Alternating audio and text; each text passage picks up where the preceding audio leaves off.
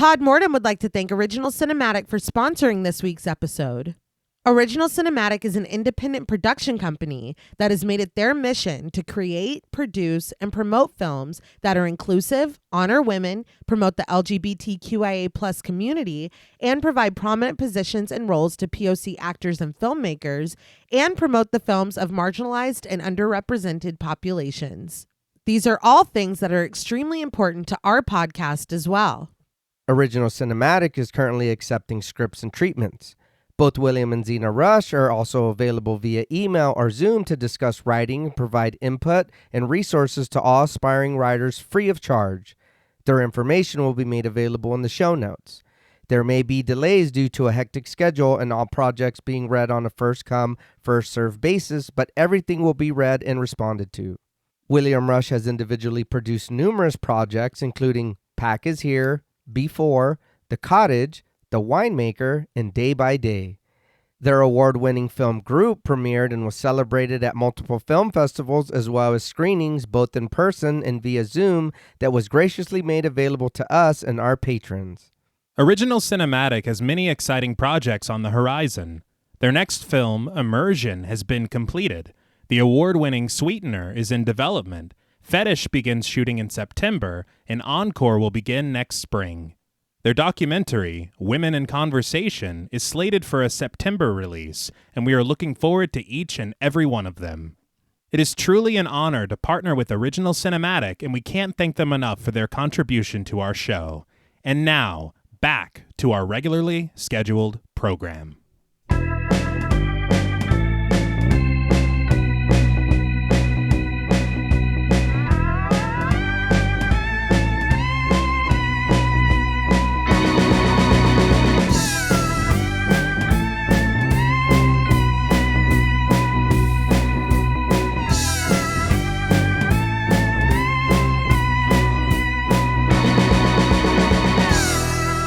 Salutations! Welcome to Pod Mortem. I'm Travis Hunter-Sayapin, joined as always by my co-hosts, my sister and my brother-in-law.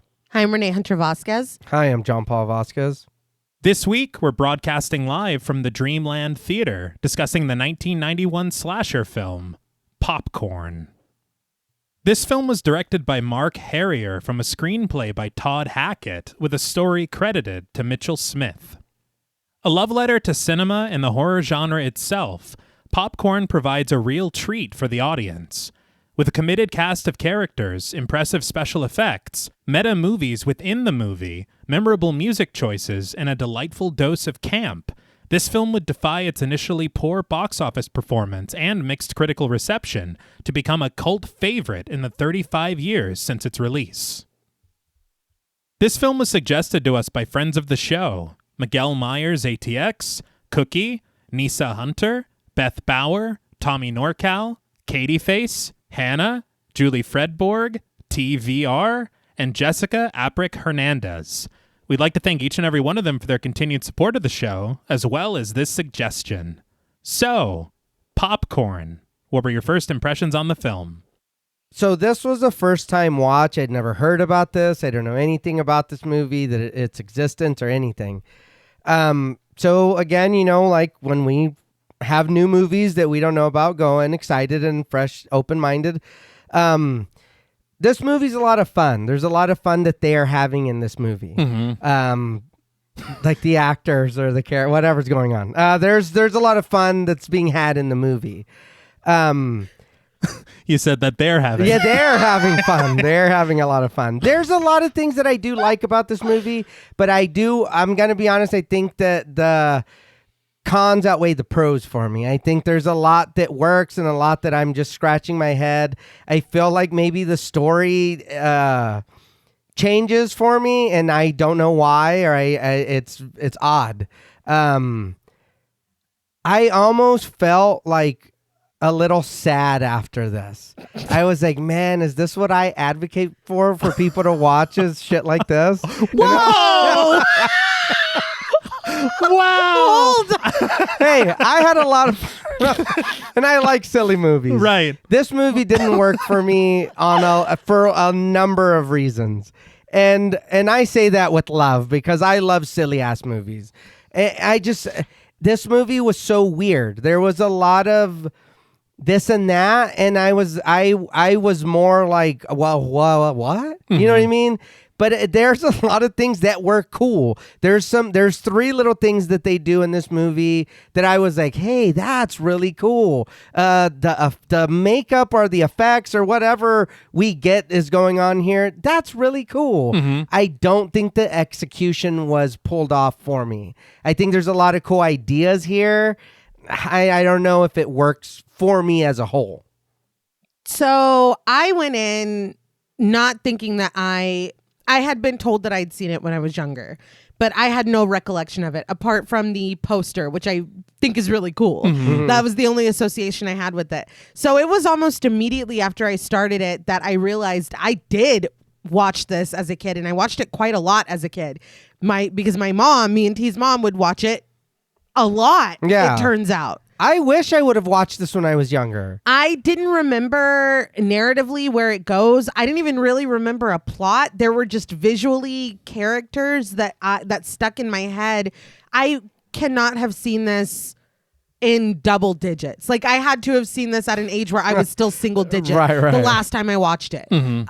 So there were visuals that I had remembered, characters that I had remembered, but I didn't remember where we were going. And noting the vibe in the room, especially after you just gave your first impressions, I might be standing alone when I say I kind of loved this.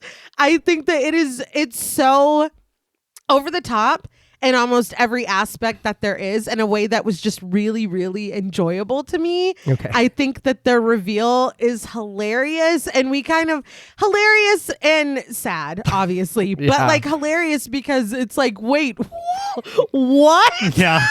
Like, it's just, I don't know. I had so much fun with it. I think that the characters, like, because we're in costumes for a lot of it. I think that they all look really cool and interesting. Again, those are some of the aspects that stuck with me. I mean, for 30 years at this point.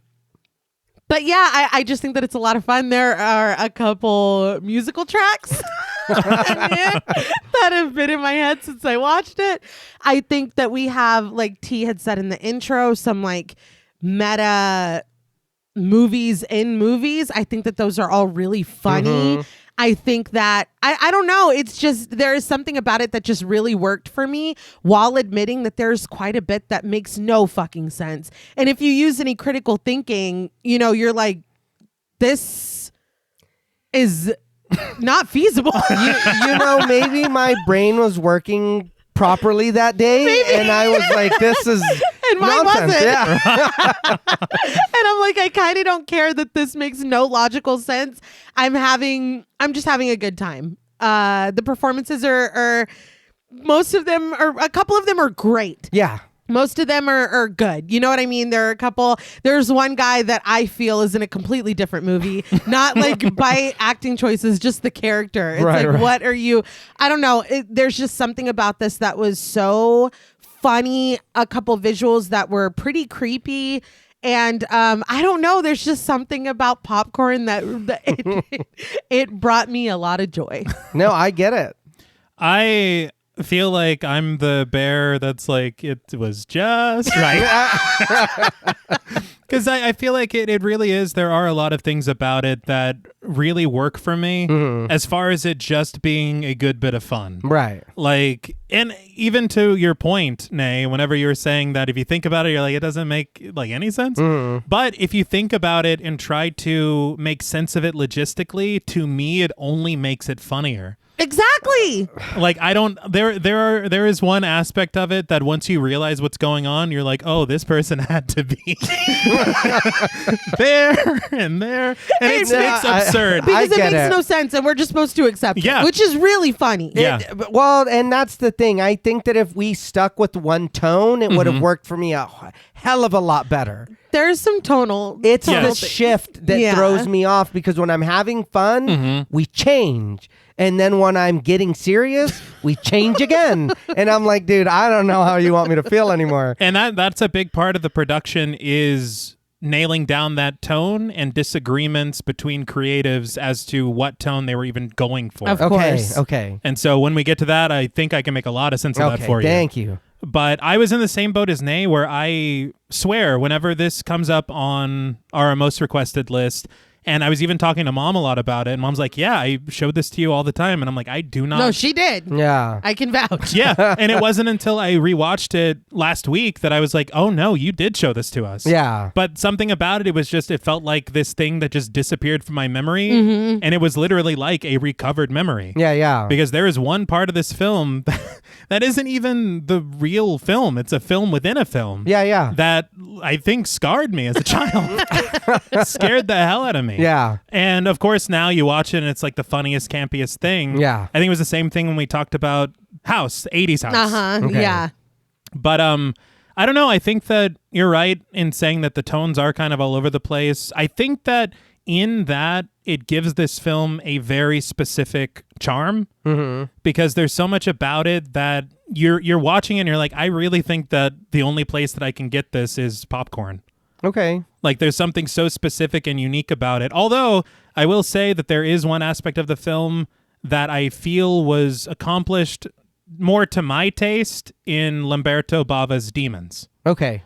But I do think that this is a different take on a kind of similar idea, but in a way that is wholly its own. Yeah. And I cannot say enough, obviously can't give away, we haven't done the spoiler warning yet. There cannot be enough words to commend the performance of Tom Villard. Yes. Agreed. That dude All in. gave, yes, every single bit He did. for this performance. He did. And again, does the narrative work? No. No, not at all. Does it make sense though? Also no. But it is a lot of fun. It has these fun homages. That it is. And I think the good thing about it is that for me, the stuff that I kind of would pick at and say, well, this does not work at all. The charm and the level of camp in that specific performance can kind of counteract and make up for a lot of the things that previously I was like, this does not work for me at all. Okay. Well, because it feels like the film is not taking itself too seriously. Even moments when it does teeter into some serious territory, Right. you come back the other way, and it's like we're still having fun here, guys. Let's do a musical act. But Sure. Yeah, we're not just Okay. swinging that way though. We're going past the boundary. True. We are. True. Yeah. So I thought we were just having fun. Yeah. This is disturbing. But I can absolutely understand if you watch this very young and remember watching it, this is one that will stay with you forever. Oh, that's what I'm saying. I wish I would have seen this like you did, because I'm sure I would have loved the fuck out of this. I'm sure. Again, there's a lot that I do like, and it might just be that I see the B camp horror movie that I would really enjoy in there, and I think it's just the way that it's put together really bums me out. Because it's like, man, that's funny. Oh, that's no. Now I'm sad. Yeah, it's like I don't know. And then the story too. The story really throws me off, and I'm like, all right, dude, I don't even know. There's like literally one change that I think could tie everything together, Okay. and it's so puzzling to me that nobody saw it. There's something that happens. John Paul was like, well, if this is what it is, then how did that happen? I was like, well, I do not know. I was just thinking, Just get Right. past it. but that was probably the problem. Right. Yeah. I was you were thinking, thinking. yes, yeah. Stop doing that. But before we treat ourselves to a handful of popcorn, I would like to discuss how this film was made. Okay. The sources that I'm using for this section and throughout the episode include a featurette titled Midnight Madness, The Making of Popcorn, an article in Cinefantastique, a retrospective from Bloody Disgusting, a commentary track featuring the director, cast, and crew, the book Horror Films of the 90s by John Kenneth Muir, and the popcorn catalog record from the American Film Institute. Okay. So tracing the seeds of what would become popcorn takes us back to 1989, when Howard and Sophie Hearst, Toronto business magnates who had always been supporters of the arts, started to get involved in the entertainment industry. After producing a couple of Broadway plays and television shows, they decided that they also wanted to get involved in the film industry. In their quest for their first project, the Hearsts discover Popcorn, which is written by Mitchell Smith, and they're immediately intrigued by it.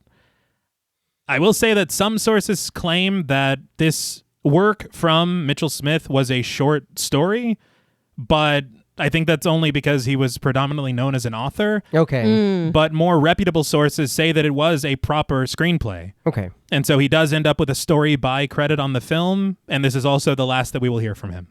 Oh. But the Hearsts had one director in mind initially whenever they were thinking of who would helm the project. This was none other, and he keeps coming up recently, Bob Clark. Okay. Really? Yeah, the director of the 1974 horror classic Black Christmas, Yeah. among many other films. But in 1989, Clark is at a point in his career that he doesn't really want to make horror films anymore, having expanded into comedy and family films. And so instead, Clark suggests close friend and colleague Alan Ormsby for the gig of director. Ormsby had written several films with and for Bob Clark, Death Dream, and Children Shouldn't Play with Dead Things in 1972. Okay. He also wrote Porky's 2, Uh-huh. which I didn't know until now that Bob Clark directed Porky's and Porky's 2. He's had a varied career. Oh, wow. It's been a wild ride. Can't put him in a box. No. And interestingly, Porky's will come up later in a very important way that you probably don't expect. But Ormsby also co-wrote Cat People in 1982 with Paul Schrader and co-directed the film Deranged in 1974, which was a film about Ed Gein that he also co-wrote.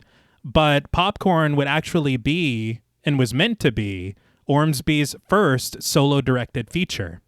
Ormsby was also tasked with rewriting the screenplay, and he incorporated and elaborated upon many of the most memorable elements in Popcorn. And once the screenplay was finalized, the Hearsts would partner with Jamaican businessman Carl Hendrickson, who would act as co-executive producers with the Hearsts through the Hearsts Movie Partners production company and Century Films out of Jamaica. This was meant to be the first of several co-productions between the two companies, but this would be their only collaboration. This led to the film, this partnership, being shot in Jamaica and utilizing a crucial location in Kingston, Jamaica, for the majority of the film's production, which producers said was the major reason for them filming there. Okay. So, question, was this their only collaboration because they knew that they could never top it, so they just gave up? It's like, why try? We've already made our magnum Perfection. opus. Yeah. Yeah. This Right? is our Or- Citizen Kane. What? It's like, Or we will never speak of this again. So with the cast and crew assembled, principal photography begins in Kingston, Jamaica in October of 1989. I will say, in a positive framing of the story and his style, Ormsby was considered very meticulous and detail-oriented in his direction, but in a negative framing of the very same story and style, some actors felt that Ormsby over-directed the most minor of moments and micromanaged their performances with no real room for collaboration. There was one actor on one of those featurettes that said, whenever they were about to shoot a scene, he said, okay, so I want you to take 3 steps forward, and then I want you to think about this. Then I want you to look to your left and think about this. And then after you do that, look to your right and think about this. Then take 2 steps forward and do that. And it's like, by the time you say action, I don't know what the hell I'm doing. Yeah. Yeah. Well, Yeah. and it's also just like making someone your puppet. Like, Right. if you need to trust the actor to embody the role and do, you know what I mean? Like, Yeah. if you're micromanaging like that, you could get anybody to go up there and do it. You know what I mean? Right. Like, And I do understand people that are like very, very meticulous. Like you talk about, and sometimes to their detriment, like a Stanley Kubrick. yeah. But it's also, you have to leave some room for the actor to do their work. Yeah. And again, this is just the one story. Hearsay. Yeah. But regardless of how you frame it, Ormsby's vision and his creative direction of the project very quickly became at odds with the producers. The first 3 weeks of principal photography were spent shooting the 1950s film parodies and homages, And the producers found that there wasn't a discernible difference in style between what Ormsby was doing with these homages and what he had filmed for the present day portions of the film. Yeah. And it also didn't help that they were running overtime and over budget. And so after 1 month of principal photography citing creative differences, Ormsby left the project. Oh. Other sources said that things came to a head when, despite being very behind schedule and costing the production $65,000 per day, Oof. Ormsby asked if they could shoot a promotional rap video. Oh, they're like, get out. He's like, this is not going to work out. Is this all you were trying to do? This is just launching his music video career. I will say I can guarantee which song he was going to. Yeah, that's so funny. But yeah, that was the bottom line, and that was it. Wow. But Hearst, the producer, would call it a mutual parting of ways, which is a very nice bow to put on it. Right. But the eventual credited director of the project claimed that Ormsby and the uncredited producer, Bob Clark, never spoke to each other again after this. And this is probably why the screenplay is not credited to Alan Ormsby on screen at all, but to the pseudonym Todd Hackett. Damn. Wow. And I don't know if Hackett is because he felt like they butchered or something. I don't know. Yeah. Nobody ever explained it to me. Right. But speaking of Bob Clark, it was up to him to find the replacement for Ormsby. Clark suggested Mark Herrier, who was mostly known for his acting roles in Clark's films, Porky's and Porky's 2. But Herrier had also directed a couple of short films which had apparently impressed Clark enough for Herrier to be offered the job. But this deal came together fast, with Herrier receiving a call from Bob Clark on the telephone, and then within 36 hours, he arrives in Jamaica. Damn. He even said that he directed his first shot of the film without any context at all, and it was only after he directed it that he was given time to watch dailies and finally take his very first look at the script. Oh my God. To Ormsby's credit, though, Herrier loved the screenplay. But after watching Ormsby's dailies, he felt that its tone could be interpreted in many ways. And rather than continuing Ormsby's darker interpretation throughout the film, he sided with the producers and wanted to give the present-day scenes a much more lighthearted and comedic vibe. Okay.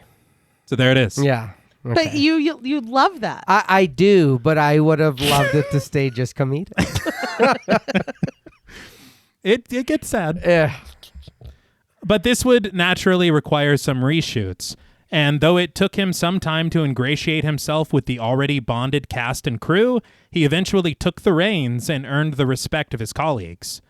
And I do have to mention, some of the actors said that Bob Clark was on set all the time and basically co-directed the film, which Herrier found to be an unfair characterization. He said for better or worse, he directed the film, but Clark was definitely the sous chef. He added that he understood the pressure that Tobe Hooper must have felt on the set of Poltergeist, but he insists that he was a take charge kind of guy. But he did say that Clark eventually backed off after a while and that Clark wasn't even involved in the edit. That was all him. But following the film's post-production, Popcorn was acquired by Studio 3 Film Corporation for its distribution. This would be the company's first acquisition ever. Okay. I think they were from, the two people that started it were from New World Pictures, and so this was their first foray into distribution. All right. They also mentioned having a really weird business model where they would get the film, acquire it to distribute it, but they would keep the entire onus of this film making a profit still on the producers. And so they would take control of it as far as distribution and marketing was concerned, but it was no risk for them. And I'm like, I don't know how you arranged this deal. What? And I also would not tell anyone about it. But Studio 3 was certain that Popcorn would receive a PG-13 rating, and they started preparing marketing materials for what they saw as an inevitability, only for the film to receive an R rating from the MPAA. The MPAA's only note for the rating was that the film was too intense. All right. And so, without any real guidance of what to cut or dial back, they just had to run with it. Yeah, I was going to say, well, at least thank you for telling us what we can change. Oh, just too intense. Gotcha. Okay. So it's more of a feeling. Yeah. It's more vibes. Yeah, okay, yeah. so it's just rated R.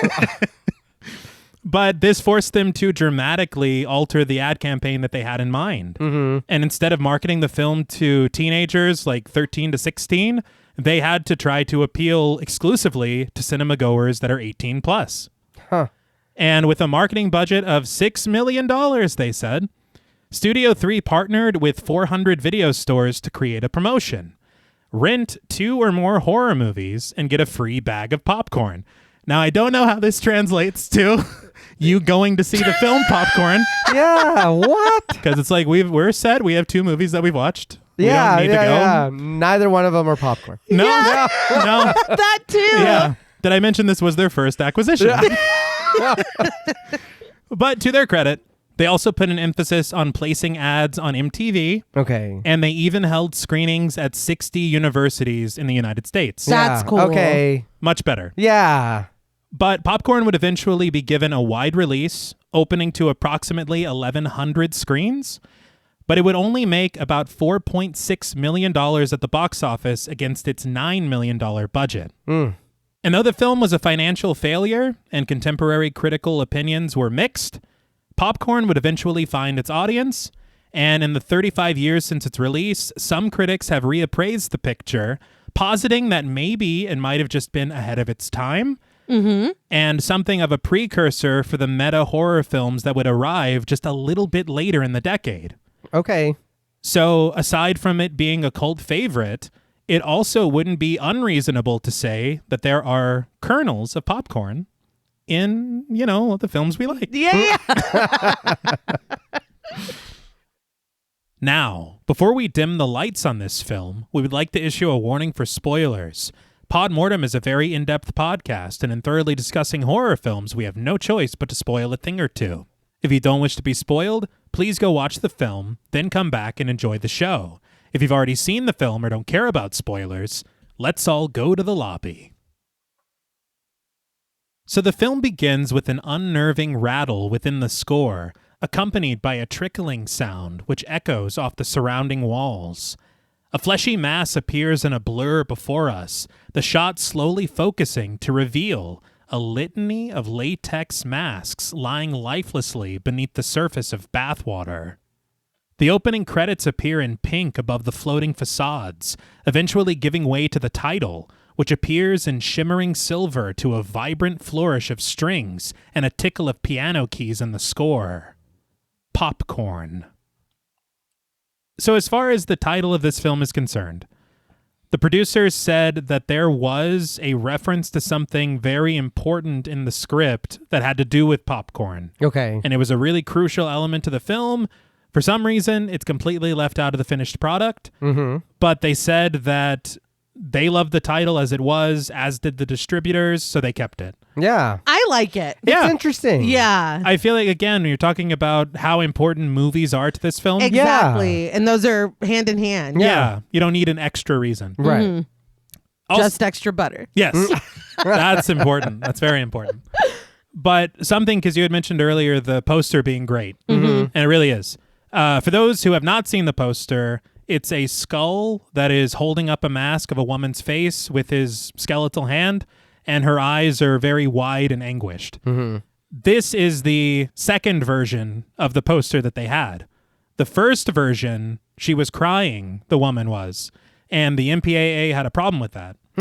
They said that if you show this mask crying, it implies that the mask can feel pain. Oh my God. And so I don't know which rule that's against. It's very specific. Yeah. But they had to change it, and so that's how we get the poster we have. So this poster's rated R. Yes. Yeah. For Yeah. bad More vibes? Yeah. But we crossfade from this image to the walls of a bedroom, tracing framed collages of black and white film stills as we pan past delightfully unique decor and over a ticking clock on a cluttered nightstand to find Maggie, played by Jill Sholin, in a deep sleep beneath her blankets. Jill Sholin? She was in The Stepfather in 87, The Phantom of the Opera in 89, and Adventures in Spying in 92. Very cool. We definitely need to cover The Stepfather. Yeah. That one's wild. Mm-hmm. So you were talking about like a lot of reassignment happening. This was another case of that because the original lead for the film was going to be Amy O'Neill, who was in Honey, I Shrunk the Kids. Oh. But they said that she had filmed for about 3 weeks and they were not happy with the dailies, so they fired her.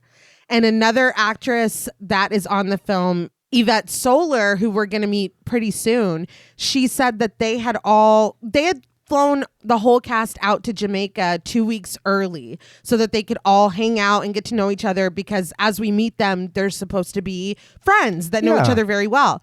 So Yvette Solar said that she and Amy O'Neill were sharing an apartment together, and she was there when Amy O'Neill got the phone call that she was fired.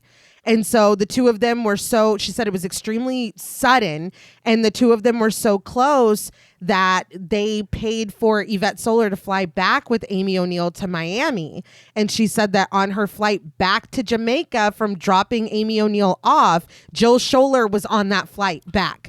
Oh, wow. That's how quickly That's she'd crazy. been recast. Damn. So as far as her casting, she said that she had lost to Amy O'Neill, that she was like second in line and she didn't get the part.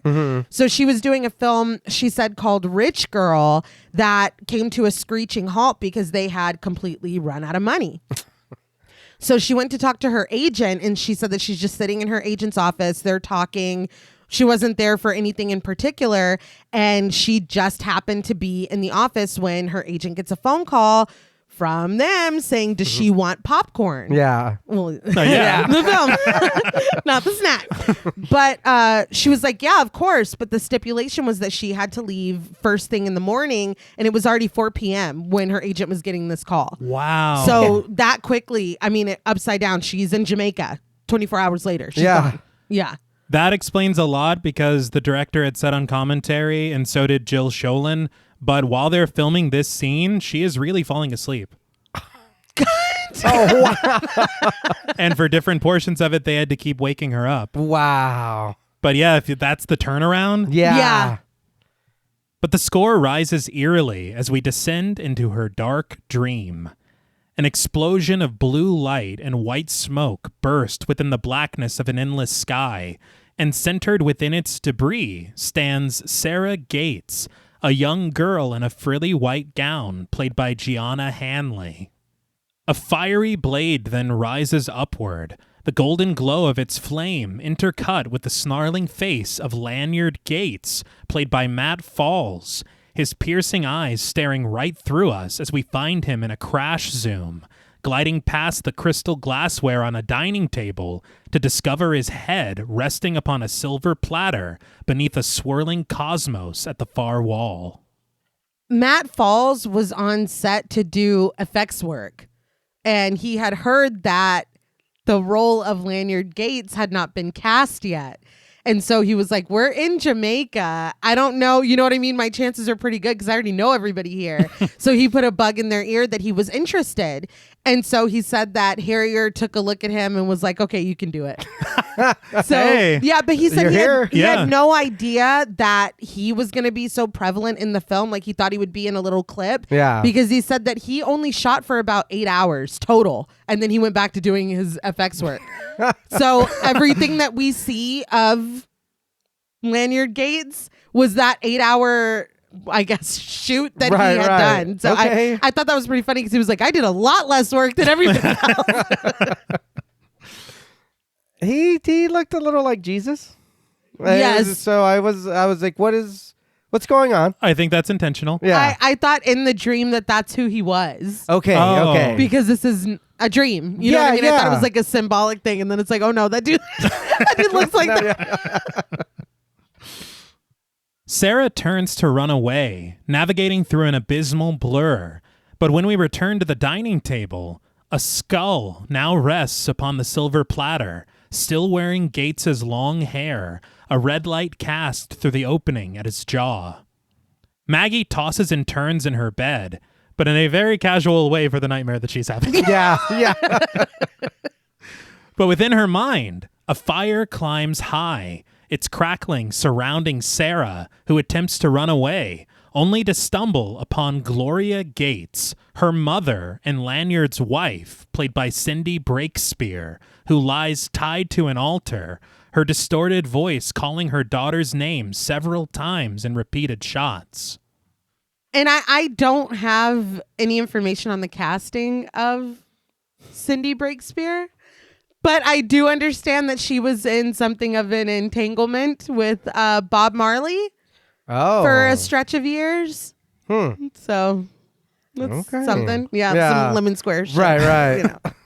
I think she's Damian Marley's mother. Right. Okay. Anyway. Interesting. Yeah. Anyway.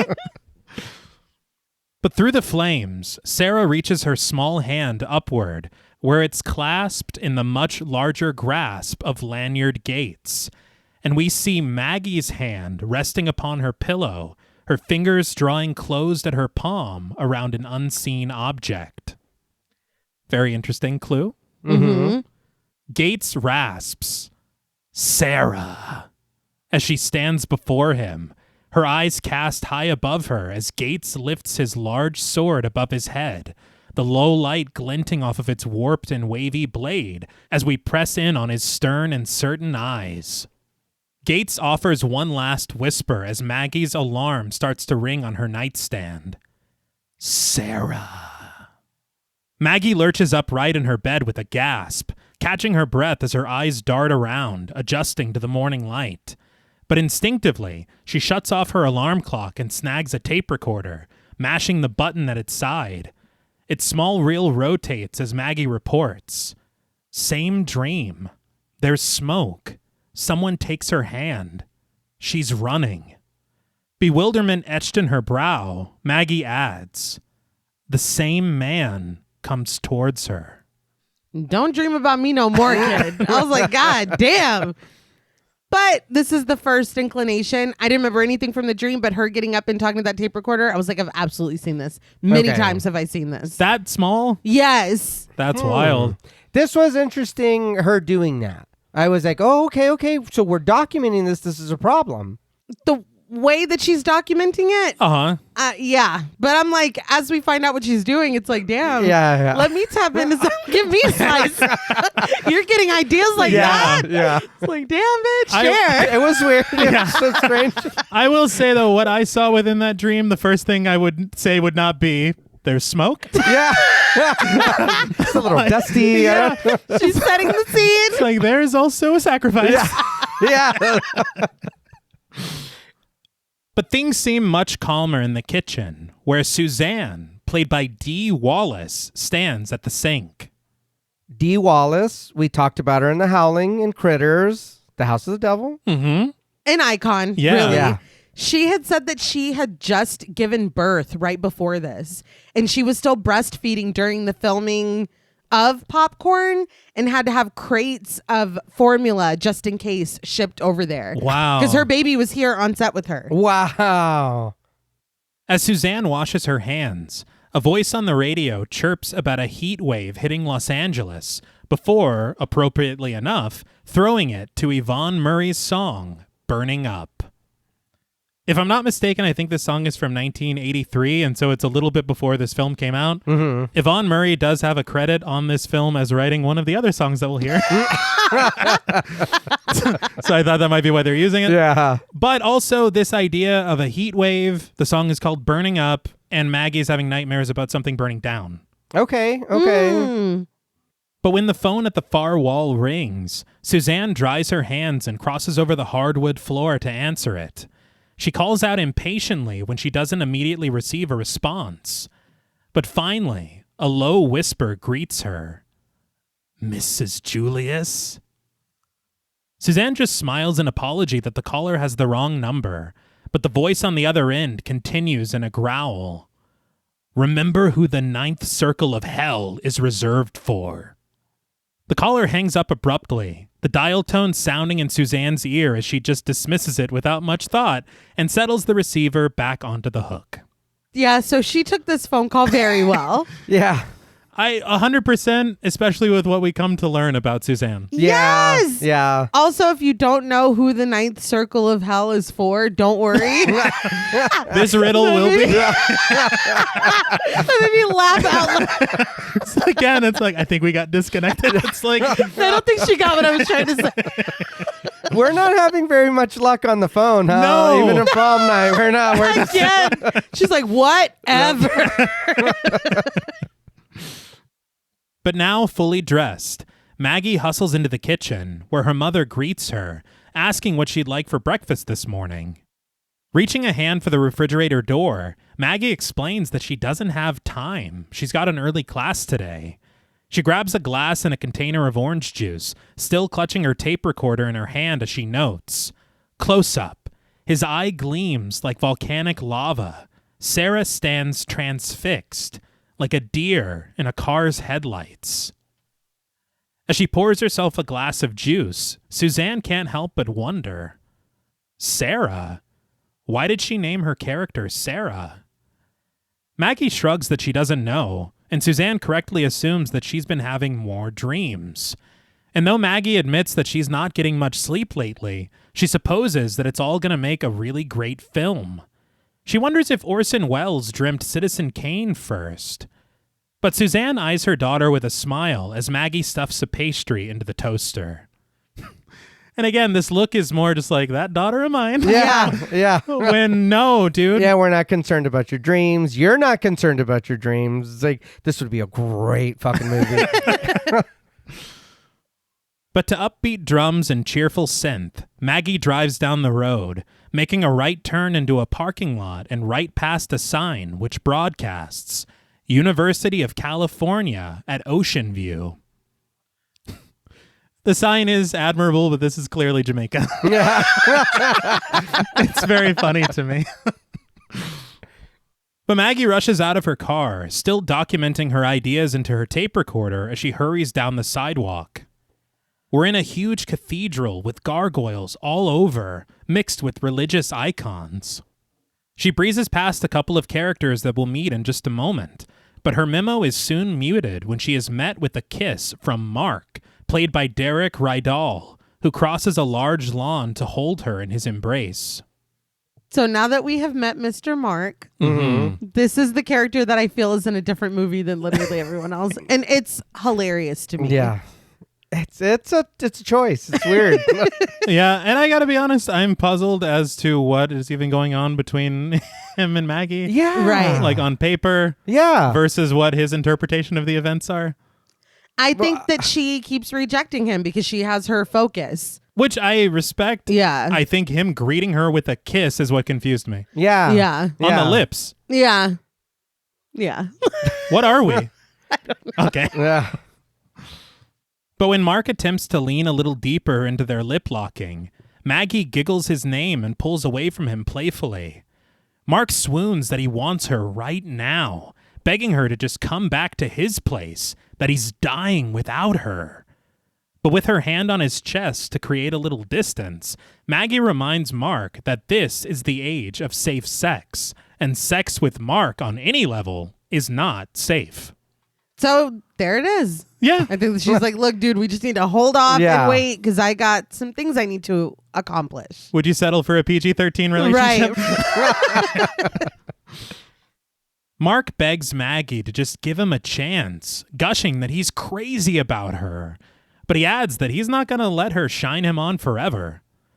Maggie insists that she isn't. She's just concentrating on her script right now. Mark then clears his throat, offering, "Oh yeah, right, your script." So he would be a very supportive partner. Yeah. Yeah. There's no way. If I'm dating you and then you're like, look, dude, I'm working on the script. I can't. A script, you say? Right. It's like, shit, you need a cameraman, a stuntman. You Yeah. Need, you know Hell what I mean? yeah. Yeah. He's like, boring. Yeah. That's wild. My pants are chafing me. But Maggie persists, explaining that it's really important to her and that she just can't let anything distract her. Mark nods in seeming understanding, but before taking off for a nearby academic building, he cautions, I just hope I'm still around when you decide to get distracted. Maggie calls out with a chuckle for Mark to give her a break, but Mark just continues his march onward, much to Maggie's chagrin. She returns to her tape recorder, documenting the atmosphere of the next scene. But in the university's music room, the film club has gathered for their meeting. Bud, played by Malcolm Denari, breezes past the risers near the entrance in his wheelchair. He calls out to Joni, played by Yvette Solar, who offers him a smile, and as he passes Cheryl, played by Kelly Jo Minter, she just shakes her head, returning her eyes to the notebook in her lap. And these are the two girls that Maggie ran past Okay. earlier. Yeah. Which I thought was kind of cool because it's like continuity. Yeah. They're here on campus. Yeah. Malcolm Denari, he was in Godzilla in 98, Robin Hood Men in Tights in 93, and he has a credit in Christine from 83. Really? Yeah. And Kelly Jo Minter, she was in The People Under the Stairs in 91, House Party in 90. She has a credit in The Lost Boys from 87. Hey. Very good. And Summer School in 87 as well. She looked so familiar. Yeah. It has to be The Lost Boys. Right. I want more of her in this film. I agree. I feel like she kind of gets the least screen time of this friend group. Mm-hmm. But Bud screeches to a halt when he's scolded by the arriving Mr. Davis, the film professor played by Tony Roberts, who admonishes that this isn't a speedway. Davis is flanked by another pair of arriving students, Tina, played by Freddie Simpson, and Toby, played by Tom Villard, who clutches a stack of movie posters under his arm as he descends the steps into the classroom. Tony Roberts, he was in the Amityville 3D in 83. They had a 3D one? They did. They sure did. We got to get there. I guess so. Stardust Memories in 80. Serpico in 73. Hey. And Dirty Dancing from 2017. Wow. Yeah. Tom Villard, he was in Heartbreak Ridge in 86. Grease 2 in 82. And My Girl in 91. He is a shining star in this film for me. He understood the assignment. He did. understood Yes. the assignment. It was very sad because on the making of, everybody was moved to tears remembering him because sadly, and I believe just 3 years after this, he would pass away from AIDS-related pneumonia. And they just had nothing but wonderful things to say about him. They seemed deeply moved just speaking of him and remembering him. And he really is absolutely everything Yeah. Yes. in this Yeah. film. He's amazing. And they talked about how after his diagnosis, he kind of became something of an advocate, Okay. which was kind of unheard of at the time. Yeah. In the early 90s. So again, as a person, incredible, and his performance. Oh my Yeah. God. Good Yeah. Lord. Yeah. But Bud apologizes for his need for speed, and with a theatrical flourish, David declares that they've got good news, they've got bad news, they've got all kinds of news, and he directs Tina to share with the rest of the group. Consulting her pad as she passes out paperwork, Tina explains that first of all, they've lost their editing space again. Cheryl groans in disappointment as Bud fumes. You know, they stick us in the library, then the biology lab, and now the music room. Tina concurs, wondering why it's always the film department that gets shafted. And a fed-up Joni asks what they have to do to be taken seriously around here. Slapping 5 with Bud as he rushes to his seat is Leon, played by Elliot Hurst, who answers, "You gotta learn how to kick ass, man." That has nothing to do with this. I mean, but is he wrong? Yes. No. He might not be relevant, but he's not wrong. Fair. Okay. Fair. I will say Elliot Hurst is the son of producers Howard and Sophie Hurst. Okay. He had said that his inclusion in the film was basically the fact that he had been wanting to get into acting and his parents kind of helped him as the vehicle to that. And this film centering around young people was one of the major reasons why his parents got involved with it in the first place. Okay.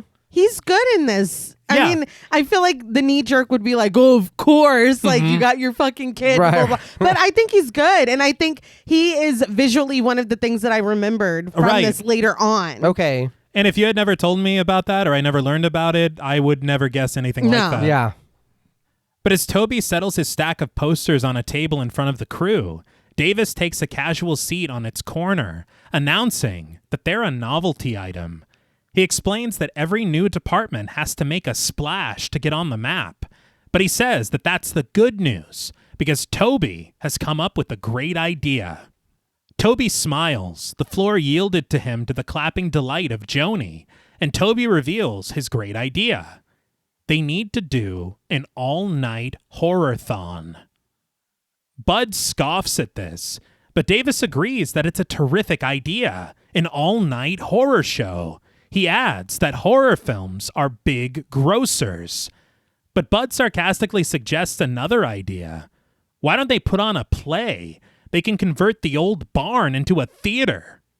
Joni chuckles, rolling her eyes, and the disappointed Davis can't help but wonder if there's an inherited gene for obnoxiousness. The crew cackles as Davis somewhat disdainfully declares all of them as the future writers and directors of American cinema. Toby jokes that it must be the Police Academy syndrome, but Leon takes umbrage at this remark, defending that there is more social relevance and character development in Police Academy 5 than all of Ingmar Bergman's cinematic smorgasbord. Bud waxes poetic as he recounts Bergman's fleshy ambiguities, as one critic said, but before he can finish his thought, Leon is already emphatic in his agreement. I do think it's very interesting to bring up fleshy ambiguities. Mm-hmm. Okay. And this thing about this section, and I know we were talking about it off mic, it's nowhere near the level of like meta commentary as what I'm about to compare it to. But this felt to me so much like the film classroom scene in Scream 2. 1,000%, yeah. Where you were kind of like in very small ways hinting at things and setting up for what's going to come later. Yeah. But doing it through this discussion of film. And again, it makes it meta because we are a film. Yeah. Yeah. It's a lot of fun, I think, because obviously every week we put out episodes where we talk about films and directors and filmmakers and things like that. But sometimes when I'm like in real life at work or whatever, and I'm like, oh no, yeah, because he made this film then, and that's kind of a recurring thing. Like, this is what I feel like I sound like. Where it's like, well, yes, it's like, dude, but it's so fun to talk to other movie people about movies. Mm-hmm. So it's like just watching this from the outside was very funny to me because it's like, I know that we're supposed to look at them and be like, oh, film nerds. But it's like, dude, I relate to this really hard. Yeah. Like, how do we sign up for this? I know. But just as Joni attempts to get involved in the conversation, Bud tries to shut her down, wondering what she knows, considering her favorite movie is Escape from Witch Mountain. But through the fervor and frenzied discussion, Maggie arrives, taking her seat with them in the risers. Davis then reclaims the floor, restoring order.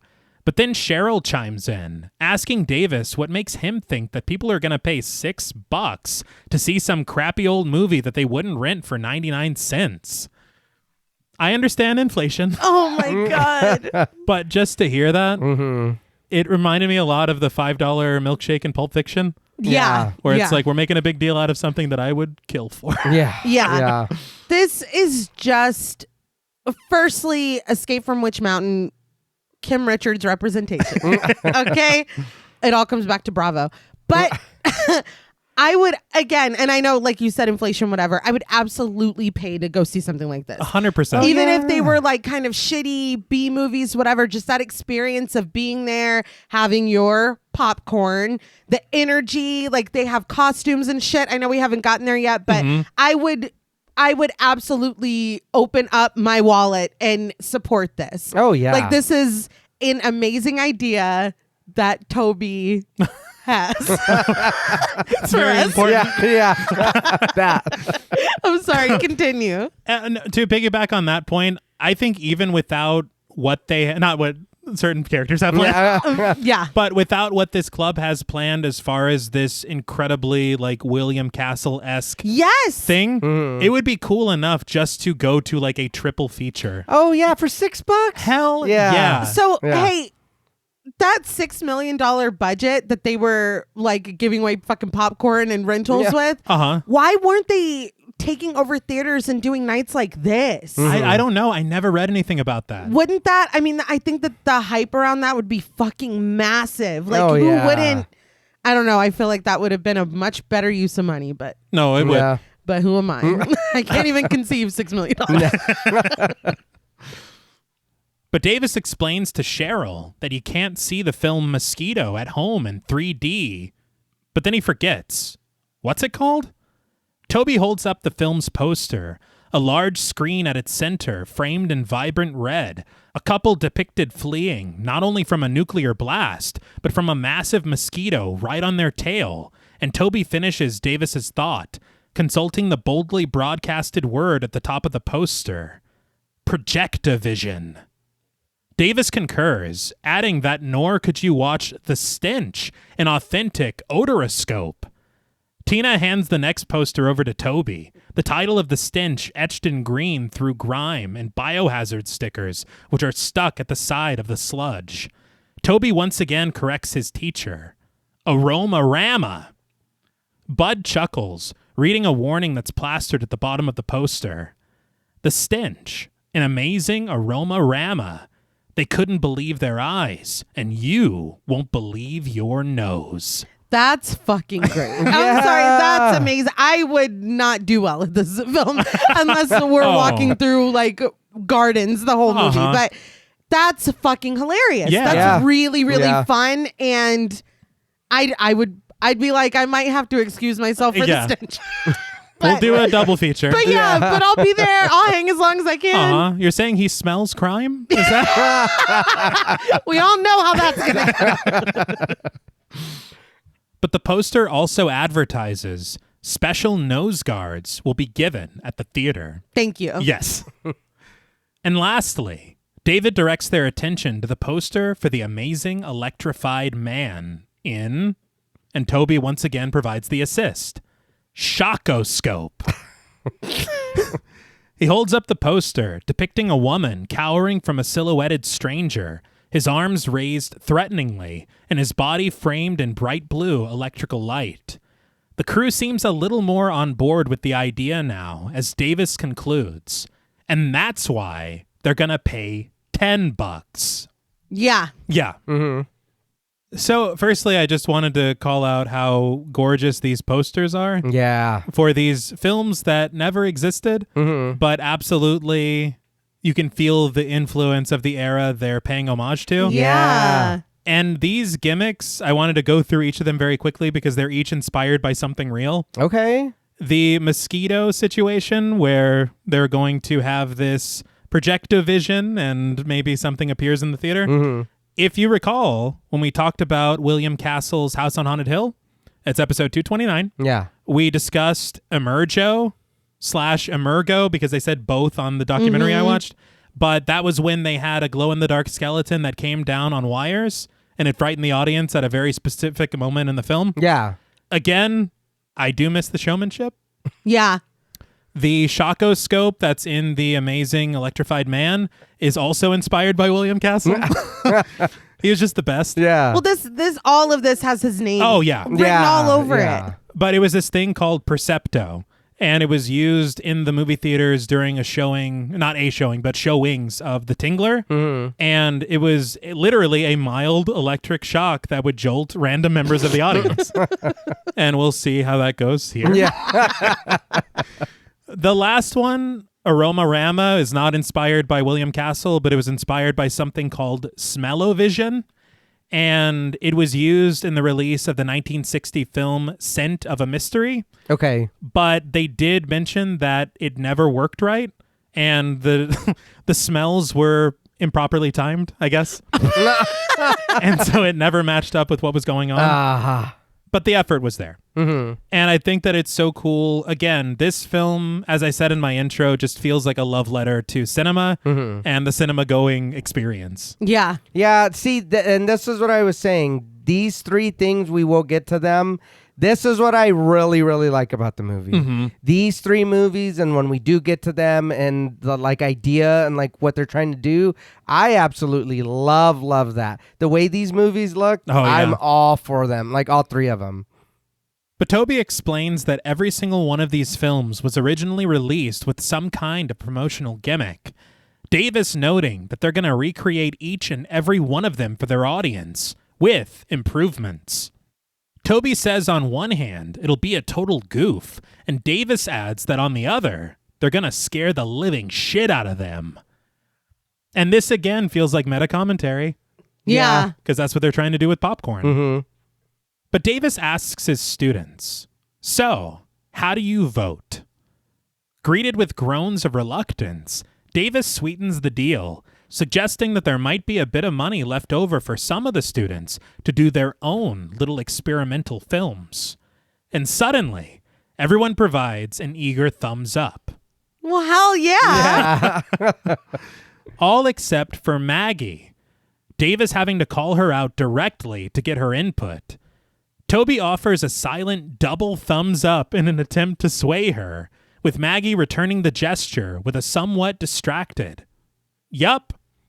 She finally returns to the binder in her lap, and on its pages, Maggie drags her pen across the paper, its black ink scratching the outline of Lanyard Gates's beard within a small square among a series of other storyboards.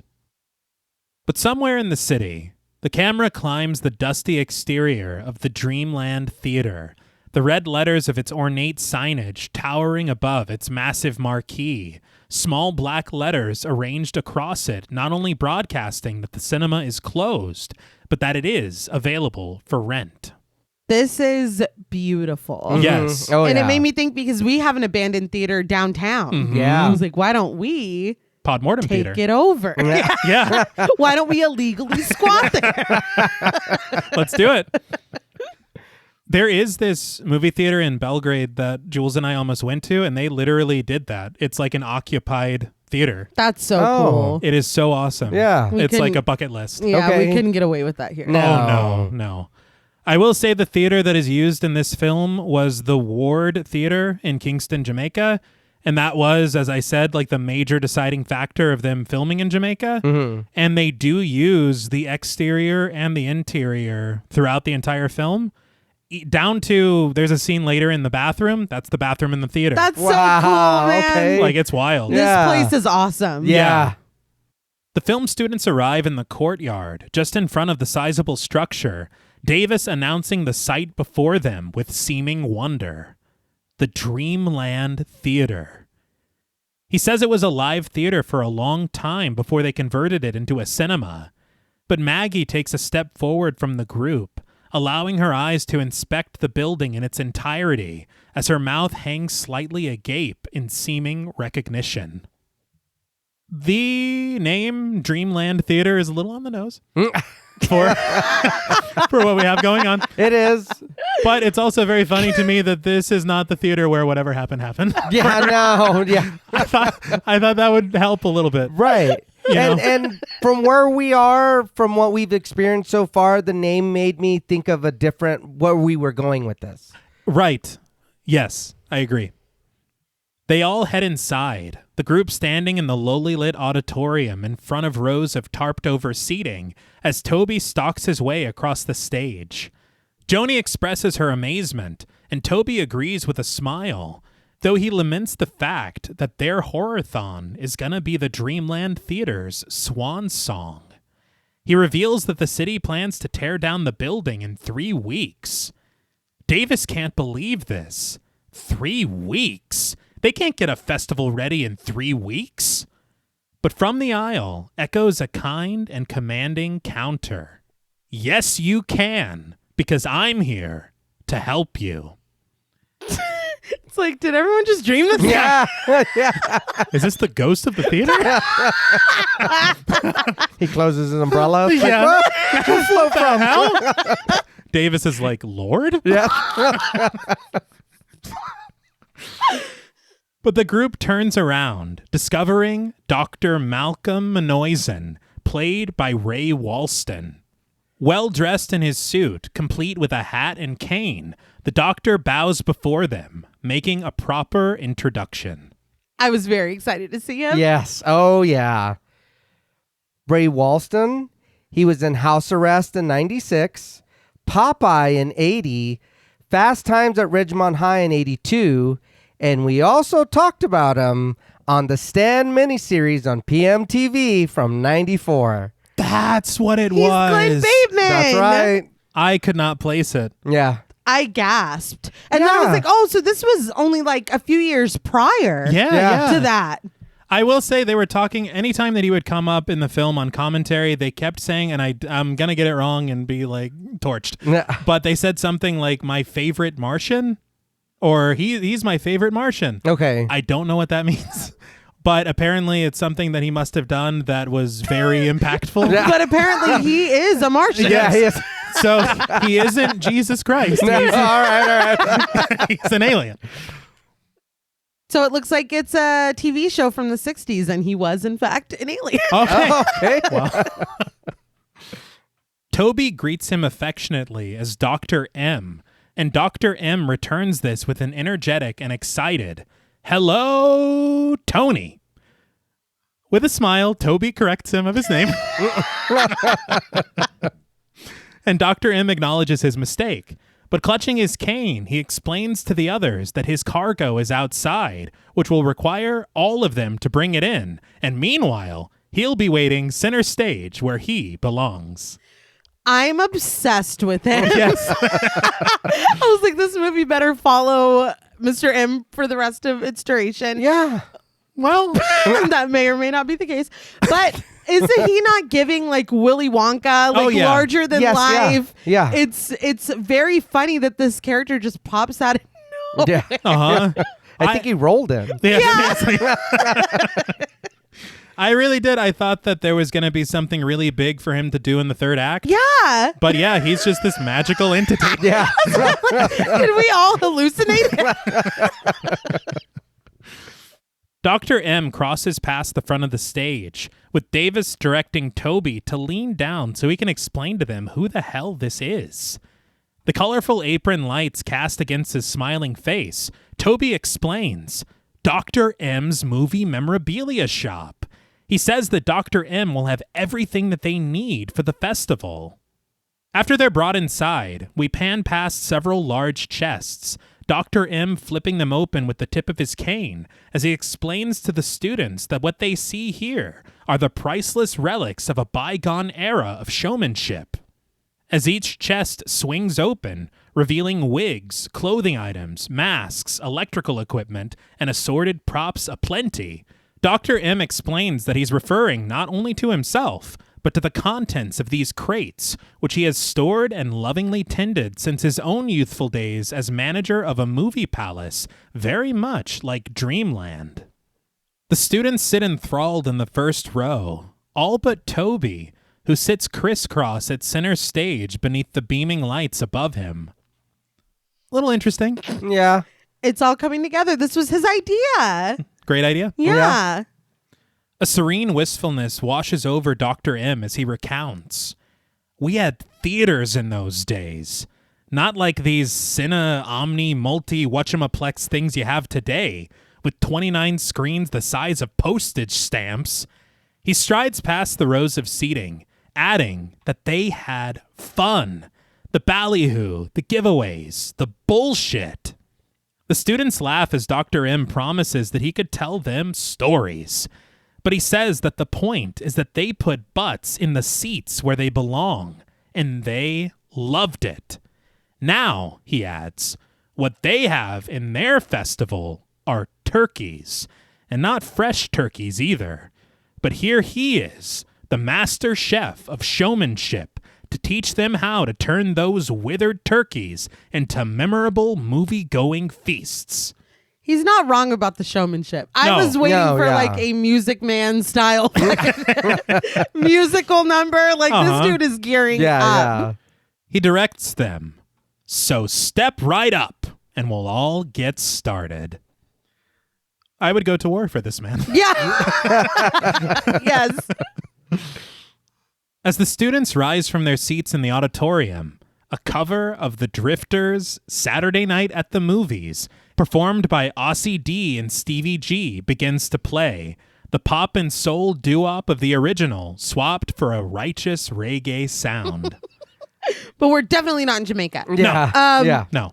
This song is amazing. Yes. And it burrowed up from deep within my brain as I remembered it from my childhood, remembering my mom singing it. Yes. And yeah, it's hilarious. And it's been living in my brain since I watched this. It's very funny. It's so very funny. And it's like, what a wholesome film this is. Uh-huh.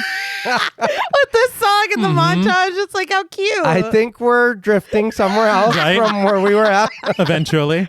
The MPAA is like too intense. Yeah. Too much.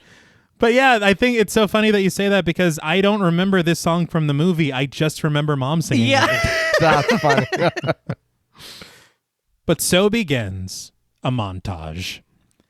The tarps are torn from the seating, revealing the blue cloth coverings underneath, and the lobby is swept with great gusto, the debris gathered into trash bags and stuffed right into Bud's lap. Sidebar, in this wide shot, they did point out on commentary that you do see Amy O'Neill playing Maggie. Oh my God. Yeah. They did a lot of reshoots. Yeah. They did. But this is one that they did not reshoot. And she's clearly there. And you can tell that it's not Tina, I mean, because she's literally wearing Maggie's clothes. Yeah.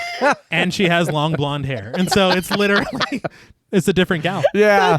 That's amazing. But the posters for the triple feature are unrolled and properly secured in their respective frames, and with eager excitement, the equipment is uncovered at the concession stand. With a dramatic flourish from Joni and Cheryl, the popcorn machine is unveiled, the camera pressing into its silver lettering etched into the metal. And I was like, oh, that's why the title looked like that. Okay. Dr. M directs traffic on stage, assisting Bud in setting up a control panel with the addition of a previously misplaced wire. While in the lobby, Toby hangs a coffin-shaped timepiece on the wall, the shock clock, complete with a skeleton beneath its glass lid, the skeleton's frail fingers pressing down on a heart at its center, a drop of blood marking every passing second. That's so cool. Yeah. They were asking on commentary, they're like, where is that clock? Yes. And they have no idea. It's I was in like, my house. honestly. With the first day of work finally done, we watch as an exhausted Maggie returns home, dropping a stack of school books onto the floor as she collapses onto the couch. But without a moment to waste, we arrive at the next day, and after hovering at Leon's shoulder outside as he tends to the lights above the marquee, we retire to a dressing room where Leon is fitted for a bald cap. It's a Leon heavy day today, I guess. But Toby applies a sludge of an alginate mold to cover his face before he's wrapped in strips of plaster bandages, and once it's all set, the materials are removed to Leon's relief, a proper replica of his face held within his hands. Man, Toby's really good at that. But I am like, they're doing this shit for real. Like, we're making costumes and like taking casts. This is amazing. And it I know we went through the montage, but it does, you're right, they cleaned everything looks cool. Now we're doing the masks. And it's like, is there anything a montage can't do? You know what I mean? Because at the end of the day, this theater wasn't that bad. No. Well, yeah, it was pretty clean. Already. It was already. It was. They took the tarps off and it was like, oh, there's no dust. There's no. It's like, I think someone already went through this place. Mr. M. Yeah. M is for miracle, dude. I swear to God.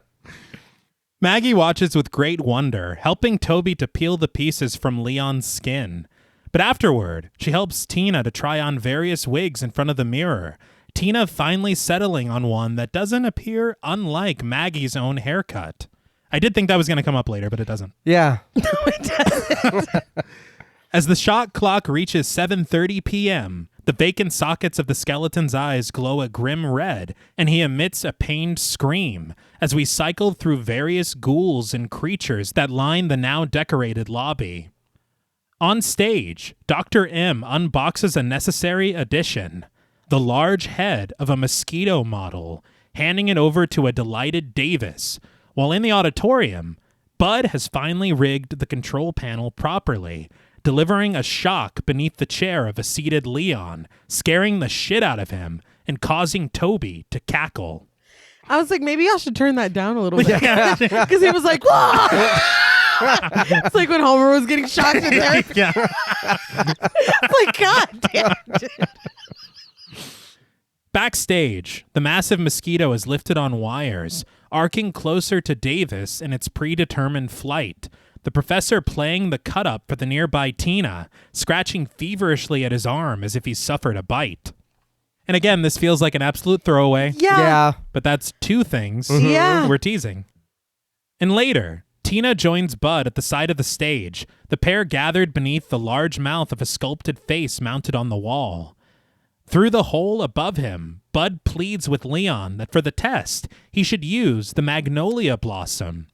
Tina counters that he should use the ambrosia instead, though they're both in agreement that it should be something pleasant. But behind the wall, Leon and Joni are not on the same page, deciding between their selected scents. Fish smell, locker room, roadkill, fart, plain, fart, stale, or dead dog. And it's a mix of dead dog and locker room that win the lottery, Leon tossing them into a canister, smoke belching from its attached hose, which he angles right into the pipe connected to the mouth. The massive mask exhales a putrid puff of smoke. Bud and Tina are disgusted, with the young woman fumbling for Bud's wheelchair to guide them both away from the stench. But outside, in front of the box office, yes, the montage is still, it's still going on. The students line up for inspection in their chosen costumes for the event. Toby marches past them like a commanding officer inspecting his platoon. Joni in her white nurse's outfit. Tina in her dark wig and golden usher costume. The occupation, not the singer. And Maggie, dressed in a shimmering ruby gown. But he stops at Leon, a pale-faced mad scientist, and as his wild white wig whips in the breeze, he laments, "I look like a fucking snow cone." Cheryl is too short to reveal her costume to the camera. But she earns an affectionate pinch on the cheek from Toby, though it's Bud who earns Toby's admonishment, the young man's head poking through the hole of a coffin lid as he tells him, "Shape up, soldier!" But that evening, Tina descends the ladder after putting the finishing touches on the marquee, and as she joins the rest of the group, Leon calls out for someone to hit the power.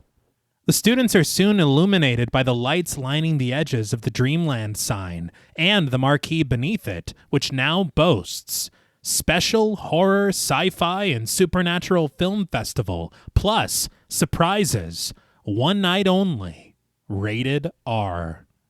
They cheer at the result of their hopes and hard work as we ascend the tall structure, its beaming bulbs bright and beautiful against the evening sky.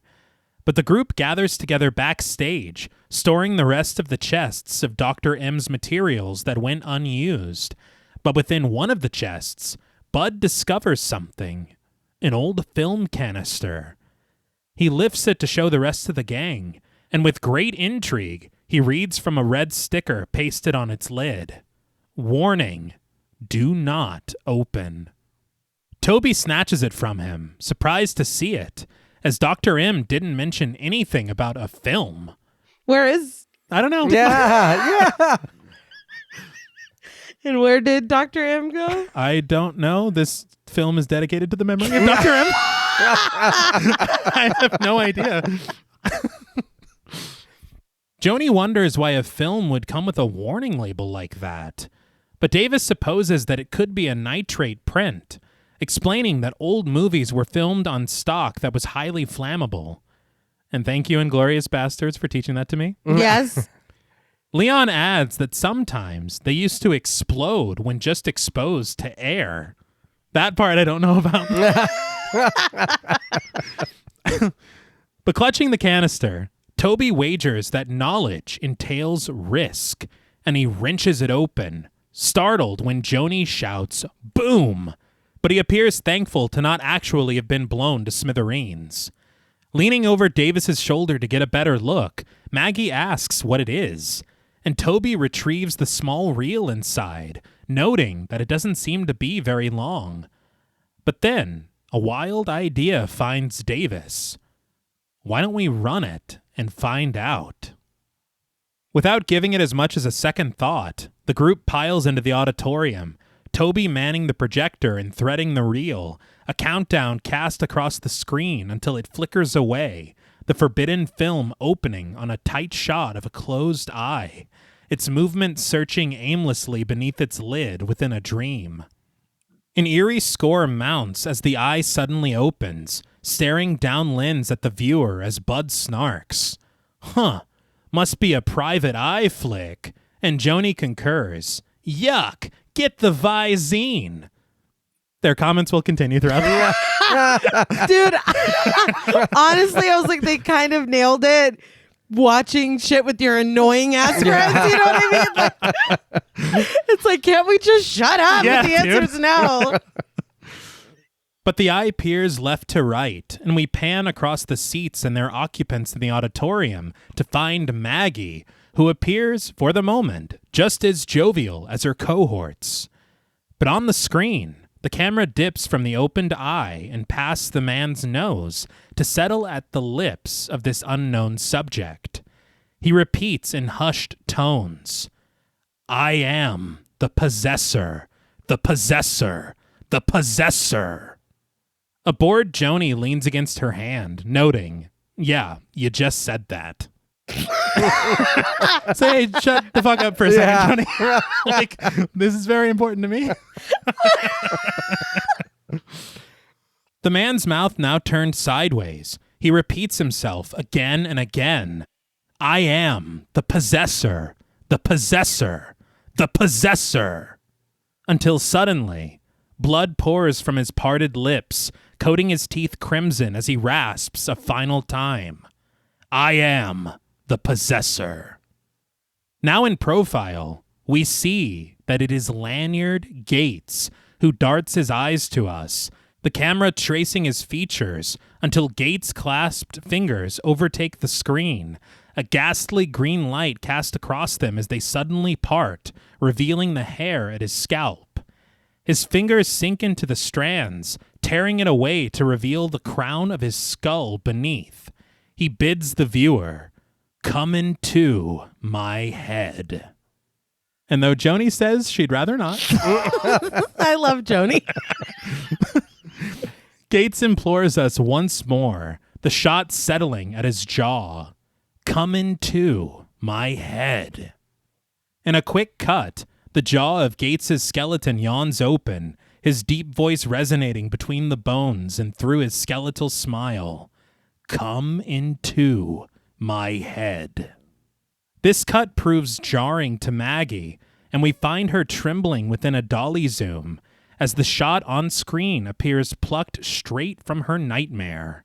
The camera presses in to find Gates's head resting upon a silver platter, his pleads continuing further as his face gives way once more to a skull. On screen, we descend a black backdrop and a stone staircase to find Gloria resting motionless upon an altar, Gates reaching past her to grasp his curved blade from a velvet-lined case at her side. As he raises it to the viewer, Maggie's eyes seem unfocused, her body falling somewhat slack within her seat, and just as Gates holds the sword high above his head, Maggie slips into unconsciousness. We pull back from the vibrant lights of the marquee, through the window, and into the lobby, where Maggie's colleagues gather around her as she slowly comes to. Tina and Joni appear sincerely concerned, checking in on her, but Leon is promptly scolded by Cheryl when he asks how many fingers he's holding up, contorting them into an indiscernible amount. Maggie promises her friends that she's okay, but quite curious as to what she just witnessed, she asks Davis what that movie was. Tina snarks that whatever it was, it bites the big one. But Maggie isn't fooling around. Toby, though, appears through the crowd, offering Maggie a glass of water, which she drinks gratefully, as he admits that he has no idea what the movie was, but he suggests that if it's that scary, maybe they should show it at the Horror-thon. But Davis seems to know exactly what the film was. He says it's called Possessor, and it was made by a guy called Lanyard Gates. His students listening intently, Davis explains that Gates was like the head guru of this film cult back in the 1960s. They used to drop acid and make these weird avant-garde movies of each other, staring into the camera, picking their noses, stuff like that. Film cult. Yeah, what? So, you know, Last thing you said. he just throws it away. Yeah. Oh, yeah. It was this film cult or whatever. And we had plenty of those in the 60s. Yeah. It is odd to me that Davis didn't feel it necessary to mention this during the movie. Yeah. Because I would say, like, oh, they're all, like, they all have reverence for film, so they were just sitting and watching. But they were like, nice fucking nose, bro, or whatever. Yeah. Like, they're chit-chatting and joking the whole movie. Davis didn't think it was fitting to be like, oh, guys, this is actually... Yeah, guys, I don't think we should watch this. I recognize this, actually. He was having too much fun. I guess. He was like, dude, Joni's hilarious. Maggie is surprised to learn that Davis knew him, but Davis does her one better. He actually bought into Gates's act for a little while, until he saw one of his films. Because, okay, I at this point don't know where this is going, but I know we've been receiving threatening phone calls. I know that we are, doing the very laborious work of refurbishing this theater under the watchful eye of Professor Davis. And he's the one that knows about Lanyard Gates, and he's the one that knows about the film cult, and he's the one that, I actually followed him for a while. Yeah. So I'm side-eyeing this guy. Obviously, I understand, whatever, we'll get there. But for me, he was a pretty effective red herring. Fair, yeah. Because there are some movies like we just talked about in Prom Night where it was like there's no reality where this guy that the movie keeps pointing at is actually the guy doing this. Yeah. You know what I mean?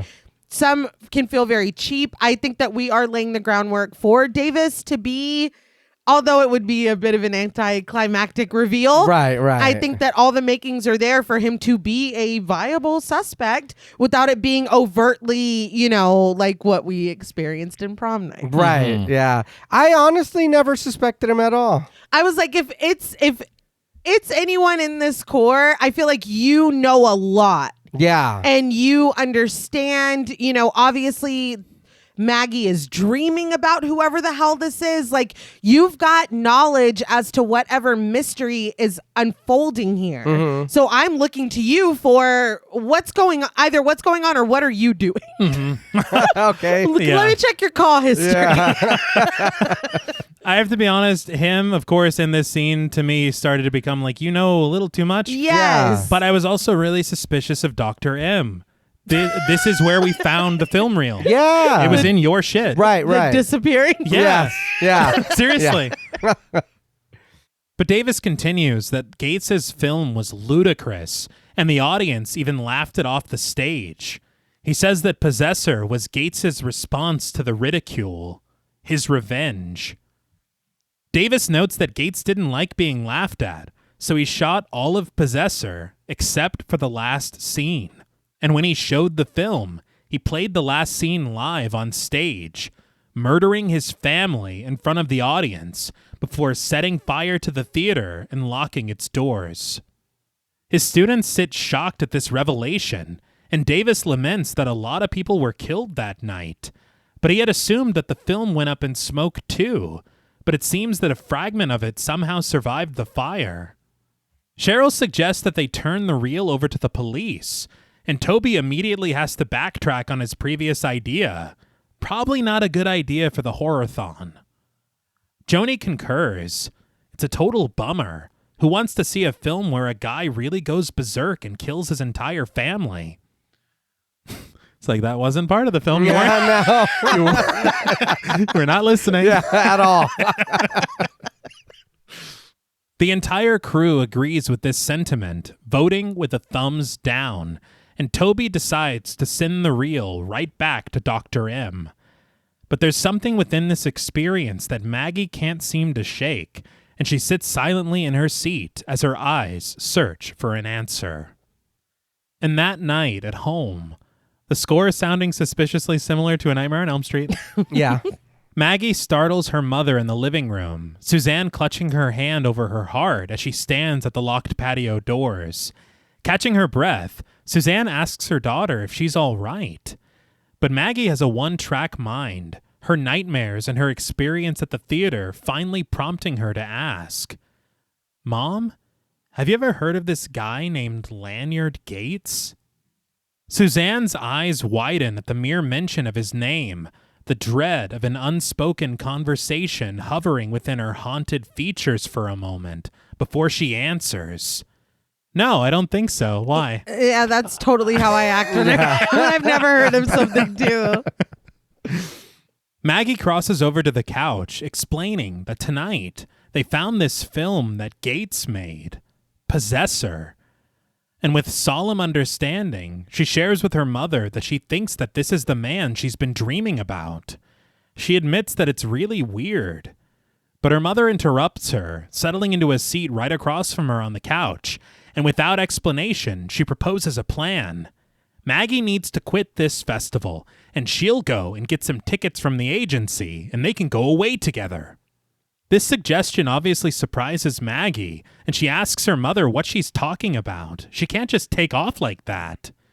But a shaken Suzanne is certain that she can. She says that they've never tied themselves down before, and if these dreams are starting again... I was like, again? Yeah. Yeah. And you were really chill about the dreams the other day, though. Oh, yeah. Yeah, now you want to run. Yeah.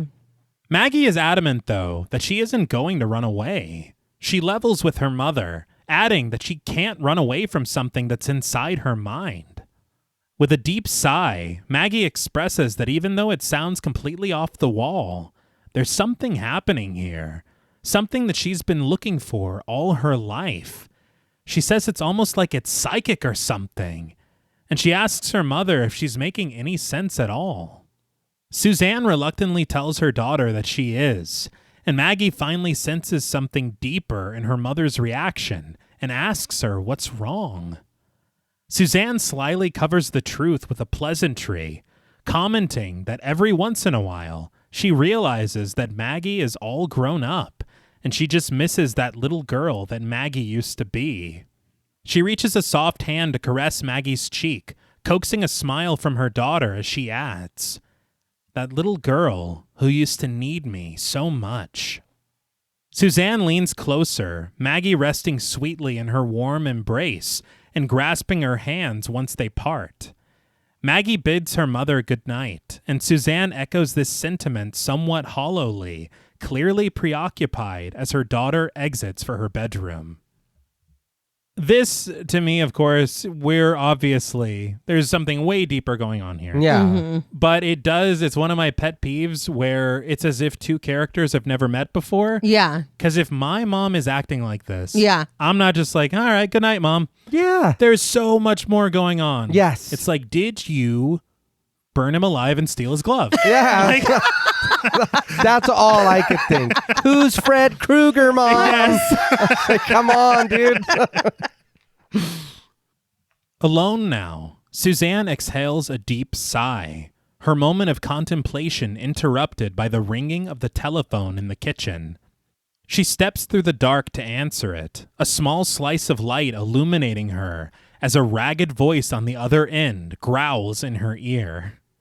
"The 9th circle of hell is reserved for traitors." Play the long game. Yes, yeah. Suzanne demands to know who this is, and the voice merely answers in a rasp. "I am the possessed, the possessed, the possessed." And with this, Suzanne knows exactly who's calling her. She mutters, "Oh my God," as the caller continues that soon he will be the possessor. Suzanne holds her trembling hand over her mouth as the caller persists that he wants Maggie. He wants her. Suzanne screams, "No!" And at this, the voice suddenly resonates calm, suggesting that in that case, why don't the two of them talk? He says that he's in dreamland, and he requests for Suzanne to bring that nasty little gun of hers in case he turns his back again. He hangs up, the dial tone humming in Suzanne's ear as she stands there, dumbstruck. The camera descends the dark exterior of the Dreamland Theater, unsettling synth sounding within the score as Suzanne pulls up to park outside. Her small pistol raised and ready, she stalks her way through the night and over to the front entrance of the theater, where suddenly the marquee flickers to life and we find Suzanne puzzled within the glow of its chasing lights. She steels herself, creeping closer as the lights switch off, then back on, the camera gliding beneath the marquee as she stands there, peering up at the letters that line its center. But out of nowhere, these letters erupt from their perches, slicing through the air, some narrowly missing Suzanne as they collect in a heap on the concrete. And once she collects herself, her eyes search the now vacant light of the marquee, a new message fading in to a sizzle within the score and to Suzanne's certain fear. Possessor. So a haunted theater. Yeah. That's pretty fucking cool. Yeah. I can't wait to explore that more. Uh-huh. We will. Yeah. The small light of the box office flicks on, a yellow ticket ejected from the console at its center for Suzanne to seize. And once she does, the glass door at the entrance yawns open for her, and when she steps into the green light of the lobby, a low voice emanates from within the auditorium. Coming soon. Justice, retribution, and death. The film they tried to stop, but couldn't. 15 years in the making. Her pistol clutched in her fist, Suzanne makes her way into the cinema, and bathed in the red light of the entryway, the curtains suddenly part on stage, giving way to the screen, which advertises previews of coming attractions. We love a little taste of the gelato. Yeah. Or giallo, so to speak, because it will reveal. No. I want to be very clear. It will reveal itself fully later on. Mm-hmm. But I like that this was a little hint that Right. this is a giallo film and we'll get there. Mm-hmm. You know what I mean? You're not getting lucky twice. No, I will. I will. Suzanne steps forward, dust dancing upon the blue light of the projector, cast through red curtains over the balcony and onto the screen at the center of the room. This is a gorgeous shot. Mm-hmm. I wanted to look it up, and I saw that the cinematographer was a guy, Ronnie Taylor. Mm-hmm. Not only was he nominated for Best Cinematography for Gandhi, Oh. but he did work with Argento on Opera, Okay. and he did a lot of camera and second unit work on mini classics like Star Wars, Phantom of the Paradise, The Devils, The Innocents. He was, both sides. Yeah. He doesn't discriminate. No. But it was really kind of wild on commentary because Herrier used an example of a conversation with Taylor as how difficult it was for him to ingratiate himself with the crew. Mm-hmm. They shot this scene of, I think, Maggie running somewhere later. And I guess the way that they had shot it kind of didn't make sense geographically. And so he was like, is there any way that we can contrive for it to make sense for her to be coming from this direction? And Taylor was like, well, we can contrive anything. And Herrier was like, yes, sir. But later they worked it out. Yeah. But that's tough. So Yeah. everyone hates me. Yeah. Cool. Good to know. Cool. But Argento, he came by it honestly. Let's calm down. Oh. I'm just right on top of right on top of right, and he hates it. I do. But to Suzanne's dismay and disbelief, the head of Lanyard Gates rests upon its silver platter on screen, through the well-decorated dining table, and through the celluloid, his eyes seem to find her. She seethes. Lanyard. And in an odd, warped and warbling overdub, Lanyard grins. Goodbye, Suzanne. Yeah, his mouth didn't say any No. of that. Which is good. Yeah. Okay. Yeah. Because before I was like, what the fuck is this? Yeah. But it's like, all right. Gates cackles madly until the screen suddenly pops, its image evaporating and descending the room into darkness. Suzanne's panicked eyes appear within a sliver of light, darting around in search of whoever or whatever lured her here. She stands startled by an animalistic growl at her left, a slow creaking door at her right, and finally, the sudden sighting of a figure which stands silhouetted by the light of the second-floor balcony. But her focus is drawn away by a peculiar cacophony, the whirring blades of a chainsaw, a disembodied and demonic growl, and by the time her eyes ascend once more to the balcony, the figure has dipped just out of sight. And we literally see the figure dip out of sight. Yeah, that was real fun. It was. And through the aisle, someone runs past Suzanne, the heels of his shoes clicking across the auditorium floor.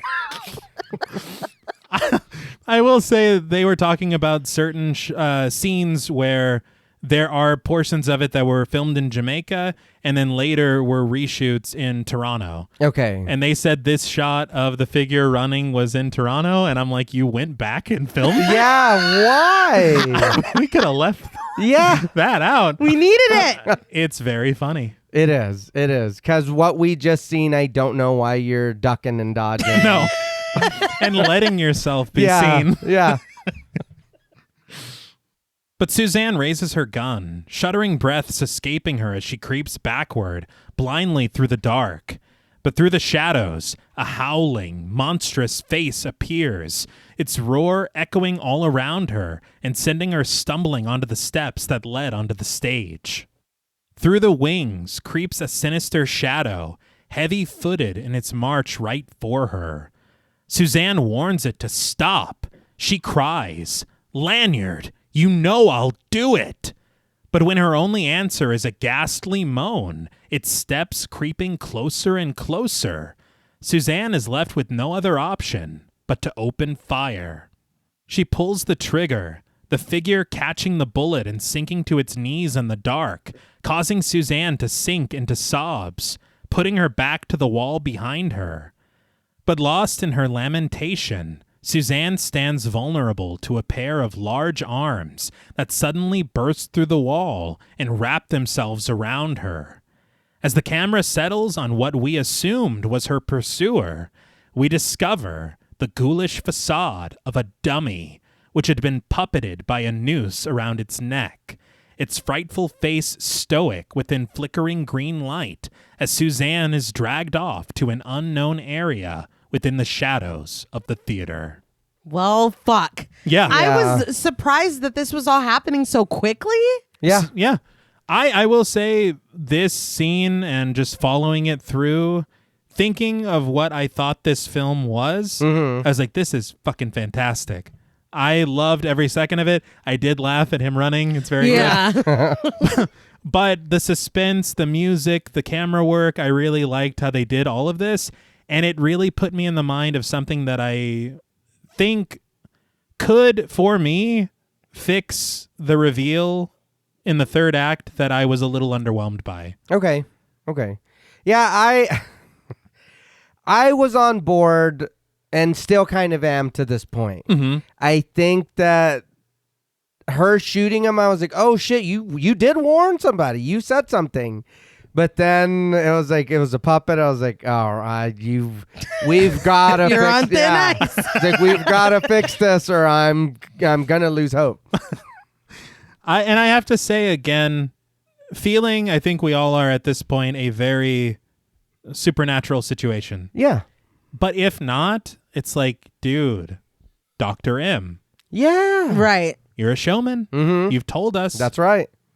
I fear Dr. M is back on his home planet. But in the light of the morning, Maggie awakens at home, strolling into the kitchen in her bathrobe, only to discover something waiting for her on the counter. A proper breakfast of fried eggs, a toasted English muffin, and a small note resting against a fresh pot of brewed coffee. Tonight's the night. Love ya, Mom. And again, once we learn... This is funny. It's right now. But even without learning, we know that she didn't do this. Oh, yeah. Right. So Like- someone made her breakfast. Yeah. Learning who it is hilarious, Yeah. but just the fact that this was really well thought out. I Yeah. guess. Like she's going to be expecting fried eggs. Uh-huh. She needs a shrink. Maggie takes the note into her hands, her eyes peering at the text, and the young woman does appear a bit incredulous, but just for a mere moment, before breezing right past it. And we immediately arrive at the night of the event, which really surprised me. I was like, oh, we're going... Yes! Yeah. So I was like, I feel like this has only been on for about 20 minutes. Yeah. But we hover outside of the illuminated exterior of the Dreamland Theater, dipping down to discover a massive crowd gathered in front of the building. A sea of cinema-goers, most of them clad in costumes, obtain their tickets one by one from Maggie at the box office. And all the while, Aussie D and Stevie G, as themselves, entertain the patient patrons with the performance of the rap track. Scary movies. And this is what I think got Ormsby fired. Yeah. I think it was this. It's like, can we do like a full music video? And they're like, that's it. Get out. I will say, though, from looking at the credits of the songwriters of Scary, Scary Movies, it was not only Aussie D and Stevie G, but it was Yvonne Murray, like I had said earlier, and Paul Zaza, who we just talked about on prom night. And I did look it up, and it was, in fact, Zaza who composed the music for this film. Okay. That's fantastic. That's great. That tracks. Yes. Yeah. Considering, again, we said on prom night that it was his connection to Bob Clark. Right. We got Bob Clark here again. And so it's good to have him because he does write very good music. Right. I will say this song has nothing on the Ballad of Harry Warden. Yeah. It's another way to go. Yeah, I laughed. I'm gonna be honest. Yeah. Because it's like, what else are you going to do? Yeah, It's just so all over the place. It is. I will say, and then like I said, after what we just witnessed, hearing this, I was like, ooh. I was like, You're losing me. I do want to point out, because I did think it was really, really cool, Zaza also composed the music for the films within the films. Okay. And, of course, the film proper. But he had said that he had kind of created this interesting duality where the music in the films within the films was ripped straight from the ideas presented in the actual genre that they're doing an homage for. You have these grand orchestral pieces, and then for the film itself, they have modern synth and electronic. Okay. And so it is kind of doing two things in the same way that the film is. And you have this kind of weirdness that fits what they're doing. Yeah. But, you know, you also have scary, scary movies. But as the patrons pile into the theater, they encounter the rest of the crew in their costumes. A caged Leon as a mad scientist, warning them away from the theater as he wrestles madly against his straitjacket, explaining that this is what happened to him after the last horror-thon. Tina, in her dark wig, passes out the official Horror-thon kits at a table in the lobby, which contain the necessary Projectavision 3D glasses and the Aroma-Rama nose guards. A guy in a two-headed costume, played by Ethan Ormsby, impresses another patron with a hatchet in his head, played by Ben Stotes, with his costume, when he leans over to retch green bile from the fabricated head at his shoulder before promptly returning to their conversation. Ormsby? You got it. This is the first director's son. Okay. Interestingly, he went on to work for DreamWorks. Oh. And before his passing in 2008, he worked on a lot of films that we enjoy in the visual effects department. What Lies Beneath, Castaway, and Sam Raimi's Spider-Man. Okay. Dude, that's really cool. But inside, Bud, who appears ghoulish in his getup, takes the tickets at the door, and when a patron asks what time the show starts, he directs her attention to the shock clock, explaining that once it screams, a feature beams. That's great. Yeah. Toby directs traffic, looking busy and literally looking busy. I don't know what he's doing.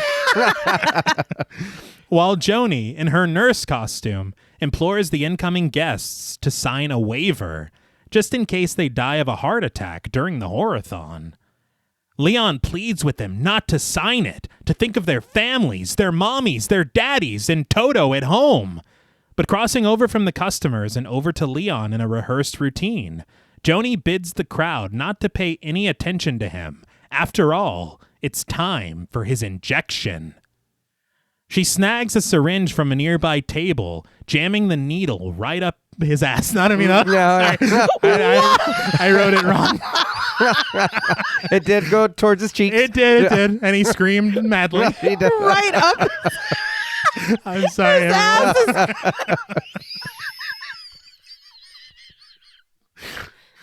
But at the box office, Mark sidles up to the window, and Maggie is surprised to see him there. She smiles at the sight of him, greeting him warmly. But when he orders 2 tickets, and Joy, played by Karen Laurie, suddenly appears, Maggie's smile slips away. Joy cuddles up closely to Mark, grinning. "Oh, hi, Maggie. Fancy seeing you here." Maggie just slides the pair their tickets, her eyes hardly able to meet Mark's when she tells him and his date to enjoy the show. As Joy drags him to the entrance, Mark protests with a mournful, "Maggie." It's like, nobody made you do this. I know. Yeah, I'm so confused. Yeah. Because when he was like, I'm not going to wait around forever or whatever, I thought that this was like, look, I can get a date whenever I want. I'm trying to be with you. Don't make me do this. Like that's what I thought. He was trying to make her jealous, very much in her face, making her jealous.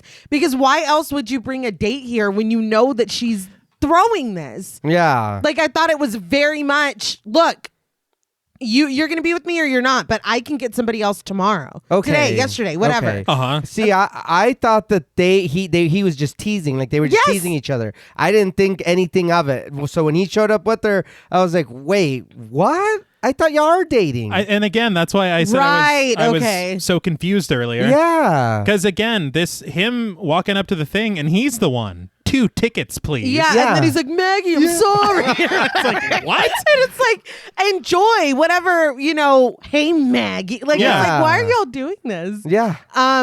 Yeah, because I took it as he's like chasing her, and she's indulging a little bit, but then she's like, hold up, dude, like I'm not. And so, you can't have it both ways. You can't make a statement in this way of like, look, the ship is sailing. Are you going to be with me or not? And also be like, this is totally out of my control, Maggie. I'm sorry. It's just like, Mark, again, is in a completely different movie.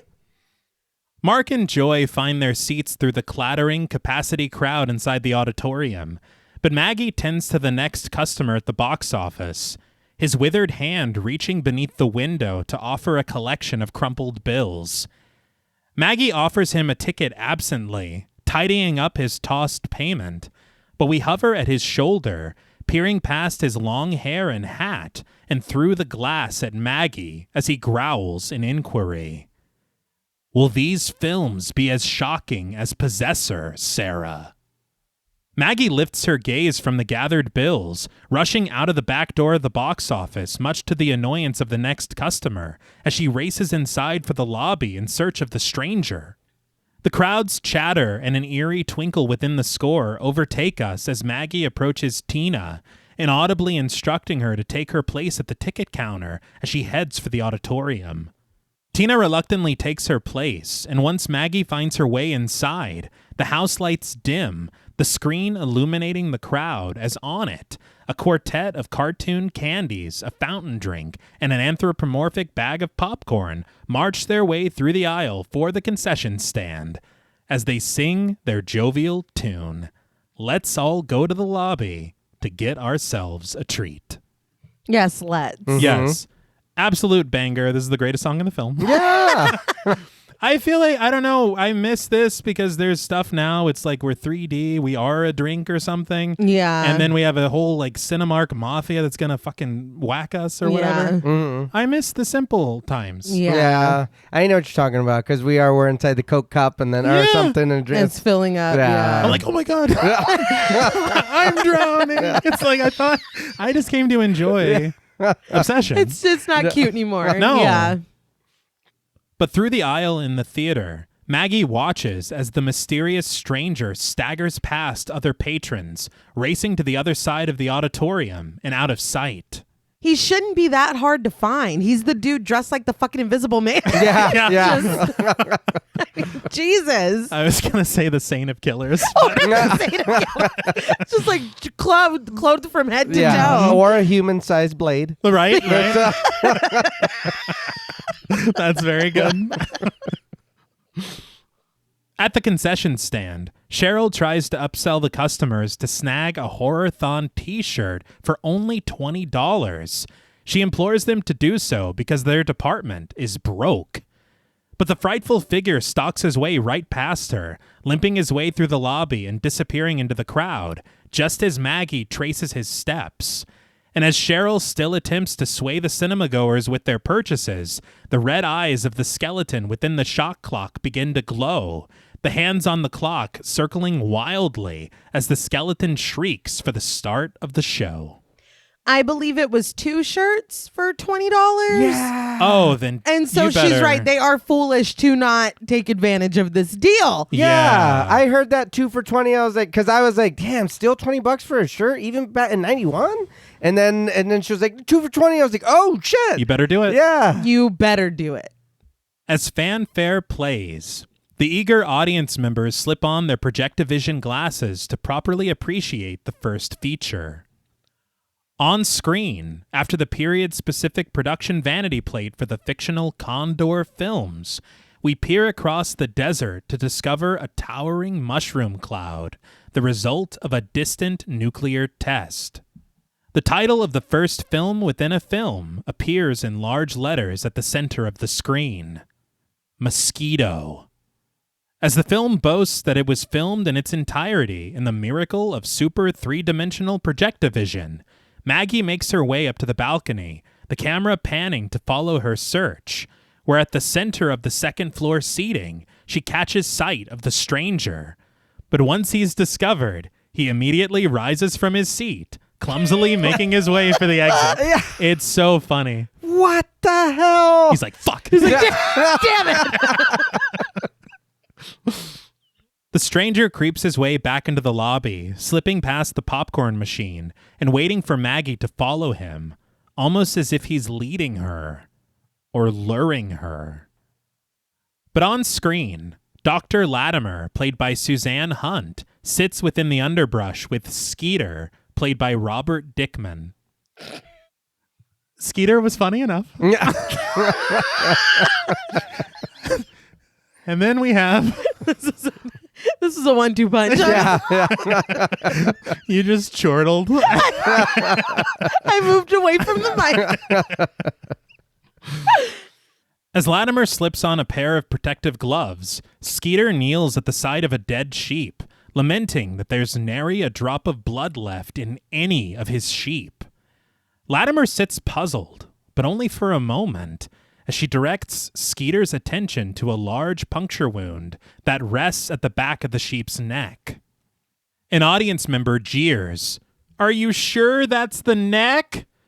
And though most of the crowd cackles, Mark tears off his glasses, excusing himself from the cinema to get some popcorn.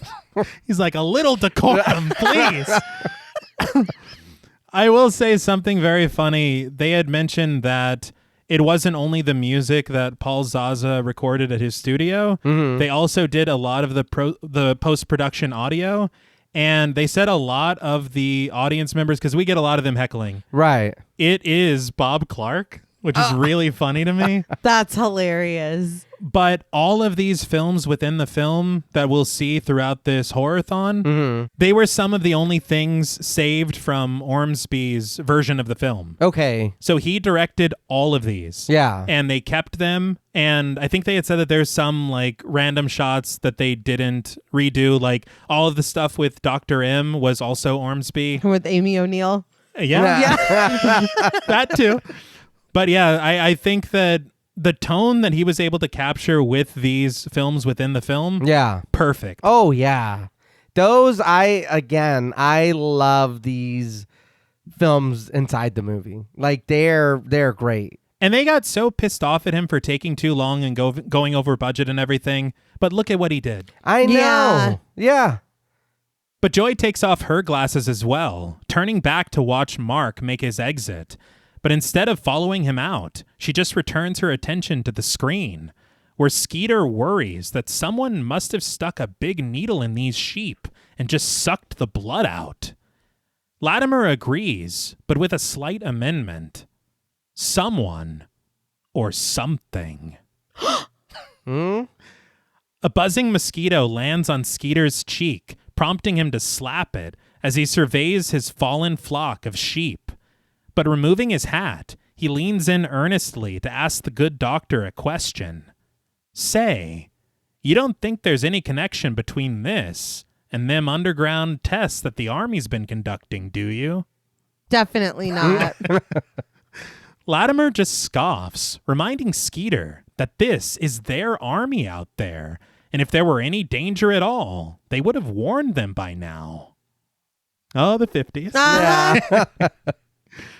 But upstairs, Maggie marches her way into the projection booth, finding Toby there, peering through the porthole and out into the auditorium. She reaches worriedly for his shoulder, admitting that she knows that it might sound crazy, but she thinks that she just saw Lanyard Gates. Toby responds incredulously, but Maggie is certain of it. She says that he looks much older now, and his face is burned, but she's sure that it was him, the guy from the possessor. Toby turns to face her, scoffing. The possessor? He reminds Maggie that all they saw in that film was an eyeball and a bad haircut, and he wonders how she could recognize anybody from just that. Maggie claims that she doesn't know how she knows, but she's telling him that it was Lanyard Gates. And we did see his full face on a platter. I don't know why they're acting. Yeah. But Toby acknowledges the fact that Mr. Davis did say that Lanyard Gates' body was never officially identified, that it was a big fire and all the bodies were burned beyond recognition. Must be a deleted scene. Yeah. I was like, you guys, a lot more information. It's like, you seem to know much more. Yeah. Toby offers that it's possible, and Maggie runs with it. So maybe he's still alive? She says that he could be lurking somewhere in this theater, just waiting to attack them. Toby suggests that Maggie is sounding a little paranoid, but Maggie suddenly appears a little less morose as she gushes. This is great. God, Toby, what a great movie this would make. She tells Toby that they've got to find this guy. But Toby supposes instead that maybe they should call the police. Maggie expresses her doubts that they would even believe them, miming the call. Hello, officer. Hi. There was this guy, and he made a movie 15 years ago, and he, killed all these people and everything, and now we think he's at our film festival, and blah, blah, blah. So, what side are you on? I have no idea. Yeah, I don't understand. What the hell? It was the switch from her being scared to being like, we gotta film this or something. Yeah, interview or some shit. Well, she's like, I'm afraid. I'm coming to you for help. Okay, then let's call for help. Okay, yeah, whatever. It's like, what? Are you gaslighting me? Yeah. What is going on? Toby relents, offering to take a look himself, as long as Maggie watches the booth for him. Maggie takes her position at the porthole, but not before warning Toby to be careful. But back within the black and white world of Mosquito, we find Dr. Latimer speeding down the road with Skeeter riding passenger, the farmer playing a harmonica, which doesn't sound dissimilar to the buzzing of a mosquito. As Latimer hums a melody over his music, they're suddenly interrupted by what sounds like the real thing. And Latimer reaches her hand for Skeeter's wrist to get him to stop playing.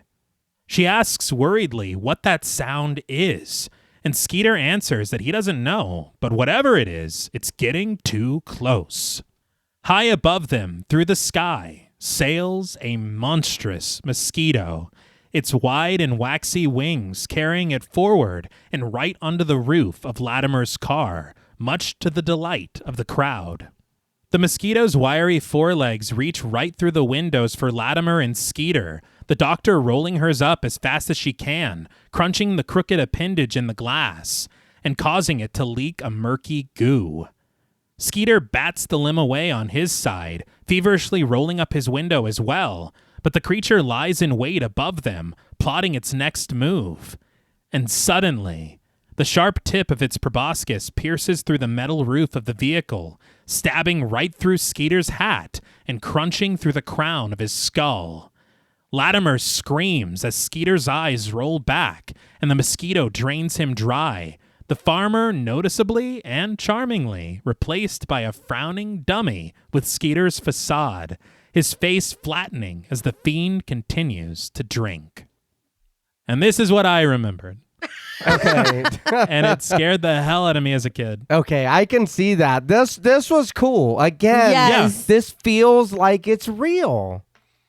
But back in the theater, Toby creeps his way down the stairs, the cheers of the audience echoing into the hall as he stealthily stalks his way into the parking lot, only for the door to close behind him, leaving him stranded outside.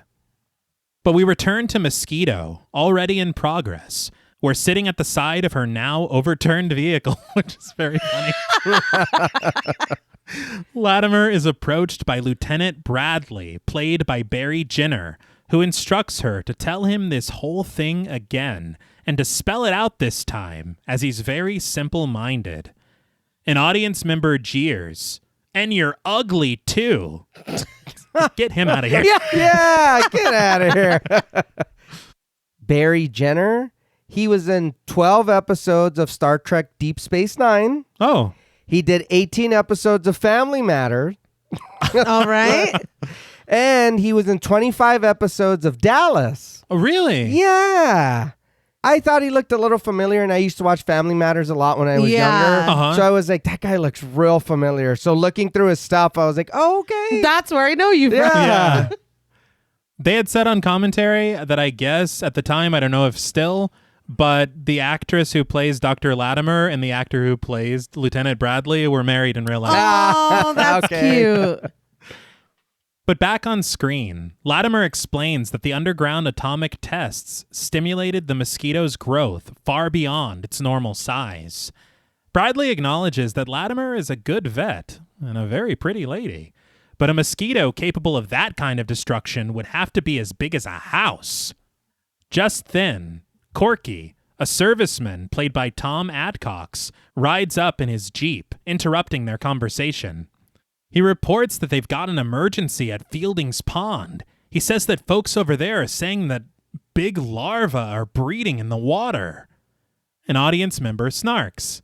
"Oh, yeah? Well, we've got people breeding in the balcony." Everyone's like, "Oh, okay." Yeah. We pan across the audience where Joy peers backward, impatient for Mark's return. And when she turns back to face the screen, a large bearded guy played by Scott Thompson, not that Scott Thompson, Aw. rises from his seat and makes his way over to sit right next to Joy.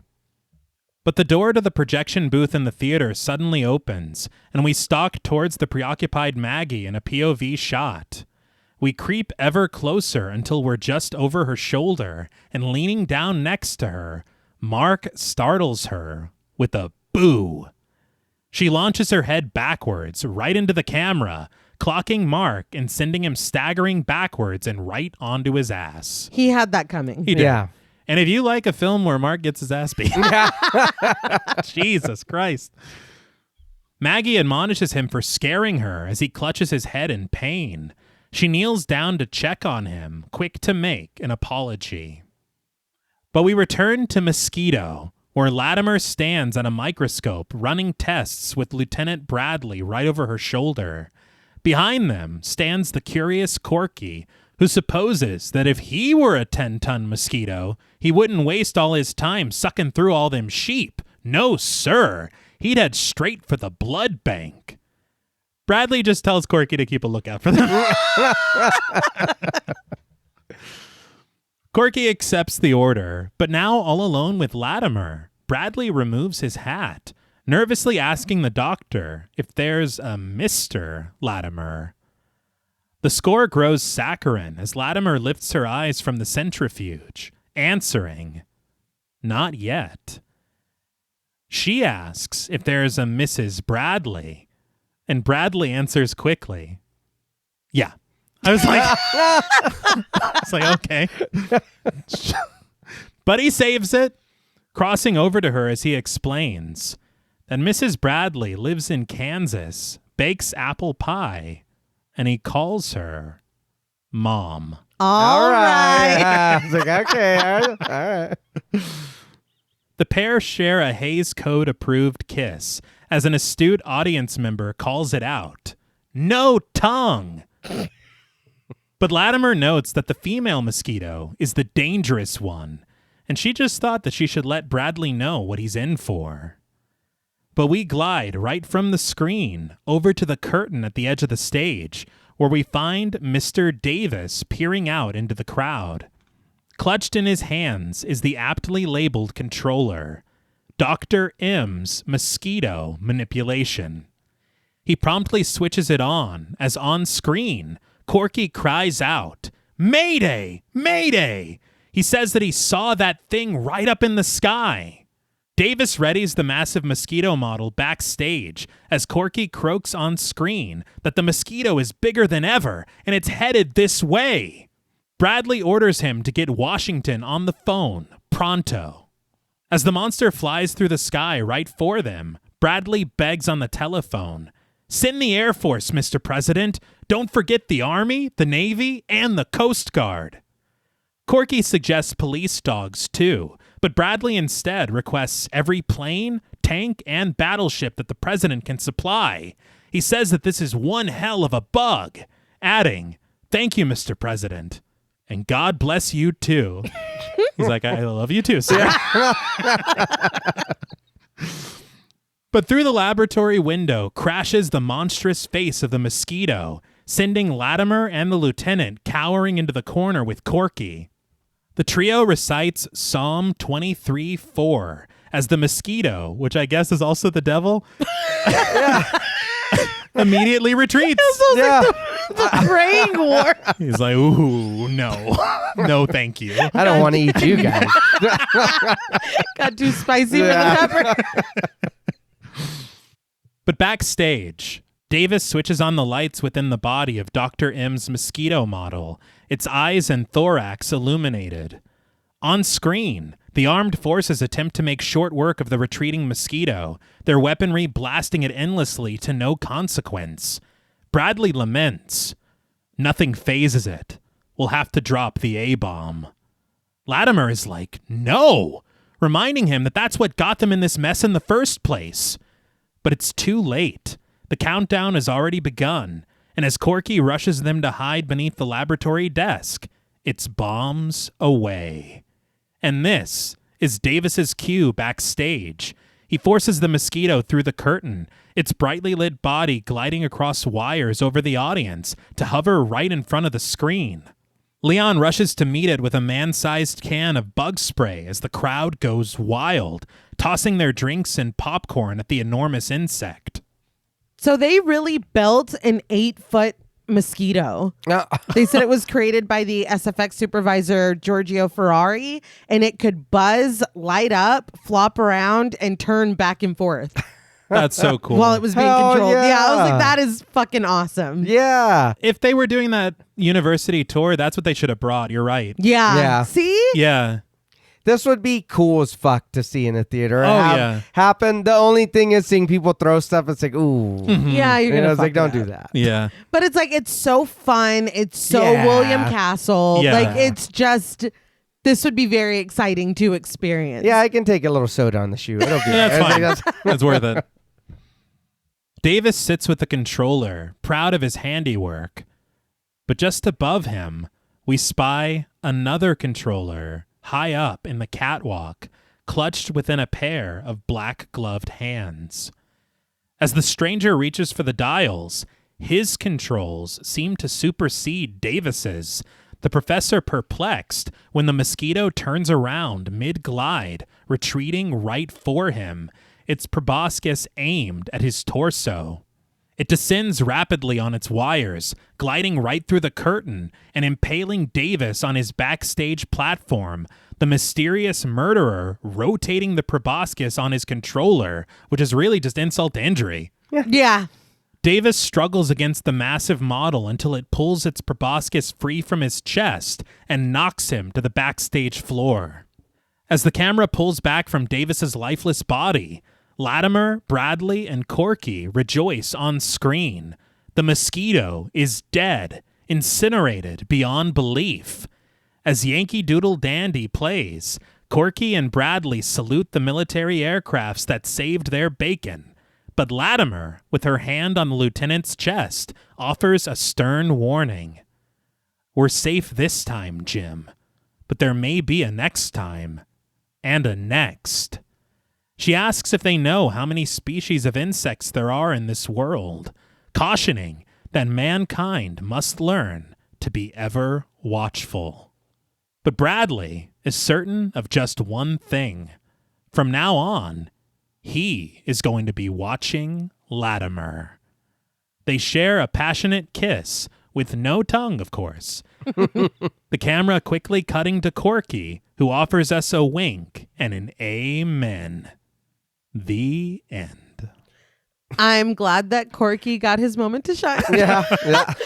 But this is like, okay, so Davis didn't have anything to do with anything. No. Yeah. And so I'm like, that's a tragedy because that means he was just a really cool professor. Yeah. Or so I thought at this time. All right. But Yeah, they Yeah. make it dark. but we'll get there. No, but this was wild. This was wild. Yeah. And it's like, okay, somebody's dead now. Because like we don't know what happened to Suzanne.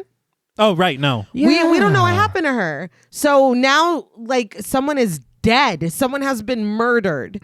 So, the stakes have kind of gone up. And our red herring's gone. Yeah. It was cool that coming towards him. I know he was messing with the control and he's like, why won't it work? It's like, dude. He could have moved over, but the thing coming at him, I was like, oh, that's going to fuck you up. Yeah. And why would y'all make it that sharp? That's a good question. Realism, I don't know. I need to speak to Dr. M. Yeah. As the audience is rapturous in their applause, backstage, the phantom stranger drags Davis's body off into a workshop, steam rising from surrounding machinery as he rushes to make a mold of Davis's face. And with the use of a metal press, the stranger extracts a latex facade, a death mask, an exact replica of Davis's features, the flesh of which seems to twitch within his grasp. What? Ain't no Yeah. fucking What way, the hell? dude. So now the mask is haunted as well as the theater, right? I guess. Yeah. That's what I'm thinking right now. Yeah. Yeah. But we pan across the audience, past someone in what appears to be a Backrooms cosplay, which is very cool. A time traveler, I guess. I don't know. But they all eagerly await the next feature. While in the projection room, Mark sits with Maggie, clearly having just heard her theory, as he asks incredulously, "Now let me get this straight. This guy, Gates, comes back from the dead to show some flick he made and walked up to the movie theater and bought a ticket just like that?" Maggie doesn't seem to be a fan of Mark's retelling of the events, especially when he snarks. Am I getting this right, or am I delirious? Maggie corrects him. She didn't say that Gates came back from the dead. Mark understands, but he asks her to just run through this whole Sarah thing one more time. Maggie reiterates that Gates called her Sarah, and maybe he thinks that she's his daughter. Mark's like, oh. So Gates has a daughter named Sarah? Why are you so I incredulous? don't know. He's just an asshole. Also, I guess she took off the coat for the costume that she was wearing because I was like, did they not expect us to see that she's in a completely different outfit? Oh, shit. But I didn't No, even... Yeah. I was wondering too. I was like, why are you in it? To me, I thought it was something different. Yeah, but I think the skirt's the same, and I guess she just took the coat off. But Okay. I was okay. laughing because I was like, dude, that is a glaring continuity thing. Like, that's really funny to me. But I guess maybe we'll give it the benefit of the doubt. I didn't even notice, We'll dude. give it the benefit of the doubt. Maggie isn't sure how she knows this, but flustered, she admits that Mark's really pissing her off. Just then, a frazzled Toby returns, wondering if Maggie enjoyed her little joke. Maggie doesn't understand, but Toby sure does. She locked him out of the theater. He had to climb down the fire escape and into a side yard. He fumes that he fell into a trash bin. He twisted his ankle, climbing over a barbed wire fence while outrunning a very pissed off Doberman. But he says that now, if they'll excuse him, he has to change the reels. Maggie insists that she didn't do anything at all, and Toby then turns his ireful eyes to Mark, asking, then who did? Mark just tells Toby not to look at him, and he turns his eyes to Maggie. That's so messed up. But Maggie realizes, maybe it was him, Lanyard Gates. Mark muses, oh, so Gates came back from the dead. Enough! To lock Toby out of the theater. Disappointed, Maggie just scoffs. That's real cute, Mark. But Mark relents, insisting that he's only fooling around. But Maggie's over it, offering another suggestion for him. Why don't you go fool around with Joy then? She storms out of the booth, Mark following her out as Toby reclaims his domain. Mark's like, enjoy it. Did you have any intention of going back No. to your date? Because you're Yeah. like, I'm gonna get some popcorn. And then you're wandering around Yeah, the he's fucking gone. theater. Yeah. The audience cheers loudly in the auditorium as the second feature begins. And on screen, we peer up from within an electrical substation through circuits, wires, bars, conductors. White text then appears on screen. Saul Blitzky presents. And in flashes of lightning, the title appears in a jittery jolt. Attack of the Amazing Electrified Man. The crowd goes wild. But unbeknownst to them, Bud sits perched at a console behind a curtain, smirking as he takes control of the shocoscope, each seat on the console lit up, wired and ready to deliver a zealous zap. Meanwhile, Maggie finally returns to the box office, much to the relief of Tina, who's rightfully irritated by Maggie's prolonged absence. I forgot. Yeah. I totally forgot that she's supposed to be, that she just took off. I did too. But it's like, are y'all really still selling tickets? Everything already started and it's a packed house. Yeah. Like, well, I just wanted to see the Electrified Man. Well, that was you. You're skipping out on the smell-o-vision too or whatever. Yeah, I'll take a quick walk. But as Tina returns to her post, Mark makes his way over to Cheryl at the concession stand, ordering 2 popcorns and tossing his cash across the glass display case. Already scooped and waiting at the side of the machine, Cheryl hands the popcorn over, wondering what's up with Mark. But as he snags the popcorn from her, Mark mutters glumly for Cheryl not to ask. I appreciate that he at least remembered the excuse that he gave to leave. Yeah. Right. But it is funny because he missed that entire movie. That movie's over. Yeah, That's- he yeah. has. Yeah. He's like, this isn't my taste. But back within the black and white of the Electrified Man, a judge, played by Bobby Gassais, sits at his bench beneath a portrait of President Dwight D. Eisenhower, which looks almost exactly like the judge, which I think was a pretty funny thing. But he orders the prisoner to stand, and the camera rises to meet his stern stare as he declares, "There being no legal cause why a sentence should not be pronounced." But the defendant's lawyer interrupts His Honor's speech, just as Mark returns to his seat through the aisle in the theater, only to discover Joy still seated and sipping her Pepsi, but the large bearded man occupies Mark's seat, and even more, he has his arm around Joy. She's like, he sat next to me, so I guess he's my boyfriend now. Yeah. It's like, what the hell is going on? This is what happens, man. I don't know. Joy explains simply that she tried to save Mark's seat, but he was gone for so long. So Mark turns his attention to the bearded man, kindly requesting for him to move, only to be met with a request from the bearded man in return. Eat shit, asshole.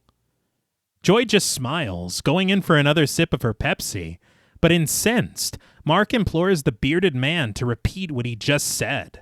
So he does, rising from his chair to tower over Mark. I said, eat shit, asshole. And just as the judge and the electrified man brings down his gavel with an admonishment of the defendant, sentencing him to death, the bearded man draws back his fist, the sound of his punch match-cutting beautifully with the film, as Mark is knocked unconscious, his pair of popcorn containers sent flying as he falls flat on his back in the aisle. And people do cheer that he did get knocked out. Yeah, what the hell? They're game for everything, man. I'm a little confused because it's like he was gone and he did leave her and he's whatever, but him coming back and being like, get out of my seat, and the whole thing, her just like, yeah, whatever. He sat down, and then him getting knocked out. I was like, dude, what is this? What is going on? Yeah, what the know. fuck? What's happening? I feel like we're spending a lot of time with Mark. Yeah, right. That I right don't, now. yeah. No. But in whatever side hatch that he's located in, Bud is interrupted by the arriving Tina, who says she's searching for Mr. Davis.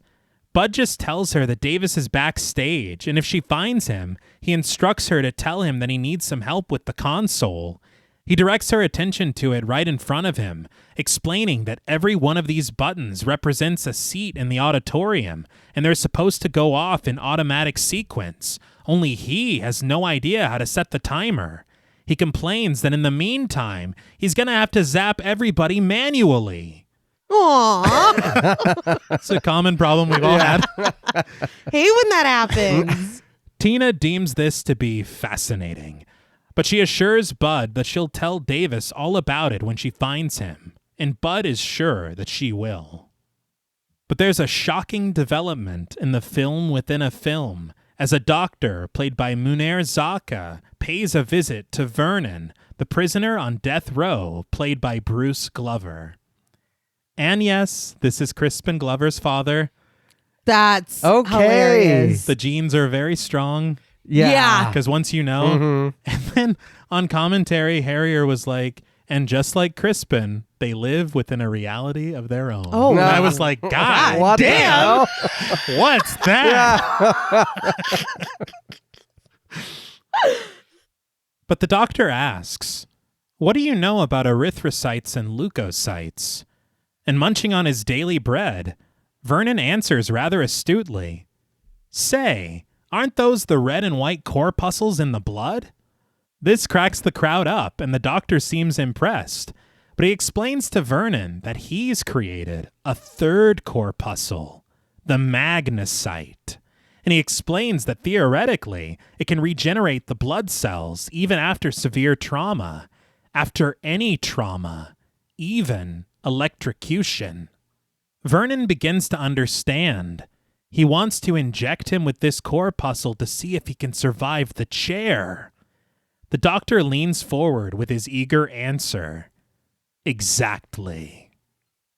But back in the box office, Maggie listens to her tape recorder, her own voice recounting.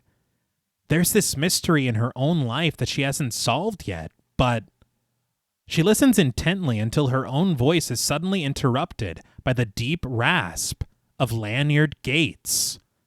Sarah, wake up. Your life has been a dream. You are possessed.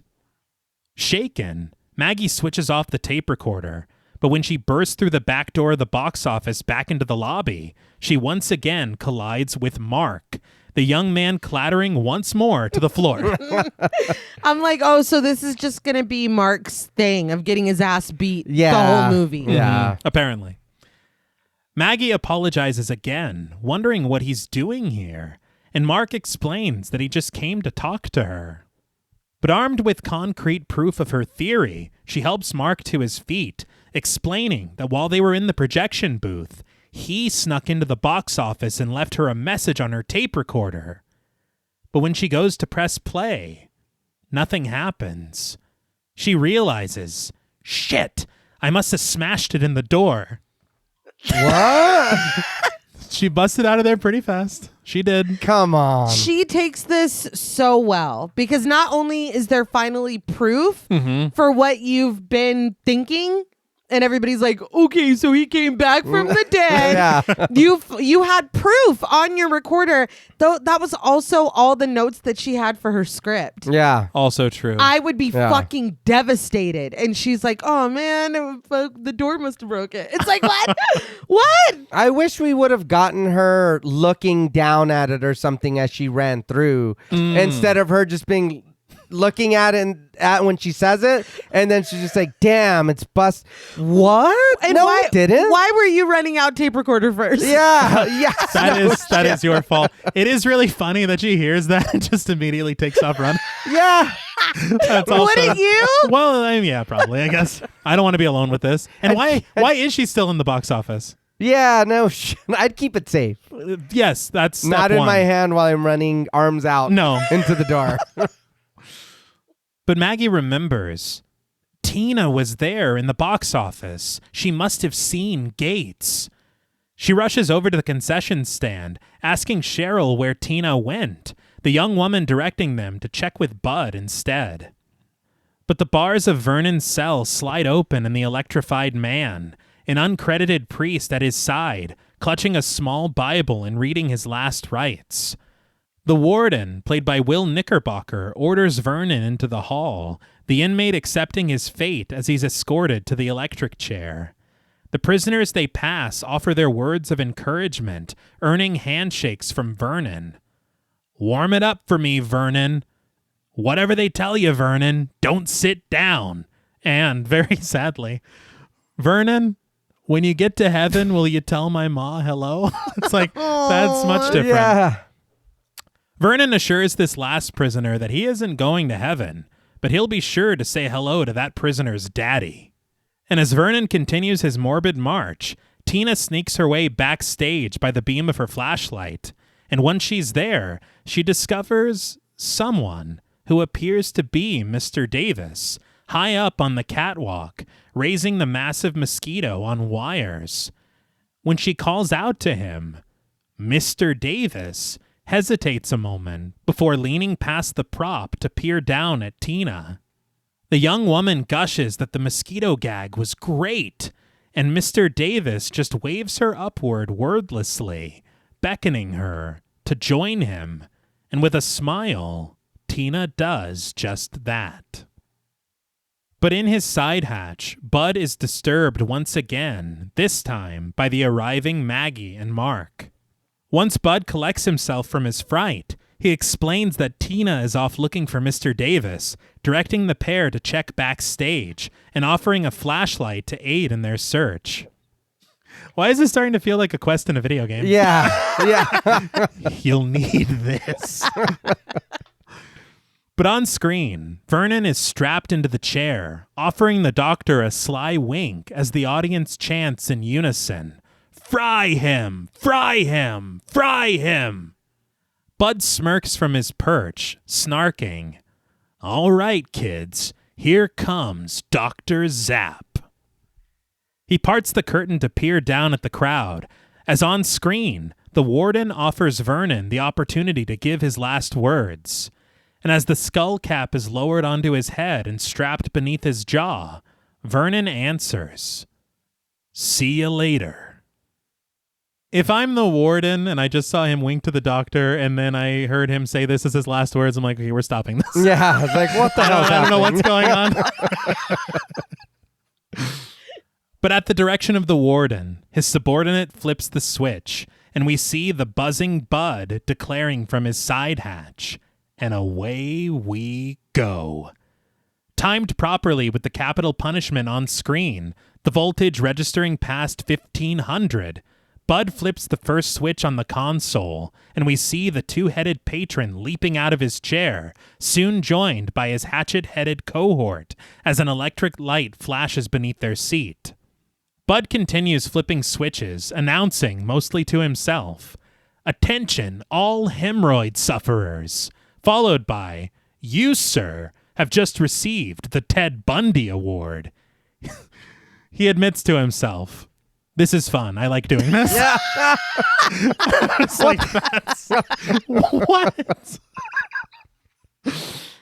And as Vernon's body rocks with waves of electricity on screen, various audience members feel just a pinch of his pain, launching out of their chairs to Bud's unbridled delight.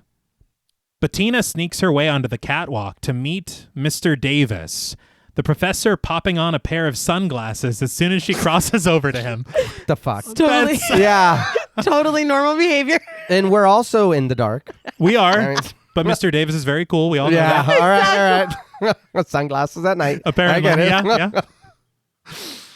Tina keeps her promise to Bud, telling Davis that Bud needs to see him, but she adds, "And by the way, so do I."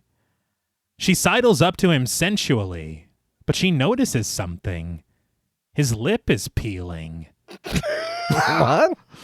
Mr. Davis explains it away, about as monotone as Frankenstein's monster. Nerves.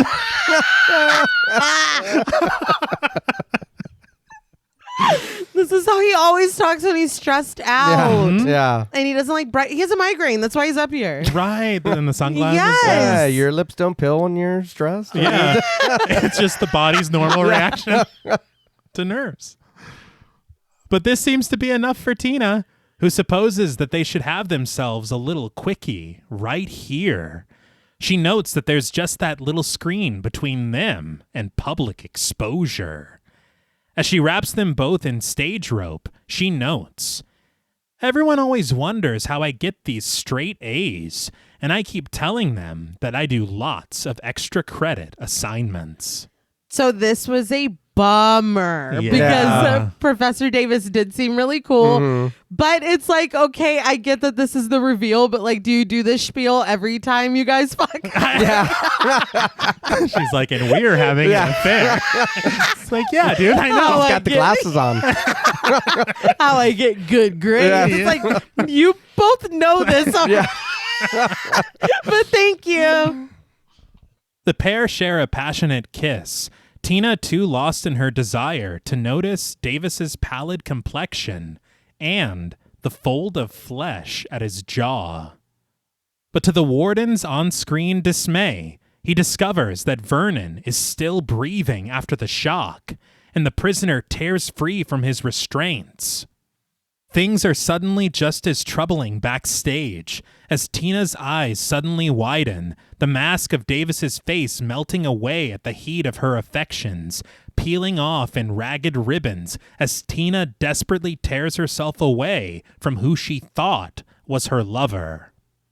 And I will say, in retrospect, I think this is something else that I remembered from childhood, because the sight of the lips just peeling off like that is horrifying. Yes. I was a little confused because I thought, again, she kissed him and then it looks like goo or like something's melting her face. So I was like, oh shit, it's still supernatural. It's what, you know what? I was like, what the fuck is this? Because it does look scary. No, it's a brand new mask. Yeah. Whoever's using it shouldn't have used it yet. Yeah, it it's hadn't still hot. set yet. Yeah. It was still twitching. I think that's something. But as Vernon seizes the warden and his colleagues on screen, electricity rippling through their shivering bodies, Mr. Davis digs his hands into the forehead of his facade, tearing the mask from his face, and to a frightful flourish in the score, the true visage of the phantom stranger is revealed beneath it. his eyes sunken in and beaming red within the burned flesh of his face, with medical staples sticking sharply through the slick surface of his skin. On screen, though, the doctor rushes off with his uncredited colleague to place a call in to Washington, leaving the priest all alone, crossing himself, as Vernon rises monstrous from his chair, cackling madly. And as his laughter echoes through the theater, the phantom stranger emits a similar shriek as he charges right for Tina. That was a lot. Yeah. This look is fantastic, though. Yeah. And again, we're talking about, at least from the filmmaker's perspective, balancing the comedy and horror. Yeah. This is true horror. Yeah, this is like, oh, okay, this is scary. But a short time later, Maggie and Mark arrive, creeping their way across the catwalk together in search of Mr. Davis and Tina. And though Mark is distracted by the film within a film, watching the back of the screen, Maggie finally discovers Tina off in the distance within the beam of her flashlight. Relieved, she calls out to her, unaware that her friend's body is being held upright from behind by the killer, maneuvered like a morbid marionette. Maggie asks Tina if she's okay, and Tina's head bobs in response, the killer murmuring an affirmative. But she reaches a finger for her lifeless lips, shushing Maggie and gesturing to the screen as she reminds her, audience. Maggie understands. It's like, oh shit, Yeah, sorry. sorry. But it's like, why don't we get closer and have this conversation? I know. No, stay over there. I know. You wanted to know where it lost me? Right here. Okay. Right here. I was laughing. I have to be honest, it's so ridiculous and funny, but there's also something really creepy about the way she's moving. She does. She does No. look creepy. And you can't quite see her face Yeah. and she's moving. But what makes it creepy also makes it fucking unbelievable that Maggie wouldn't be Yeah. like, Yeah. are you okay, dude? Well, you have a flashlight. I don't understand That how is- you're still. Because they're behind the screen. If I have a flashlight to somebody that's right. What was she? We'd say give her what, 10, 15 feet? That's probably if fair. that. Yeah. I can see that that's not, you're being held up. Your or eyes like are something. closed. Yeah. Yeah. Is it too bright? Yeah. Sorry. I think this is just goes. If there wasn't a flashlight, then maybe I could be like, but her having the flashlight and then being like, movie. Everyone's like, come on. That's so funny, man. I was like very tickled. But she is like the way that she's like kind of flopping Yeah. and being puppeted. It does look creepy. But again, it also is like, okay, this is completely unbelievable. Right. Because nobody would be like, okay, friend, I'll talk to you later. Yeah. But Maggie wonders what Tina is even doing up here. Tina's finger points over her shoulder, the killer imitating her as he responds, securing the mosquito. Maggie inquires if Tina saw anyone come into the box office after she left, the killer hissing his answer behind Tina's back. Mr. Davis. It's like, Oh my God. like, dude, you are making too much of this? Yeah. Like, why are you creating a mystery?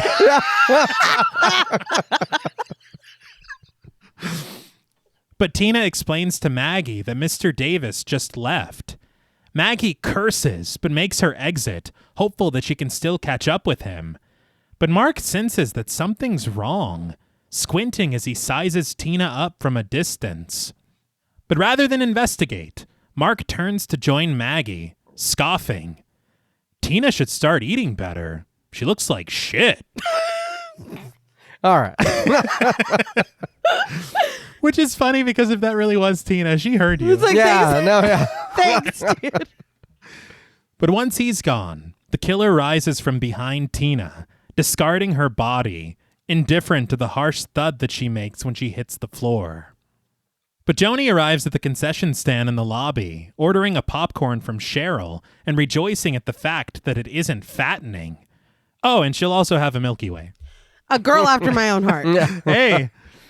When Cheryl scolds her, Joni reminds her that she isn't having any butter on her popcorn, and if Cheryl snags her a Diet Pepsi, everything should balance out in the end. And that tracks to me. Cheryl concurs. That's exactly where it's going to balance out. In her end. It's like, I don't know what this little vignette was. But And they are bathed in what color light? raspberry. It looked red. It looked red to me too. Raspberries are red. Which confirms my earlier prediction that Popcorn is a Giallo film. It is. We're trying to figure out who it is. Yeah, it's a whodunit. He had the trench coat and the hat. Yeah, I'm sure he had gloves on. He did. I mentioned it. Uh-huh. But- and the red light. There's no detective element. It was a detective on the in screen. Mosquito. Yeah. Whoa. Holy shit. What about Mark?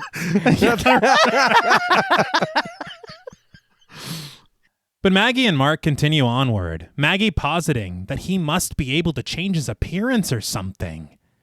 The pair accidentally retrace Toby's steps as they exit the building, the door slamming closed behind them, and leaving a furious Maggie to declare that they have no choice but to walk all the way around the building now. Mark offers his apologies, but redirects the conversation back to what Maggie was suggesting. Who can change his appearance? Maggie explains. Gates. She says that she saw Gates purchase a ticket herself, but Tina just said that it was Davis who came to the box office.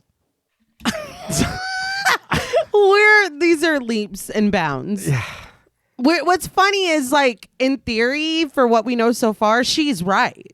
Yeah. But it's like, how the hell? This is illogical jumps to conclusion. Right. Mm-hmm. She adds that Tina wouldn't have let Gates in unless she thought that he was somebody else, somebody that she knew. So obviously, he must have disguised himself. It is really sad to watch her work because Yeah. we know that no matter what is going on, she's wrong. Yes. Yeah. Yes. No, yeah. Davis is dead. Yeah. Right.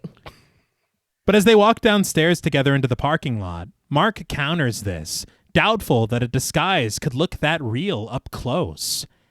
Maggie supposes that might be true, but the pair then stumble upon Mr. Davis's car, and when Maggie discovers his briefcase resting on the seat through the window, she's sure that he must still be inside. Mark, though, is beyond confused. Who are we looking for, Davis or Gates? Maggie speculates. If Gates is walking around disguised as Davis, that probably means that there isn't a Mr. Davis. At all? That's... Yeah. Like, are I you don't- saying that your teacher the whole time was Lanyard Gates? Yes. But he's also disguised as a teacher that doesn't exist? What's sad is she's really close.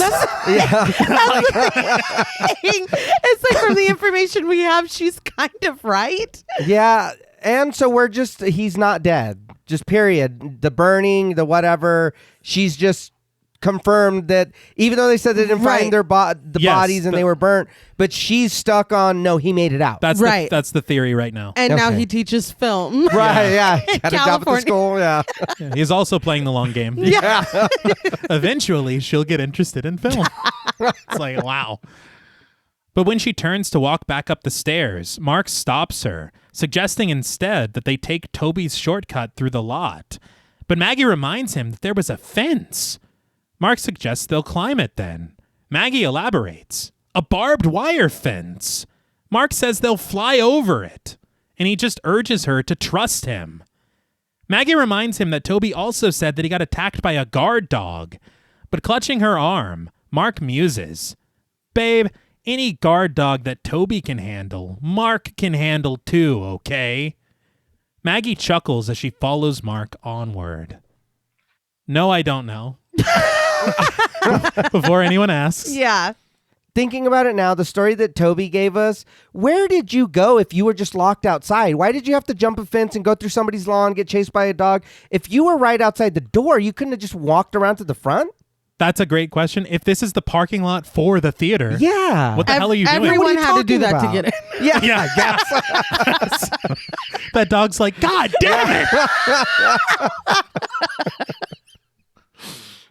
But back in his side hatch, a silhouette, vaguely the shape of Tina, creeps in through the shadows to approach Bud. Bud asks if she was able to find Mr. Davis, and not Tina answers rather unconvincingly, not even attempting an impression. Oh, yes. But suddenly, the killer cinches a pair of handcuffs around Bud's wrists, securing them to the back of his wheelchair, strapping him in, and tying him up around his torso. Bud offers that this is cute and all, but he has a cue in about 5 minutes. He jokes that this is very kinky, but when a rag is stuffed into his mouth and a strip of duct tape seals his silence, Bud realizes that this is no laughing matter. He struggles against his restraints to no avail as the killer drags an electric shaver across the back of his head, taunting Bud with the clipped strands of his own hair before fitting him for a leather helmet and attaching a pair of jumper cables to the handles of his wheelchair. I'll be honest, I thought for a second he was just being a dick and he was going to shave his head. Oh. Like when I was like, why are you cutting his hair? Then he put the thing on. That's like, much what? worse. It's wild to me how thorough the killer is. It's like, this is what you have to do. Yeah. The killer then switches a few wires around, plugging one attached to Bud's helmet into the console and setting a tape recorder down in front of him, pressing play. The killer's warped voice emanates from its small speaker. Hello, Bud. No, I'm just kidding. But right. It's close. Yeah. The killer taunts. You'll get a charge out of this. He directs Bud to watch the panel, instructing that the lights will go in the following order. Red, blue, green. Or was it green, blue? He forgets, but he says that the important one is the yellow one. When it turns on, so does Bud. The killer offers a series of slaps to Bud's face before exiting.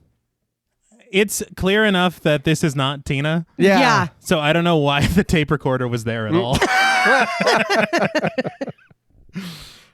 But the audience is none the wiser, as on screen, the escaped Vernon has made his way into the electrical substation, where he's accosted by a trio of leather jacket-wearing street toughs, played by George Ortizar, Nico Burneth, and Rowan Henry. They admonish him, hurling abuse at him, and encircle him with switchblades. These guys really have me cracking up. Yeah. The first guy, he says something like, get a load of this crazy cat. And then the other one's like, yeah, we're addressing you. Like, of course you are. In case there was any confusion. Vernon's like, yeah, get him. Vernon makes short work of the street toughs, though, seizing them in his grasp, electricity coursing through them, and he even tricks one by offering him his own switchblade back, only to step on it when he reaches for it, immediately electrocuting him. That was hilarious. That was good. The guy's like, oh, okay. He wants a fair fight. But on the console right in front of Bud, white lights illuminate, his fearful eyes tracing the dreaded yellow one as several cinema-goers launch out of their seats in shock. Bud can merely offer a muffled moan through the tape at his mouth as the score sizzles suspensefully around him. Maggie and Mark return to the lobby, the young man limping, his pants torn as he leans on Maggie to steady himself. Cheryl can't help but ask what happened to him, and Maggie explains that Mark fell off of a fence and was chased by a Doberman. Mark just pushes past her, pleading with her to forget about it, all right? He leans on the glass display case of the concession stand, his underwear peeking out through the back of his ripped jeans. This is fun. The split pants obviously is funny. Mm-hmm. Yeah. But once we get going through this again after knowing how it all shakes out, the fact that there really is a dog out there is very fucking funny to me. It is, and I kind of almost wanted to see this. Honestly. Yeah. It's like missing reel. Yeah. But you're right, because it does feel like too elaborate. Yes. Yeah. But no, there is exactly. Yeah. But this prompts Nurse Joni to take over, guiding Mark to a nearby table and ordering him to bend over. I think she's got a needle for him, too. But on screen, Vernon traipses through the towering frames of the substation, and within it, we find the fearful doctor clutching the arm of a young man, played by Ed Amatrudo, who holds on tightly to Marge, his girlfriend, played by Laurie Crivet. The doctor warns that Vernon is coming this way, and Marge takes it upon herself to do something about it. But before she does, she earnestly urges her boyfriend, "Kiss me, Dick." A rambunctious audience member tossed quite the softball, jeers back, "Kiss your what?"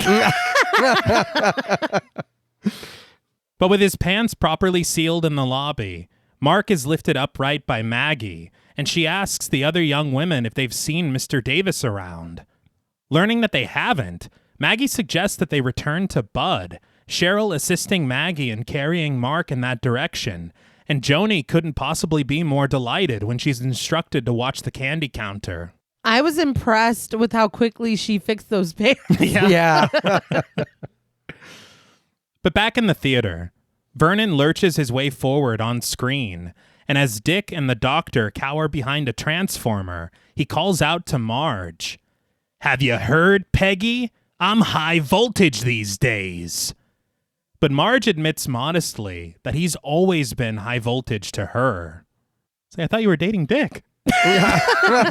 I'm really engrossed. Yeah. Vernon urges her to pucker up, marching closer and closer to seal their reunion with a kiss. But Marge's mission is thwarted when Vernon discovers a high-voltage wire just beneath his raised foot. But not willing to miss her opportunity to vanquish the villainous Vernon, Marge calls out to Dick to remember her before reaching for Vernon's lapels, locking lips with him, electricity surging between them. But Leon steps out of the auditorium to enter the lobby, crossing over to Joni at the concession stand. They rejoice that everything is going so well tonight. But when Leon attempts to put the moves on Joni, she swiftly rebuffs his advances. But Bud still wriggles against his restraints with great effort, the colorful lights of the console illuminating. White, green, blue, red. His hand reaches desperately for the cable on the console that's connected to his leather helmet, his fingers tracing its outer jacket. But before he can grasp it, we watch as on screen, Vernon cradles the lifeless Marge in his arms, howling heartbroken as he makes his horrible choice. And with a firm stomp, electricity courses through him.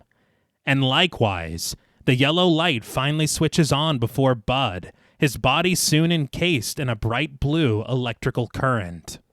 He spasms against the surge, sparks bursting from the console and his helmet as he writhes within his chair. And throughout the theater, to the surprise of Joni and Leon at the concession stand, the lights begin to flicker until all the power in the building suddenly shuts off. And no, I don't understand why the electricity looked better in that film from the 50s. Yeah. A lot better. Yeah. I was like, what happened? I really enjoyed that little movie. Me too. That was really cool. It felt like a Twilight Zone. Yeah. I will say that was another thing. Remember when I said that they had filmed some things in Toronto after the fact? Right. The shot of Bud's wheelchair blasting back and hitting the wall, that was filmed later in Toronto, and you can tell because Bud's not in it. Yeah, that's hilarious. It's like, why? And we're just like, all right. Yeah. But the crowd cheers in the darkness, seemingly impressed by this immersive experience. But Joni and Leon know that something is definitely wrong and that they need to get the lights back on. Leon doesn't even know where to begin, though. That's Toby's department. Okay. But Joni worries that if they don't find a fix fast, the 1,000 theater goers in the auditorium could riot. This is when the perfect idea finds Leon. He knows what could tide them over. The band. They rush off for the green room to gather the band and hopefully buy them some time. On their trek to reach Bud, against Maggie's instructions, Mark tumbles down a flight of stairs, and when Cheryl doubles back to retrieve him, she makes matters worse by crushing his hand beneath the heel of her shoe. Maggie decides to leave them behind and go find Bud by herself. What's going on? What's happening? Well, Mark is in a slapstick comedy. It does, and your sister had said that to me, and I was like, no, yeah, because my note is I'm struggling to find the tone of this movie. It's stuff like this. I'm like, I don't know where you want me to be. A man was just electrocuted to death. Yeah. And Maggie is about to face the horrors of her past.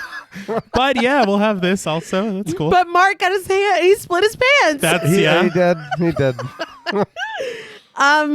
This though, it's a turning point. Yes. Because if Maggie discovers this body, then we all understand what the stakes are. Because we're all running around operating under Lanyard Gates might be here, y'all, or whatever.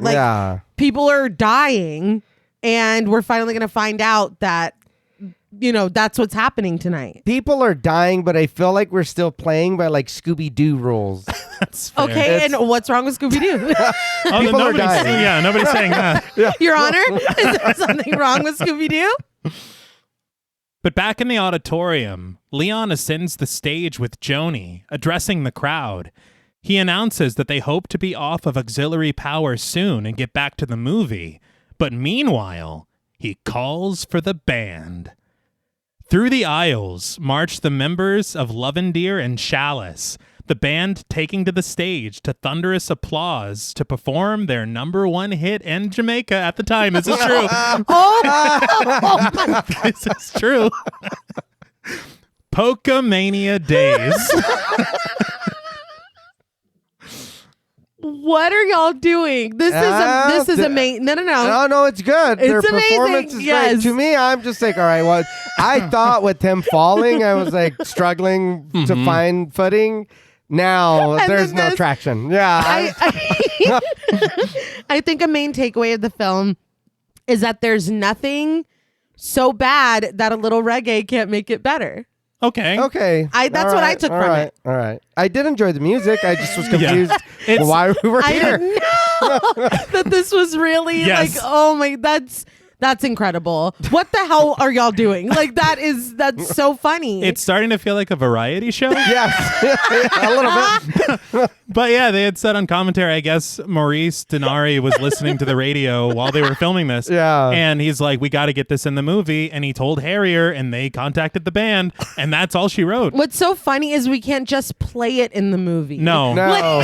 No. And I'm sorry, it only makes it funnier that Joni and Leon are dancing on the side of the stage, too. It's so good. It's like the end of Rat Race. Oh, yeah. Seriously, yeah.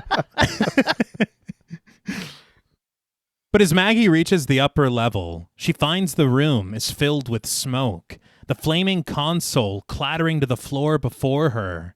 And at the far wall of the room, she discovers what appears to be Bud's body, huddled in a heap in the seat of his wheelchair.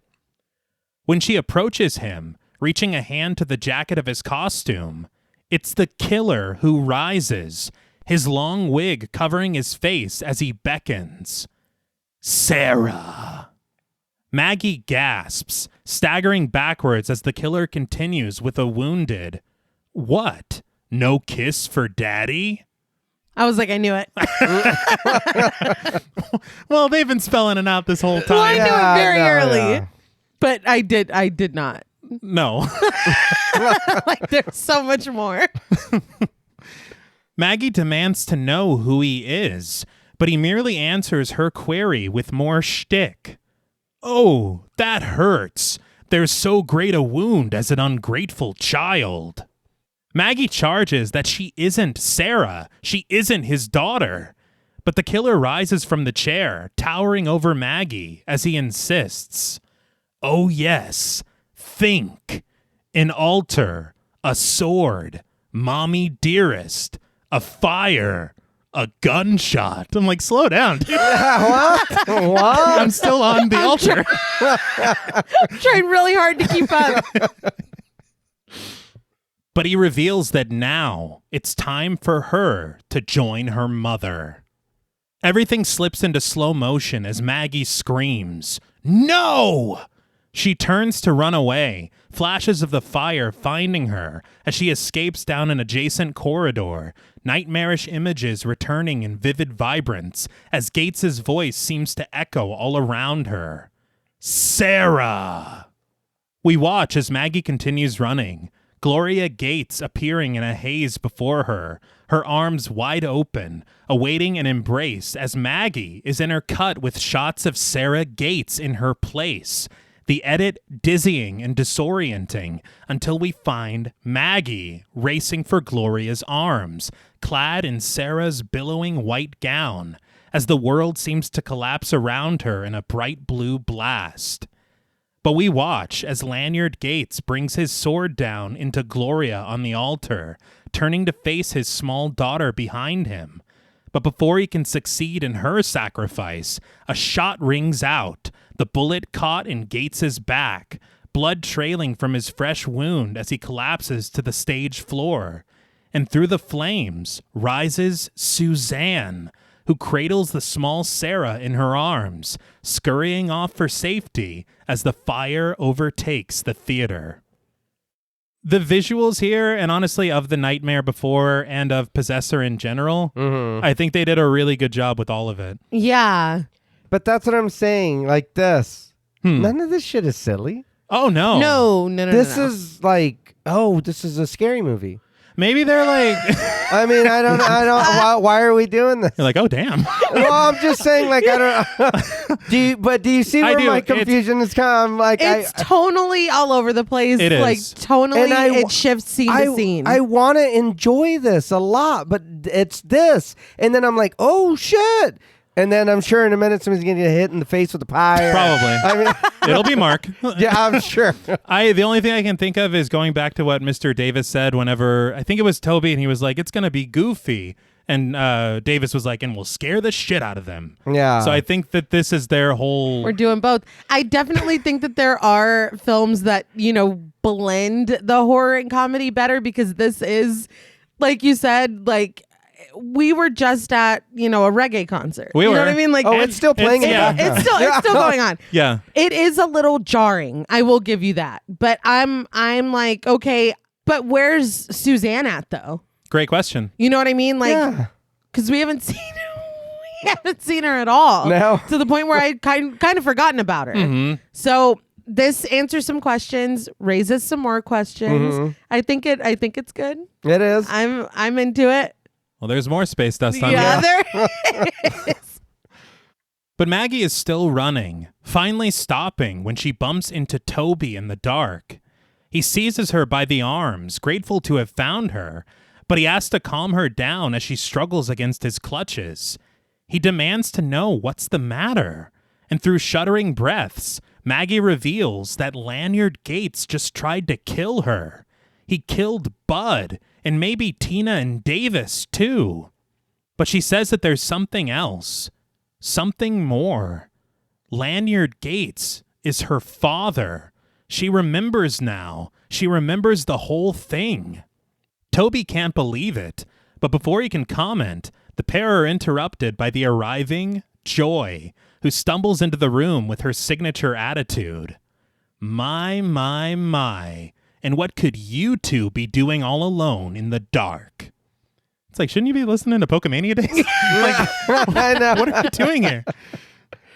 The pair neither confirm nor deny Joy's suspicions. Instead, Toby just rushes Maggie off for the nearest exit, leaving Joy to cut her eyes at them. But yes, Lovendeer and Chalice are still tearing it up in the auditorium. Yeah. Their crowd-pleasing rhythms sounding through the entire cinema as Maggie guides Toby over to a seat behind the stage. She explains to him that it's not a screenplay that she's been writing. It's her life. Her unconscious has been trying to make her relive her past so that she would remember. She's Sarah Gates. She's not Maggie Butler.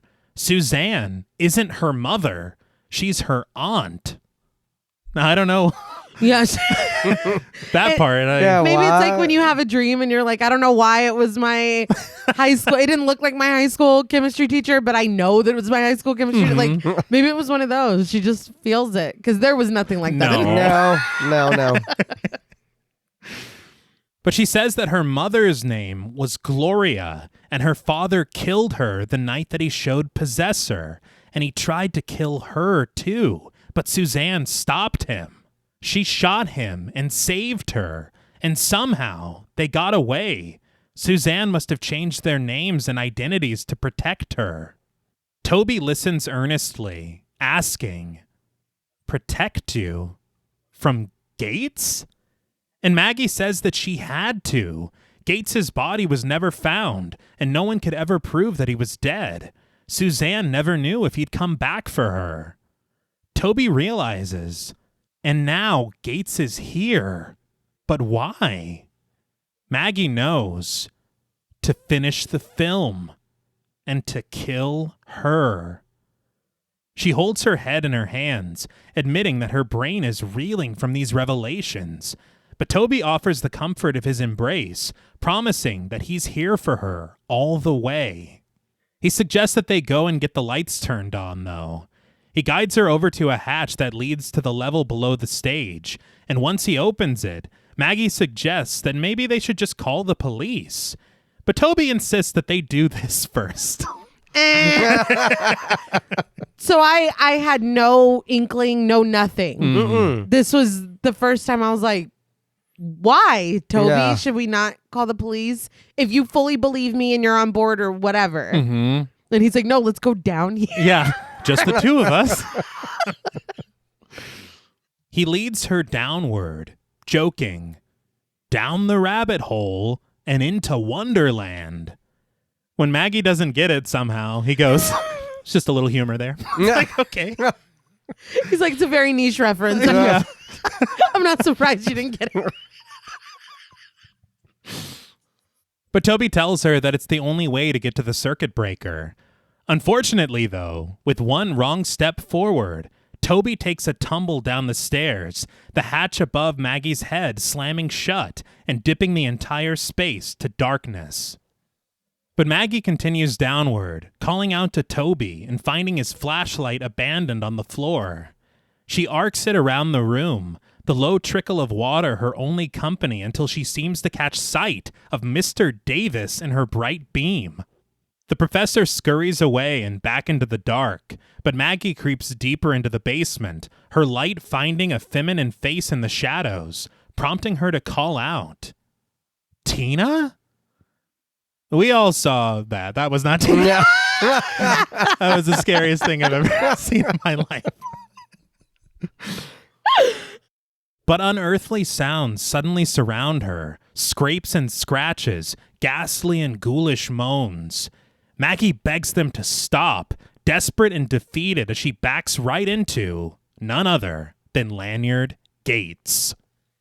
He smiles from behind a veil of his long white hair. Welcome home. He seizes Maggie and slips away with her into the shadows. But back in the auditorium, Pokemania Day finally reaches its end, and the power is finally restored. The lights returning to the relief of Leon and Joni. So job well done. Yeah. Yeah. I mean, so all that happened in one song, or did It's a really long Leon declares that with the lights back on, it's time to get back to the show. And just as soon as the lights have returned, they suddenly dim once more to uproarious applause, the cinema goers reaching into their horror-thon kits to snag their nose guards and pinch them over their nostrils. A large cloud of smoke blooms on screen, and shimmering green letters reveal the title of the third feature, The Stench, which is complete with the corresponding Japanese characters beneath it before boasting its gimmick, an amazing aroma-rama. But beneath the stage, the killer retires to his makeup counter, where beneath a vanity rests silver busts, which hold the various faces that he's been switching out of all night, and some of them have yet to be utilized. We see Mr. Davis, Tina, Lanyard Gates, Leon, and Toby. He reaches for the Toby mask, partially securing it over his burned flesh, his scarred scalp still exposed without a proper wig, and his unpinned ears bobbing with every bit of movement. Maggie sits captive across the room from him, a mask molding frame fastened around her head. She demands to know, "Who are you?" The killer then turns to face her, answering, "I'm Toby." But he amends this. Nearly Toby. He bids Maggie's forgiveness, shaking his head side to side, his unattached ears flopping with every turn, as he admits with a chuckle that it's sloppy craftsmanship. He acknowledges that it takes hours every morning to prepare the perfect Toby for the world to see. But in truth, he says, he's perfected the perfect transition from face to face. The only thing is, you have to borrow their faces to do it. He swaps Toby's facade for Mr. Davis's, holding it over his own, stretching the unsecured ears as he brightly boasts in Davis's voice, "I'm multi-dentical!" And tearing Davis's face free from his and chuckling deviously as he casts it aside, he snags Tina's made-up mask, supposing that with a little nip here and a little tuck there, he becomes multi-sexual. He stretches her face over his own, noting that as Maggie herself has heard, with the help of a little electronic voice harmonics, which he never fucking used before. No, he didn't. His voice softens as he declares, "I become Tina, the class bimbo." Removing her face from his initially light laugh deepens, and reaching once more for Toby's facade, he boasts that he can look like anyone he wants, claiming it to be one of the advantages of not having a face. Maggie shudders in her seat, struggling to understand. "Then you're not." Toby charges. "Your father?" "No." He reveals that Lanyard Gates is dead. He died in the fire 15 years ago. So Lanyard Gates is dead. Which, look, that's really funny because this whole night we've been operating under the assumption. Again, I was like, had it figured out immediately. And I'm like, that's cheesy and very like predictable, but whatever. This is going to be fun. This, I didn't see coming at all. No. But I will say him like switching the faces and stuff and seeing how he looks. This came crawling right to the front of my memory. I didn't know that this was this. What a joy. What a delight. Yeah. Very over the top, very nonsensical, absolutely ridiculous, but I love it. He was able to take his face off. Yeah. Precisely. And you love that. I do. I love Face Off. You do? Oh, that. No, you love all right? All variations of like this. So him. He's like moving on. Yeah. So Lanyard, or it is, right? He's dead? Lanyard is dead. He is dead. Yeah. So this raises more questions for stuff that happened earlier that I'm like, oh, so you're just a dude? Apparently, but also, yeah. How did you do all that stuff with Suzanne? Yeah. So we're just going to keep bringing up the past. Yeah. Well, We can't move on. Okay, that's great. Well, he's about to do the same thing. So It's fine when Toby does it. I guess. But yeah, that's what I was talking about. I said that I had an idea that might fix some things. right. I thought it would, and it doesn't fix everything because I do like this situation with the masks. Okay. I think it's an interesting thing that has probably been done before in the past, but feels fresh to me right now. No, yeah. But if Lanyard Gates maybe was dead and it is something supernatural, his film is called Possessor. Yeah. Right. What if he is, after watching it, has possessed Toby because he's the one that wound the reel? Right. And so Toby is doing this, but it's under the spirit of Lanyard Gates. It's truly right there for them to take. Yeah. No, that would probably be fine. Okay. Yeah. He said, no, thank you. He's dead. He's not coming back. Forget about Lanyard. This is the Toby show. Right. But Toby, how did you do that? Great How question. did you do that shit earlier, You dude? exploded a marquee. You know. The letters came off. The other name showed up. did. It did. And again, this is where I was starting to think. I was like, okay, maybe if we'll accept that it's Toby, maybe it's Toby and Dr. M. Right. Because of his tricks. Yeah. Yeah. But no, Dr. M is like in the Bahamas or something. I Yeah. don't know what the hell he's doing. He's in Jamaica. Yeah. Well, then he should be able to. But yeah, I don't know. And it's funny because, yeah, I agree. This, to me, for it to be Toby, is underwhelming. I didn't see it coming. I'll give you that. I didn't see it coming. It is funny, but then it's like, oh, well, but... Right. I feel like it's even funnier on a rewatch because it's like, oh, Toby had a really great idea. Toby knows this guy. Hearing Toby that. It is. Oh, no, Toby was in charge. He's there all the time. That's true. Everything was Toby, and we're all just like, whatever. And also the thing with the dog, it's like that could have been an elaborate, like, lie about where he's been. Oh my God, I got chased around the building. I got locked out, whatever. No, he literally... That's true. He literally did. And he's still able to do all this. That's really funny, you guys. It is. It would have been funnier if we were seeing him being chased by the dog where he's changing masks or something. Then, I don't know. The dog's chewing on a mask. Yeah, but that would have gave way too much. It's Right. Just, All we a comedy need, of errors. we just need one flashback. That's all to this. Yeah. Or he's made a mask of the dog. And he bit Mark. Toby is extremely talented. Yes. I'm not ruling out that it wasn't. That's fair. But, and I do want to say the reveal of it being him, underwhelming.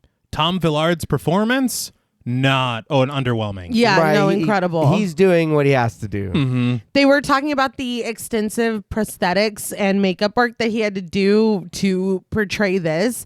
And they said that he would sometimes sit in the makeup chair for 8 hours to go film for like 45 minutes. Oh, wow. And he never complained. He was never rude. He was never in a bad mood. Like, he was just so game. That's good. And he fucking eats, dude. Mm-hmm. Yeah. Like, from here till wherever we're going till we get to the end. That he does. He puts all of himself into this. But Maggie doesn't understand. If he's Toby, then why? Toby interrupts. Why am I going to kill you? Maggie corrects. Why are you doing this? Toby seems impressed by her candor. Good question. Same answer, actually. He details the harrowing events of that fateful night 15 years ago. See, he was caught in that fire, too. His mother was in Lanyard's so-called film cult, and they were sitting in the front row when Maggie's Aunt Suzanne shot Lanyard and set fire to the theater. That's a very important distinction. He is saying that Suzanne burned the theater down. Yeah. Which I didn't catch until now. And if that's the case, then he can be a little upset. He can be upset about it. Yes, he can. But he says that Maggie and Suzanne very luckily got out, but Toby and his mother, unluckily, did not. His mother died, and Toby lost most of the flesh on his body. Moved by his story, Maggie sincerely offers that she's sorry. But tears filling his eyes, Toby barks. Oh, you are? Well, that makes everything all right then. Here, I'll just let you go. Thank you, Toby. Yeah, that sounds like another great idea from Toby tonight. Right, you're in charge. Yeah.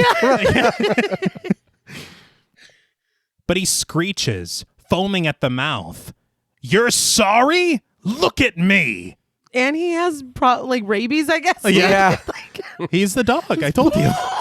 He's really into character. He's also has staples, giant staples all over his face. He does. Yeah, he's dealing with some things. I'm not a doctor. He rips Toby's mask from his flesh, tearing the latex roughly from its adhesive and revealing his scarred face beneath. As Maggie cowers from his true unmasked visage, he growls, "This is your work." Charging that Maggie doesn't like it, he orders her not to look at him then, turning her chair around to face the other direction.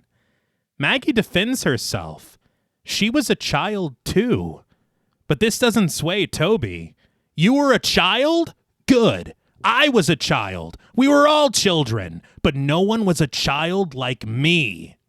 He offers to describe the years of surgery he went through, the skin grafts, the prosthetic pieces. He looms over her, shouting that he had to glue on his face all through school every day of his life so that the other kids wouldn't scream. He supposes that nobody saw him coming, but he offers to give her a front row seat to show her how it works. It is very funny to me because to me he kind of has Fire Marshal Bill energy. And right now he's literally like, let me show you something. But He is. yeah.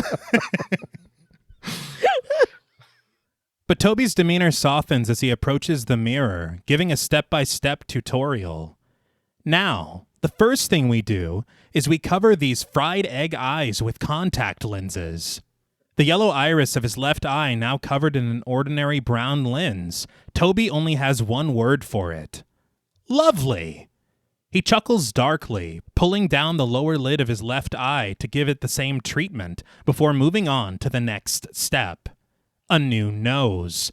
He fits a prosthetic over the flayed feature at the center of his face before securing an appliance beneath his chin, declaring that he must prepare a face to meet the faces that he meets.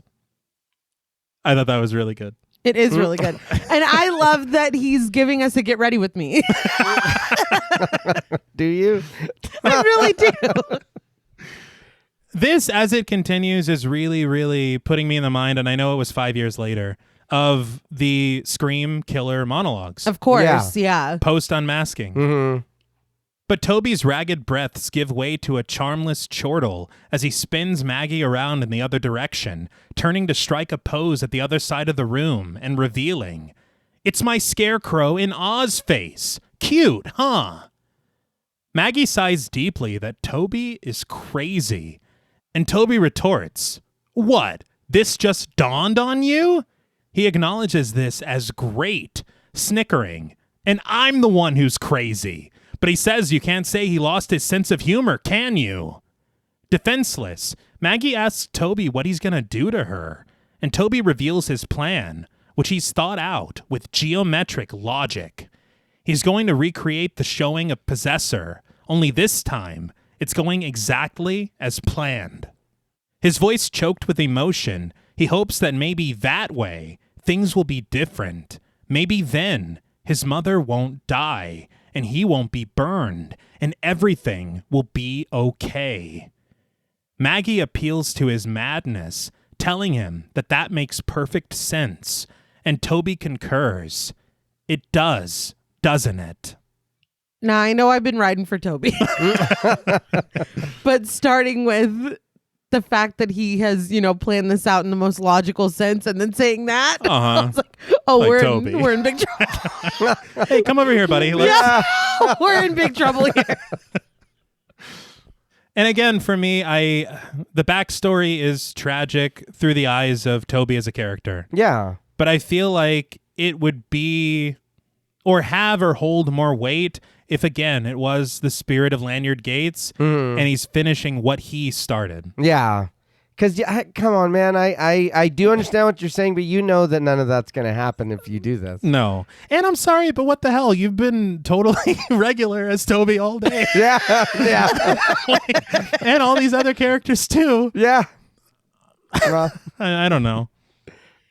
But back in the theater, we descend the cavernous rock of a cave within the stench.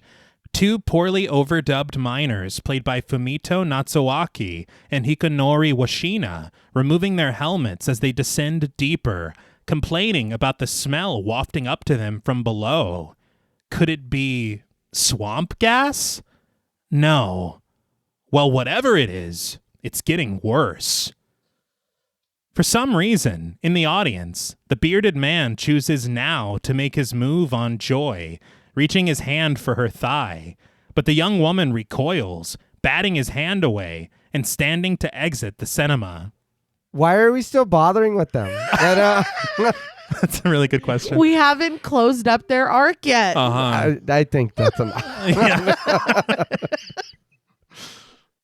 But exiting the cinema, Joy discovers Mark sitting in a chair in the lobby, Cheryl and Nurse Joni patching him up from his recent accident. but Joy seems irritated at the mere sight of him. "There you are, you son of a bitch!" She tells him that she wants to go home. Now. Mark isn't so pleased to see her, but he apologizes for his absence, explaining that Maggie had some problems and he had to go help her out. Joy scoffs. "Maggie? Are you obsessed with this bitch or what?" She shakes her head, disappointed. She knew that Mark didn't have any brains, but she thought that he had some taste. Cheryl suggests that Joy should just cool out, but Joy has another idea. "Why don't you shut your little mouth, you little slut?" Yes, two Whoa. littles. She's upset. Yeah. Cheryl is very tiny. That was a lot. Yeah. But as for Maggie, Joy says that she saw her leaving with that little film nerd. I guess Toby's also little.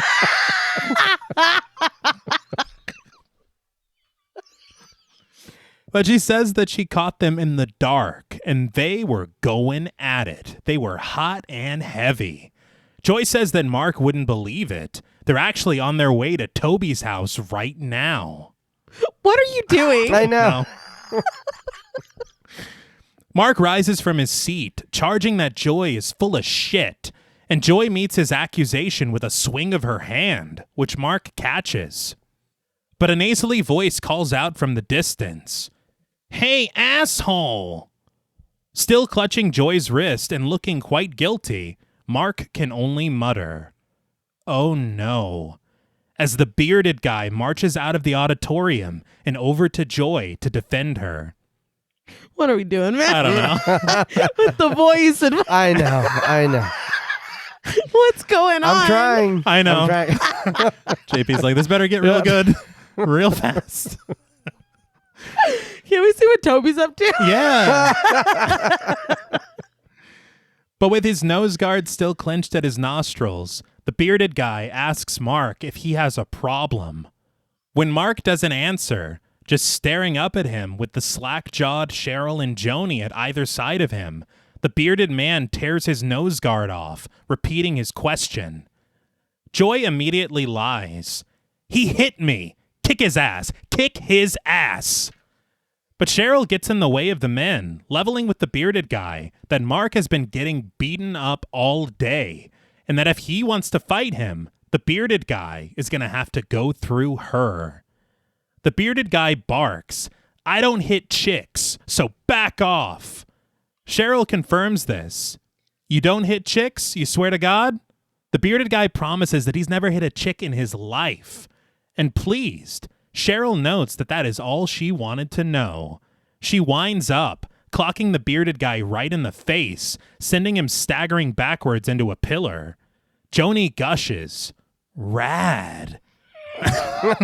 I was waiting for applause from like the live studio audience. It felt very like 80s like It did. sitcom. Mark makes it clear that he could have done that. But Joy attempts to defend her new beau's honor, throwing a clumsy punch which Cheryl parries.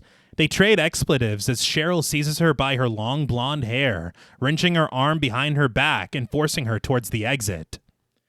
As she's hurled outside, Joy groans that Cheryl is messing up her hair. But Cheryl sends her staggering across the stone walkway outside, snarking, "It's not your hair anyway." And with a kick to his ass, Cheryl pushes the bearded guy out too. He stumbles and slips to join Joy, rushing to his feet to charge back for the entrance as Cheryl and Joni pull it closed and locked. Applause Yeah, from the audience. Continued. As the bearded guy tries unsuccessfully to tear it open, Mark walks his way over to Cheryl and Joni, somber that Maggie went to Toby's house. You believed I know. You believed that? I know. Joy doesn't lie. She's never lied. Joni tells Mark that he's crazy if he believes that, and Cheryl expresses her doubts a little more crudely. But Mark just asks the young women if they know where Toby lives, learning from Joni that he resides at 48 Crescent Road, apartment 7-3, about 5 blocks away. Hearing Joni recite this by heart, Mark is taken aback, but Cheryl suggests that he should probably believe Joni. She's the world's authority on Toby D'Amato. Mark heads off for the side door, and Joni departs as well, late for her stench cue in the film. I did think it was funny because, like I had mentioned earlier about the smell-o-vision never being timed right, Yeah. and them always being late for their cues on this film, it seems a little meta to me. Okay. But back beneath the stage, Toby turns the captive Maggie to face him, hissing that it's almost time. Lanyard Gates began Possessor at midnight, and he plans to follow in his footsteps. But Toby realizes something. Wait, he's forgotten the other member of the original cast. He pulls a rope, lifting a white sheet to reveal Suzanne. And cast is quite correct, as she stands encased in a plaster body cast, her arm extended forward with her pistol still stuck in her grasp and a strip of duct tape covering her mouth. The fucking gun has a cast on it. It does. He was thorough. Toby doesn't half-ass anything. I don't know if you've noticed that. Couldn't have taken it away. Is it still under there? It's like I'm trying to recreate that night. He has a match in her other hand. But Maggie trembles.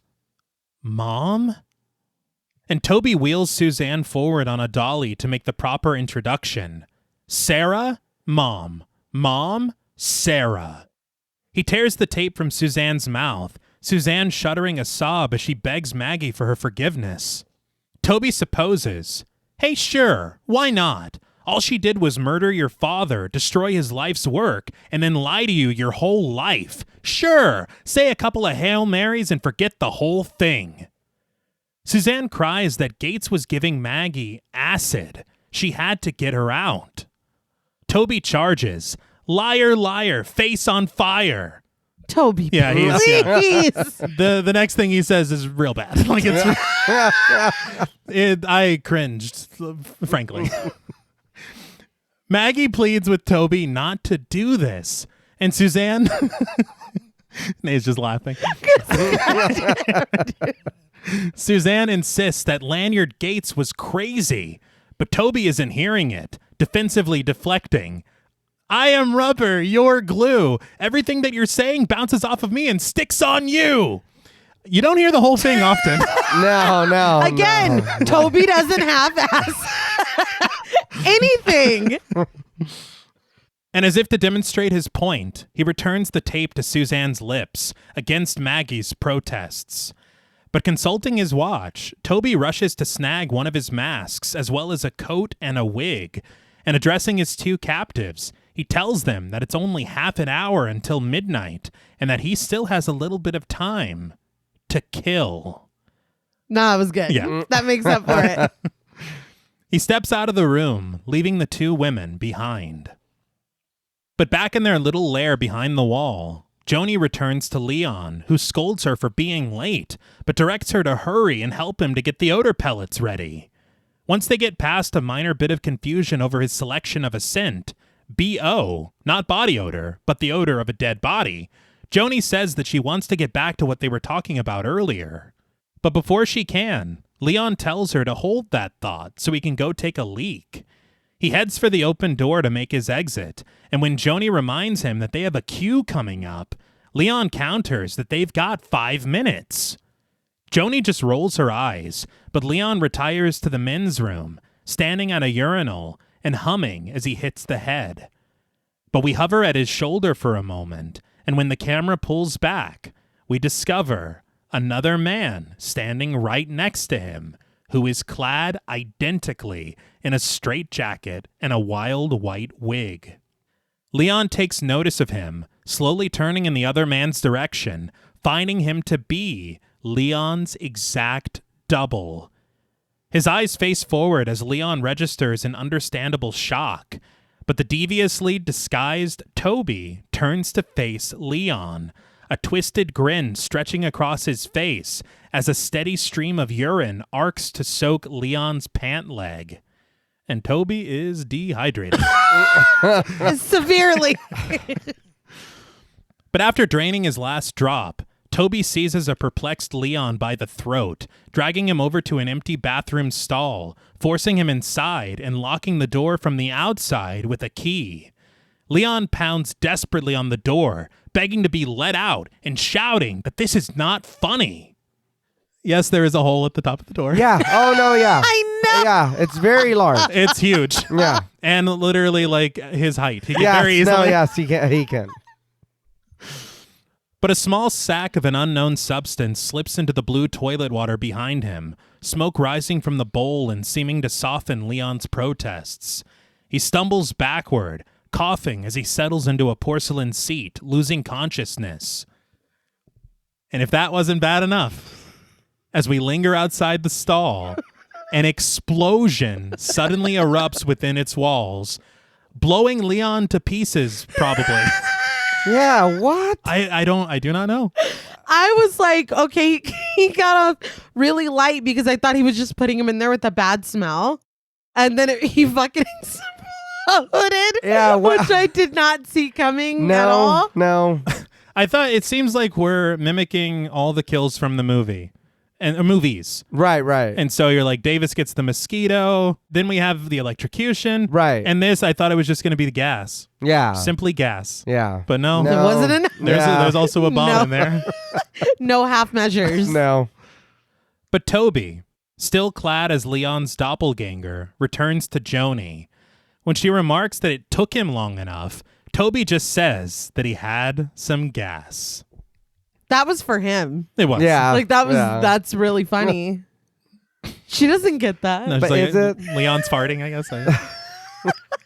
Fart plain or fart stale? Yeah. But with her back to the door, Joni tries to continue her conversation that she started earlier with Leon, asking what he thinks. Toby raises a blade behind her, curious as to what she's talking about, and Joni answers with a little annoyance. Toby. She asks if he thinks that Toby likes her.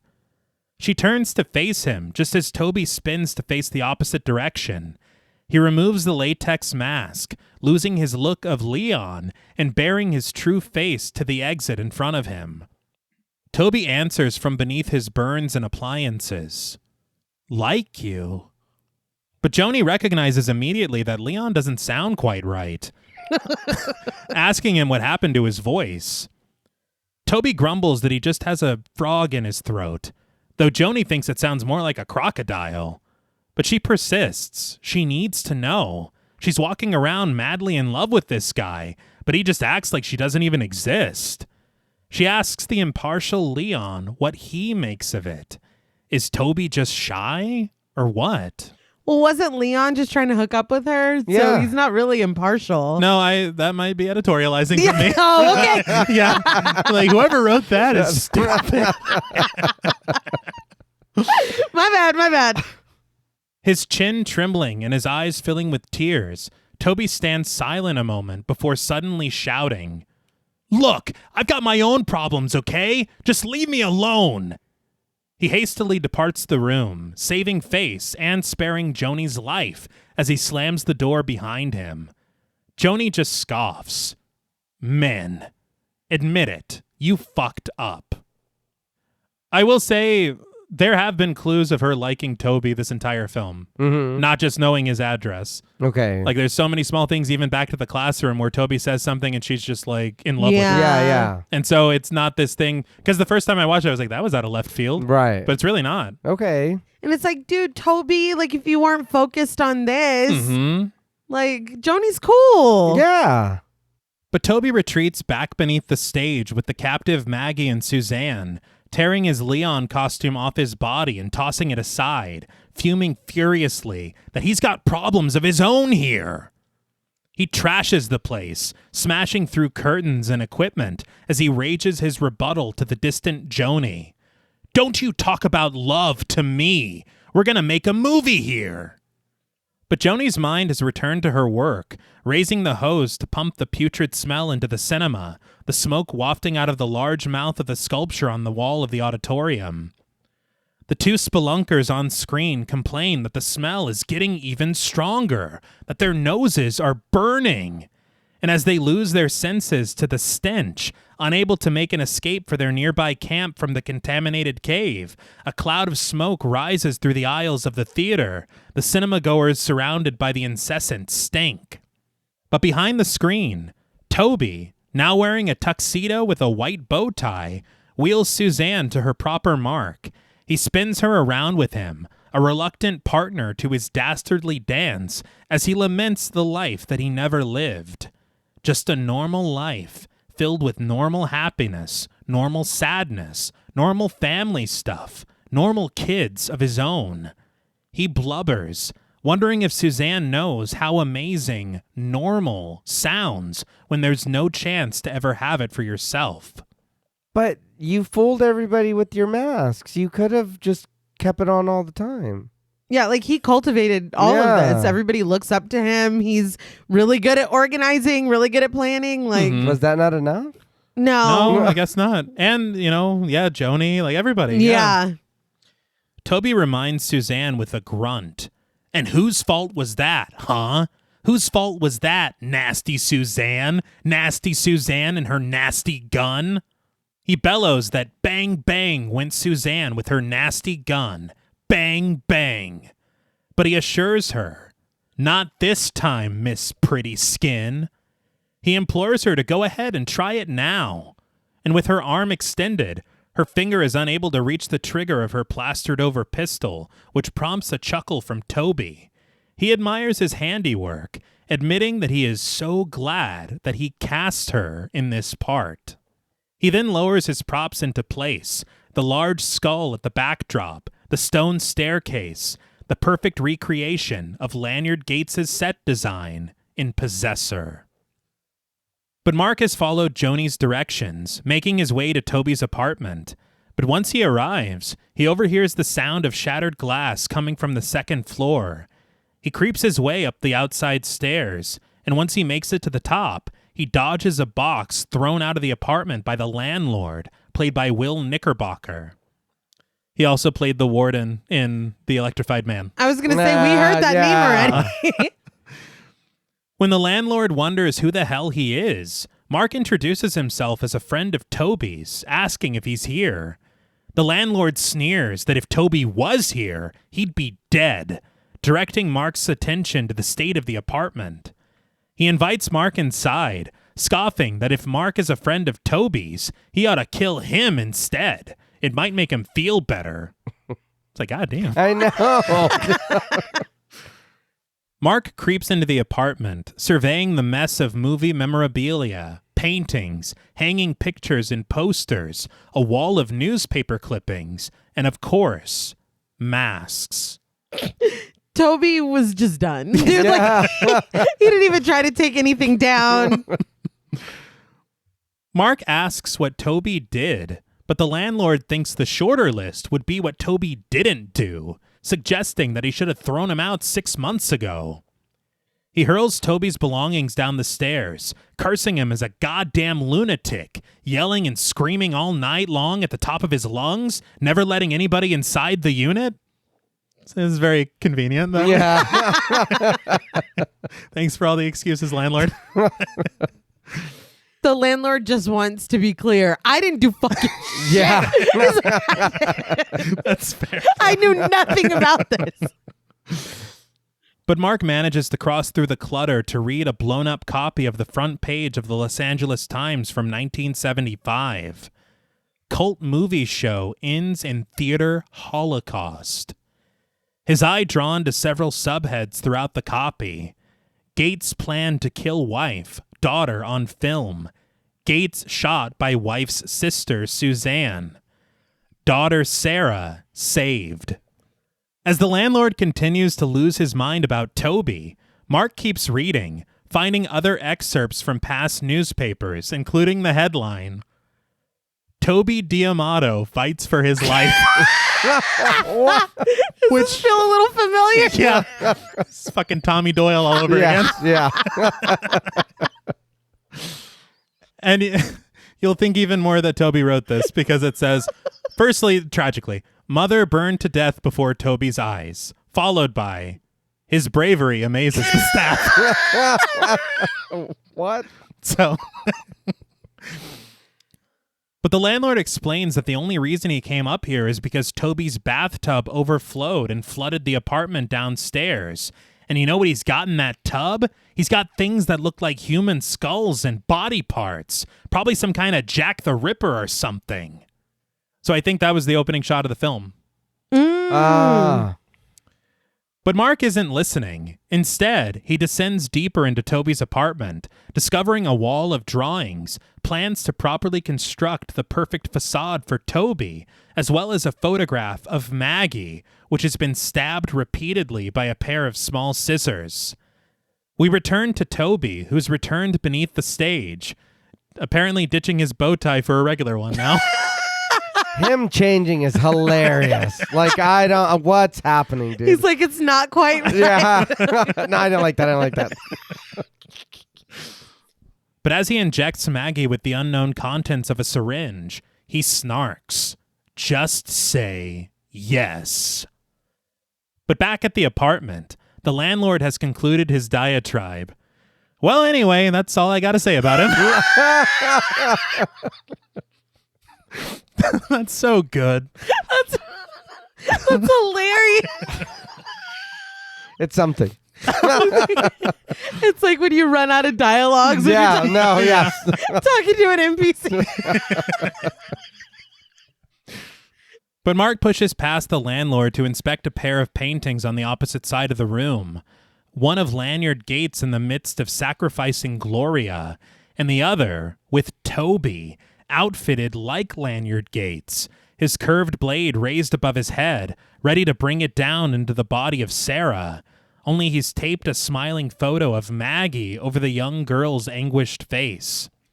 The landlord can't help but comment. Yeah, and he can't paint either. Isn't that a piece of crap right there? I thought that's all you had to say. Say, I forgot about these. Piecing together Toby's plan and now aware of Maggie's plight, Mark races out of Toby's apartment and back for the theater, ignoring the landlord whose showbiz aspirations fall upon deaf ears. In the projection booth, Toby prepares the reel for Possessor, the audience none the wiser to the upcoming switch, still transfixed by the stench, where on screen, a scientist and a lab technician played by Kimio Sato and Maki Fame scrambled to put on their protective equipment, poorly overdubbed as they promise to remain vigilant against the stench.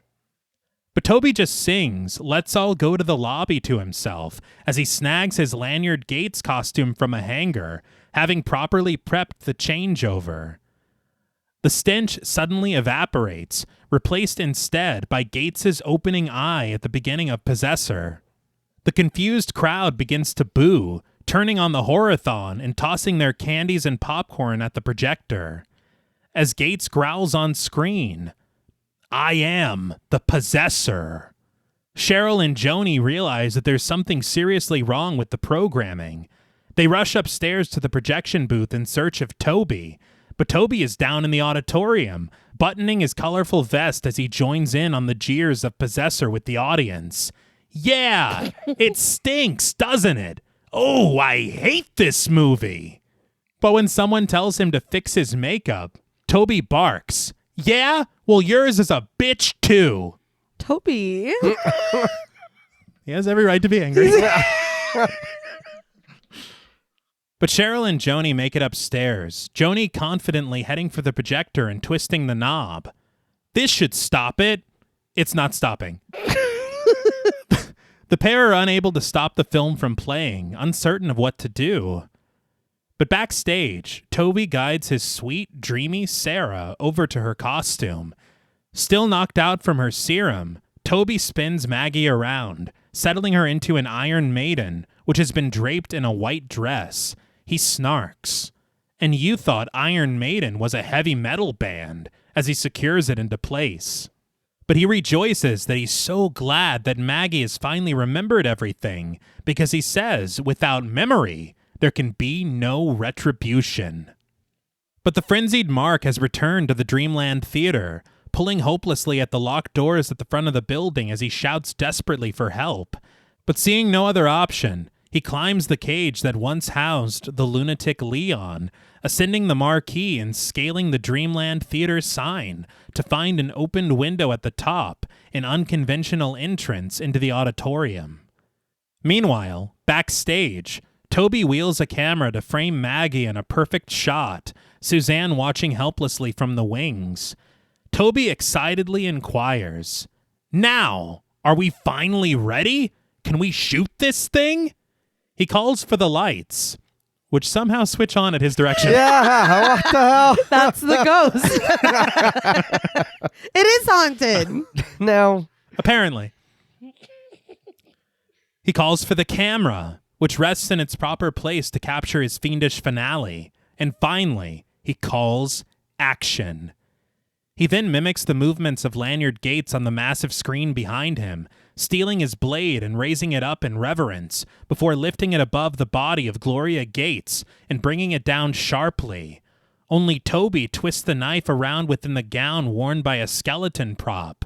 And once Lanyard raises his knife to his daughter on screen, Toby stalks his way over to Maggie, his memorized movements perfectly matching Gates's grim intentions. This I really liked because it was down to the second. Yeah. It was perfect. Mm-hmm.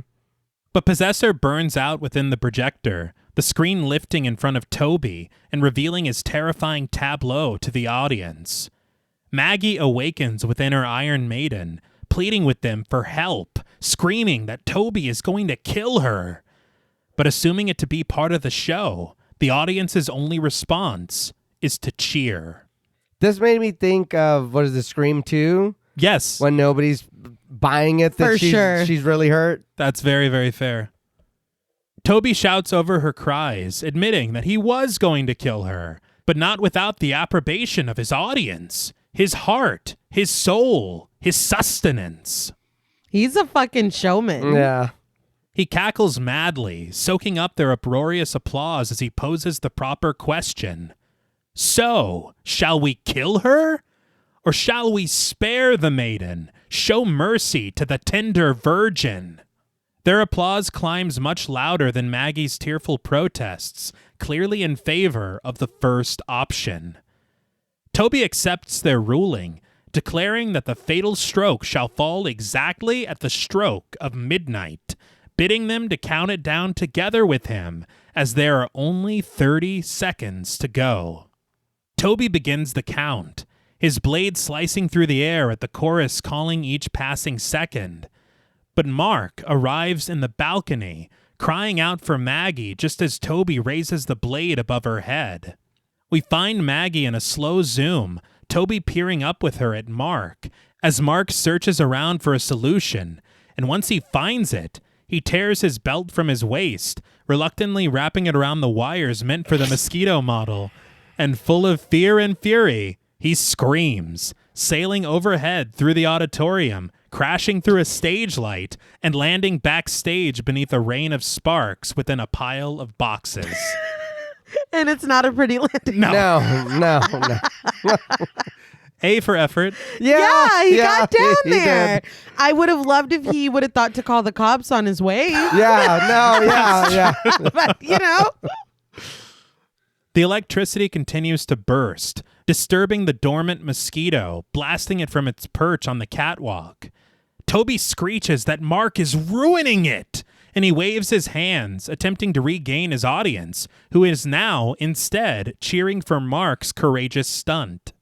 But in his distraction, the mosquito finally breaks free from its precarious perch, its proboscis outstretched as it descends sharply, impaling Toby through the heart at the peak of its pendulum swing. That proboscis is going to get you every time. He wriggles wildly, unable to free himself from where he's been punctured, his life slipping away from him as Mark collects himself and makes a beeline for Maggie. He releases her from the Iron Maiden, retreating with her behind the Possessor set and shielding her with his body from the spew of sparks. But it's a standing ovation within the seats of the house, both levels electric in their adulation, as we sway sorrowfully with Toby, his eyes rolling backward in his unexpected curtain call. And again, this feels very sad. Yeah, I was just like, oh, okay. Like we're like in almost a POV, like MTV Fear shot of Toby. And you like can't help but feel for him. Yeah, a little. But later that night, through the loitering crowd and flickering lights of first responder vehicles outside of the Dreamland Theater, Cheryl holds a sobbing Joni, recounting the events of the evening to the detective. Toby's body, now zipped up in a black body bag, is loaded in the back of a waiting van, and Suzanne, now free from her body cast, hugs Maggie tightly in her embrace. Still holding hands, Maggie promises that she'll see her in a little while, and Suzanne smiles, making a prompt exit. Yeah, That's it. yeah, it's over. It's like, I'll see you later because we have a lot to talk about. But I was just so surprised after everything that Suzanne has done and been a part of. Yeah. She literally just hugs her daughter and leaves. Yeah. They just dap up. Yeah. But Maggie then turns her attention to Mark. Mark admitting that he was a pretty lame hero. But Maggie assures him that he was great. He looked just like Indiana Jones coming down on that wire. Mark smirks, noting that it was probably more like George of the Jungle. But Maggie realizes, did you hear me? Another movie. Everything is a movie to me. But clutching her hands in his, Mark suggests that if that's true, then they should probably make the next one a comedy. He would know. Yeah. Yeah. He's like a comedy like the one I've been starring in this whole time. It's been a lot of fun all night. Maggie concurs, but as soft piano sounds within the score, she asks, "Would you hold me?" And Mark does, the bright lights of the marquee illuminating their tender embrace as we rise once more to center upon the Dreamland Theater. JP's favorite song of all time, Scary, Scary Movies, begins to play. Man. What was going on there? It's a banger, right? Yes. Sure. But the credits roll. So, what did you guys think of Popcorn? Wow. I feel like that last, like, everything's a movie. Like, I don't really get that out of you. You were having bad dreams and then you recorded it so you could make a movie. Mm-hmm. But that's about it. And then y'all were working on getting this Filmorama or festival or whatever going. That's about it. I don't, it wasn't like you were like, look, dude, I'm going to be an actress or a director and we're going to, it was like, I didn't get that out of you. I don't know what are you talking about? Well, oddly, she said that she was going to find Lanyard Gates and I guess put him in her movie, or what was her plan? Because she said that we got to find this guy. Yeah. But I don't know. I don't know. This was, again, I had a ton more fun discussing the movie with you guys than watching it. And maybe if I rewatch it, maybe that time it'll be like, okay, don't take anything serious at all. Just the serious parts, the scary parts, forget about those. Just watch everything else. Watch Mark in this comedy. Yeah. And then watch the rest of the group in this comedy horror movie. The music was fine. The reggae band, that was great. But why they were there, I don't know. I mean, that was cool, but there is bad shit happening around while the band's still playing, and then like we're finding out lore, and That was funny. Yeah, because you could still hear them in the background. Yeah, you could see them. Yeah, no, they were right there. But I mean, it is a fun time. This was a really, really fun movie. I had a lot of fun talking about it with you guys. I think it is just, for me, it was the weird, it's funny, then this is scary, then it's funny, then these dreams or these memories or whatever are creepy, and then and again, it is just Mark. It is some of the line reading. It's some of I was like, I don't know what the fuck's happening here. We're bouncing around too much, and I was not, like, I couldn't focus on how I was supposed to feel, and it's like, I don't know what's happening. but damn, did I have a lot of fun talking about it with you guys. I would even say watch it if you've never seen it, just so that you can either love it, like, babe, I know you've been having a good time. Yeah, I've owned up to that. But it is an experience. I like the idea. I love the idea of this group, these college students or teachers or the club or whatever, or even if it was just a group of people who loved movies, let's go do this. I love that idea. We're trying to make this film festival with these attractions come to life and shit goes bad. Mm-hmm. I would have preferred it for it to be Lanyard instead of it turning around and being like, no, it's me, Toby. I'm just a person. Right. It's like, oh, you were in a bad accident. And now again, yeah, you have a reason for revenge, I guess. But what? Because now the story, so I'm not Sarah. Or am I? You are. Yeah. Okay, I am. He's just not your father. But Yeah. why did you do that? Revenge. Why did you?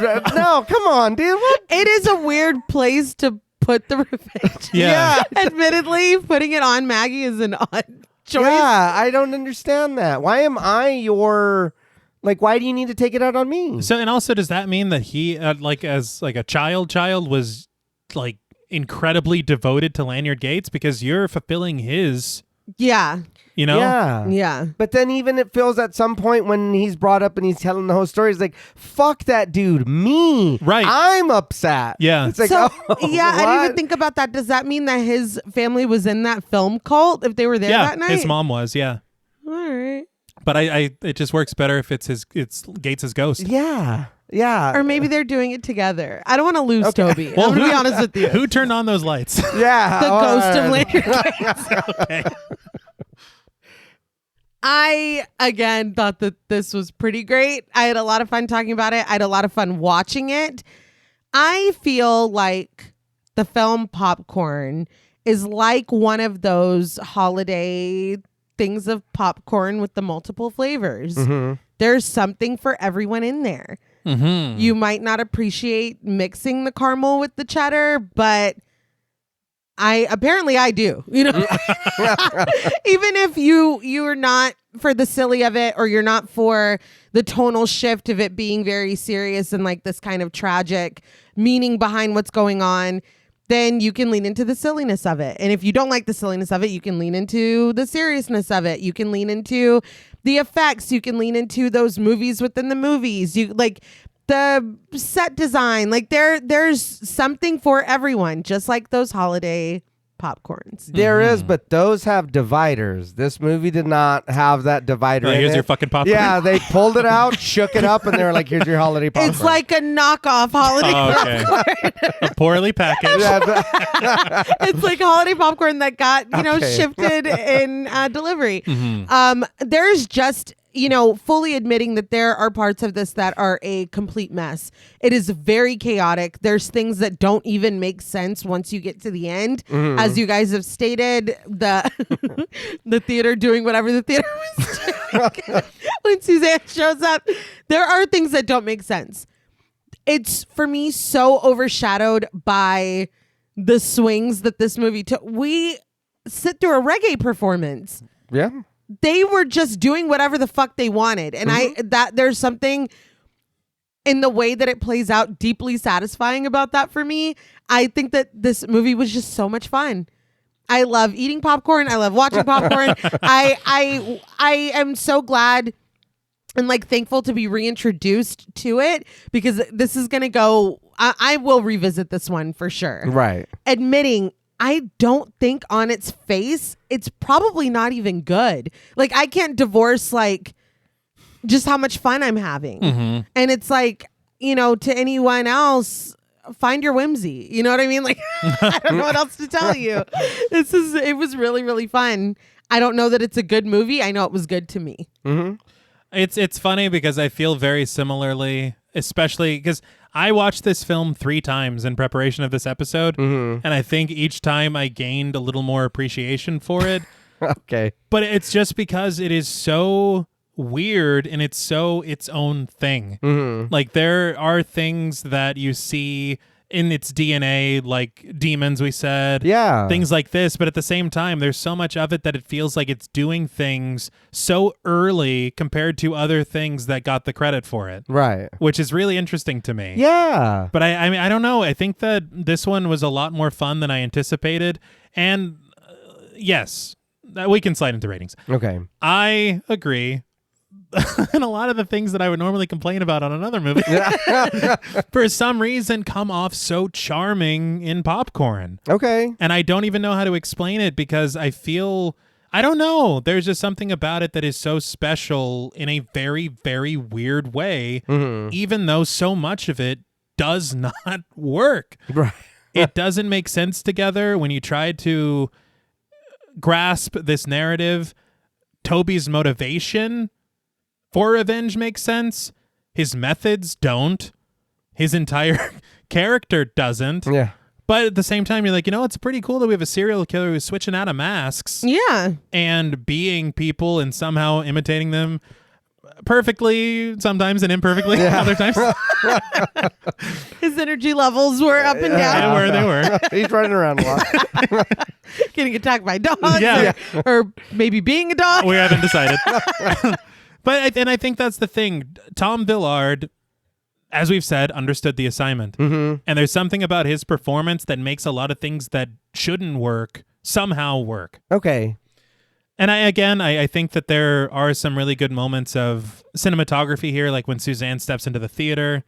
I would have, honestly, would have loved if we had stayed with a more supernatural situation. Yeah. Or at least incorporated it. Right. Because I think that there is a way to do both. It's just, it doesn't have to be one or the other. And it does feel weird to recontextualize that and say, okay, so Toby, I guess, rigged all of this. Yeah. He was also up in the balcony. He jumped down. He ran past her. He puppeted this ghoul. Yeah. And then he went home and made Maggie breakfast. Yes. Yeah. He wears many hats, He does. Toby. Many, many masks. Yes. Yeah. But I mean, I don't know. It's just, it's a lot of fun in a way that I think is just so unique to itself. But I don't even know. This one was a wild one. And I'm having trouble even coming up with a rating for it. I think that it's one of those films that if you haven't seen it, you absolutely should seek it out because it is such a matter of taste.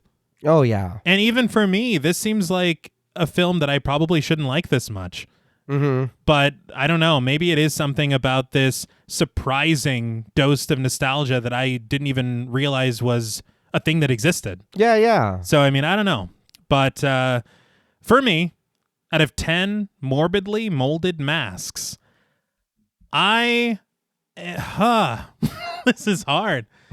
I am going to give Popcorn, I'll tell you this, I was going to give it a 6.5, but I think I'm going to bump it up to a 7 just for the amount of fun that this film provides. It's surprising to me, even just going through small moments like The Landlord. What was that? Yeah. That was so It was funny. unnecessary. And yes, we are taking off points for Mark and his entire Yeah. inclusion in the film. But no, I think it's a fun one and worth watching. I will now open the floor to you. No, I again, I had a lot of fun even watching it. And I think the frustration for me is that a lot of the things in this movie, my mind tells me you should be laughing at that or loving that. And it's hard to, I don't know, my mind just couldn't get through the tone of it, the way it was shifting. And again, I was on board fully until a certain point, and then I was like, man, I'm just confused at how I'm supposed to feel. Am I supposed to look at this and laugh the whole time, and even at this killer's backstory or this whatever's backstory? Am I supposed to be like, shut the fuck up, just come out somewhere? Or am I supposed to be like, damn, this is kind of tragic, and like, what is going to come of this? I don't ever get, I think it's that, because when when we're getting these serious scenes or we're getting stuff of the background of Lanyard or whatever's going on, the dreams, it is like, damn, this is good. Where are we going with it? And I don't feel like we ever really do. I think we come to a point where it is, and then when he's like, well, fuck that dude, it's about me, I'm the killer, or I'm whatever, it's like, oh, well, then why did we do all of that? Like, I do understand the point that it has in the movie, but honestly, after a while, once Toby is revealed as the killer, none of that shit even matters, because I get what you're trying to do at the end with after the movie and recreating it, but that didn't even happen. And like, your plan got foiled in the most stupidest way. And then you dying was very anticlimactic to me. And I was just like, oh, all right. Well, then what the fuck? Why did you do all this? You should have just kept a mask on and been Toby. You know what I mean? You should have you had friends again, like we said, everybody looked up to you. This girl is in love with you, all that. You're talking about, I can never be normal. What are you talking about? You are. Yeah, that's everybody's like, your friend. Maybe tragic aspect of it that I think we don't really spend any time reflecting on. Right. But it's like, yeah, dude, you were living a whole life. Yeah. It's sad. Justice for Toby, right, guys? Sure. Yeah. But it was those, because I think, like I said, I think that's the frustration that I'm having. And it's the same thing. I'm having a hard time. I'm starting in the middle. I'm going to start with the 5 and then kind of, again, not in a bad way, because I was laughing. I don't know why I couldn't get into this. But I did have a ton of fun talking about it with you guys. So, and I know you like it, babe, and I seem to like some of it. So, I mean, again, it is good. And like you said, T, I will vouch for that. If you've never seen it, watch the movie. Come up with your own opinion. See if maybe you can persuade me and be like, no, this is why Toby, whatever. Okay, cool. Then I'll change my score. Hey, we got the films within the film. Right. Those were great. And those get extra love for that. So for me, on a scale from 1 to 10, morbidly molded masks, I'm going to give Popcorn a 6 out of 10 morbidly molded masks. I don't dislike the movie. I just would have loved to be able to find my seat and enjoy it. You know what I mean? Because there was a lot of going around, and the usher telling me, "No, you're actually in the wrong spot. Go over there." You're like, I'm missing the whole thing. I'm like, hey, I don't know what's happening.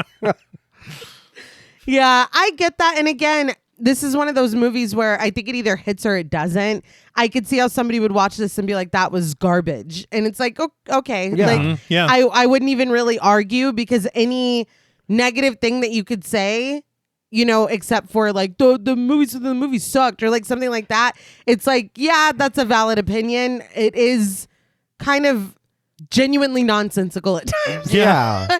And jarring, like whiplash inducing tonal shifts, and now suddenly there's a music performance, and you know, this backstory and villain reveal that, you know, if you're not being generous, maybe it's a little convoluted.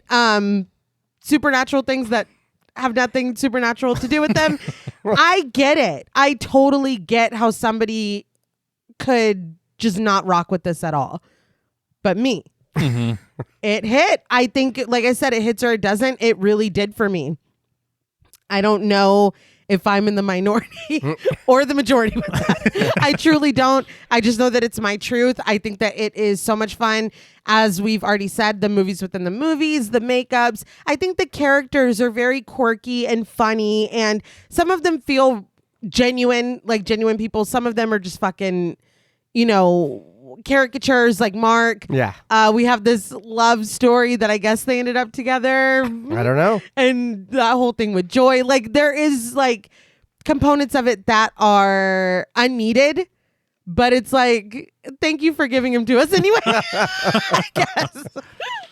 I don't know. I just think that it's so much fun. I kind of can't wait to watch it again. So on a scale from 1 to 10 morbidly molded masks, and again, just Tom Villard eating it the fuck up from the villain reveal on. Yeah. He was a pure delight. I'm going to go with 8 out of 10 morbidly molded masks. I know it's high, I love Toby. And I loved popcorn.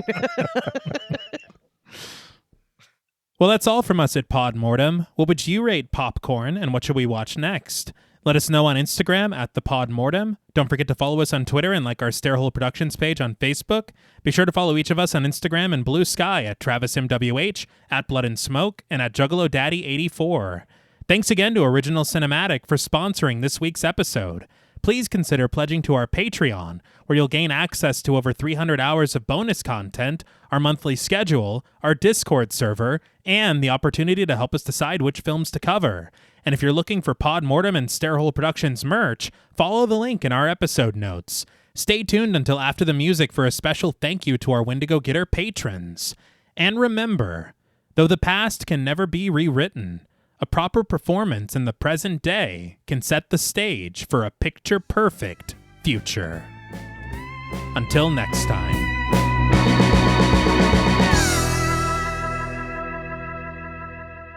Thank you for staying tuned. We want to give a very special thank you to all of our Wendigo Getter patrons. Woo! Yeah! Excellent work. A special thank you to Chris Ontiveros, Kristen Lofton, Megan Martinez, Kimberly Bass, Sophie Hodson, Anthony Jerome M., Jordan Nash, Kent Morton, Lala Thomas, Travis Anissa Hunter, Miguel Myers ATX, Jennifer Perez, Allison O'Neill, Carissa, TJ and Angie Bronson, Andy Teague, Applin Ontiveros, Karima Rhodes, Kimberly Kleindienst, Bobby Holmes, Donna Eason, JD Rezak, Molly Gerhard, Armand Spasto, Aaron Nagari, Eggy, William Berry, Charity Oxner, Amanda Six, Mandy Rainwater, Jordan Roberts, Dylan, Spencer Montavo, Pancake the Panda, John Ramos, Michael Nuding, Alexis Roberts, Itzy M, Gary Horton, Kate Lamp, Carlos and Sydney, Jessica Hunter, Helena Rudder, Alan Johnston, Mariah, Livy Fun, Scott Troutman Wise, Mozzie Bear, Dave Burke, Emma Hagel Kissinger, Valerie G, Emiliana, CB, Taylor Santana, Will Lewison, Angelique, Smelly Poo Poo Head, Beth Bauer, Cookie, Esperanza J, Jason Kyle OKC, Joshua Rumley, Danielle Peralta, Sawyer P, Sahara, Girl That's Scary, Cassandra, Andrea Simmons, Ashley Higuera, William and Xxena Rush, Ryan Brom, Megan Ochoa, Laura Lassiter, Eileen O, Marissa E, Henry F, Megan M, Strangely Sarah, Christy Beck, Nancy and Andy, Amanda Lopez, Andy Terrell, Erica Morin, Tris Wynn, K.87, Mariah Jensen, Carrie A, Lonnie Lono, Powell, Kayla E, Maggie H, Murder Stina, Kristen Marcy, Ori 81 Boricua, Look Like That One Girl, Bog Boy, Felnez 63, Alita Pui, Probably My Jugs, Kate Thackeray, Wade Pack, A Lizard, Bay J, Jay Rich, Topher Williams, Elena Metler, Valerie K, Christy Lee Kruger, Professor of Humanities Laura McCarricker,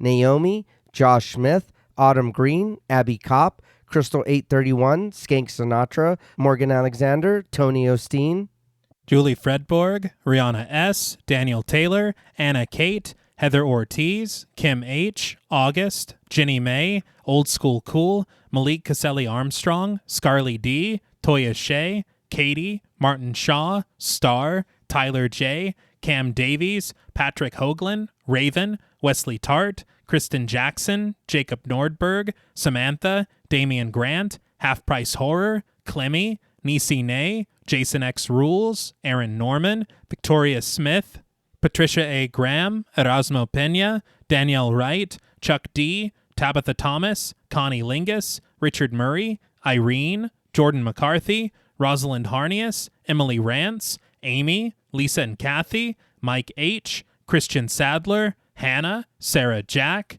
Casey L., Evelyn Knight, Paula Garcia, Nikki M., Megan and Alexandra Saldivar, Lisa Sykes, Kelsey Niemeyer Cook, Martina LaForce, JG, Morgan Novello, Ashley, Alex M., Brandon C., Gordon Sutherland, Georgia Renland, Ashley Poe, Diana Joe, Connor Gormley, Carrie Parker, Katie Face, Jane Pillsbury, Caitlin Asher, Mia Franz, Pooh Bear, Spicy Caldera, This is the Zodiac Speaking, Jason the Ghost, Moldy Tic Tac, Brian Ward, Tanner Rutgers, Gremlin Keeper 22, Sam Spade 666, Veronica, Kristen Rhodes, Daniel Laurent, Carmito, TVR, A Very Sweepy Baby, Nicholas Rage, A Lazy Boy, Nicola Williams, Sadison Miles, Stu Corbett, Brick O, Jaden Nicole, Lost Fan 08, George L. Robertson, Mercedes X Bleeple, Joel Miller Apologist, Cool Trainer Elijah,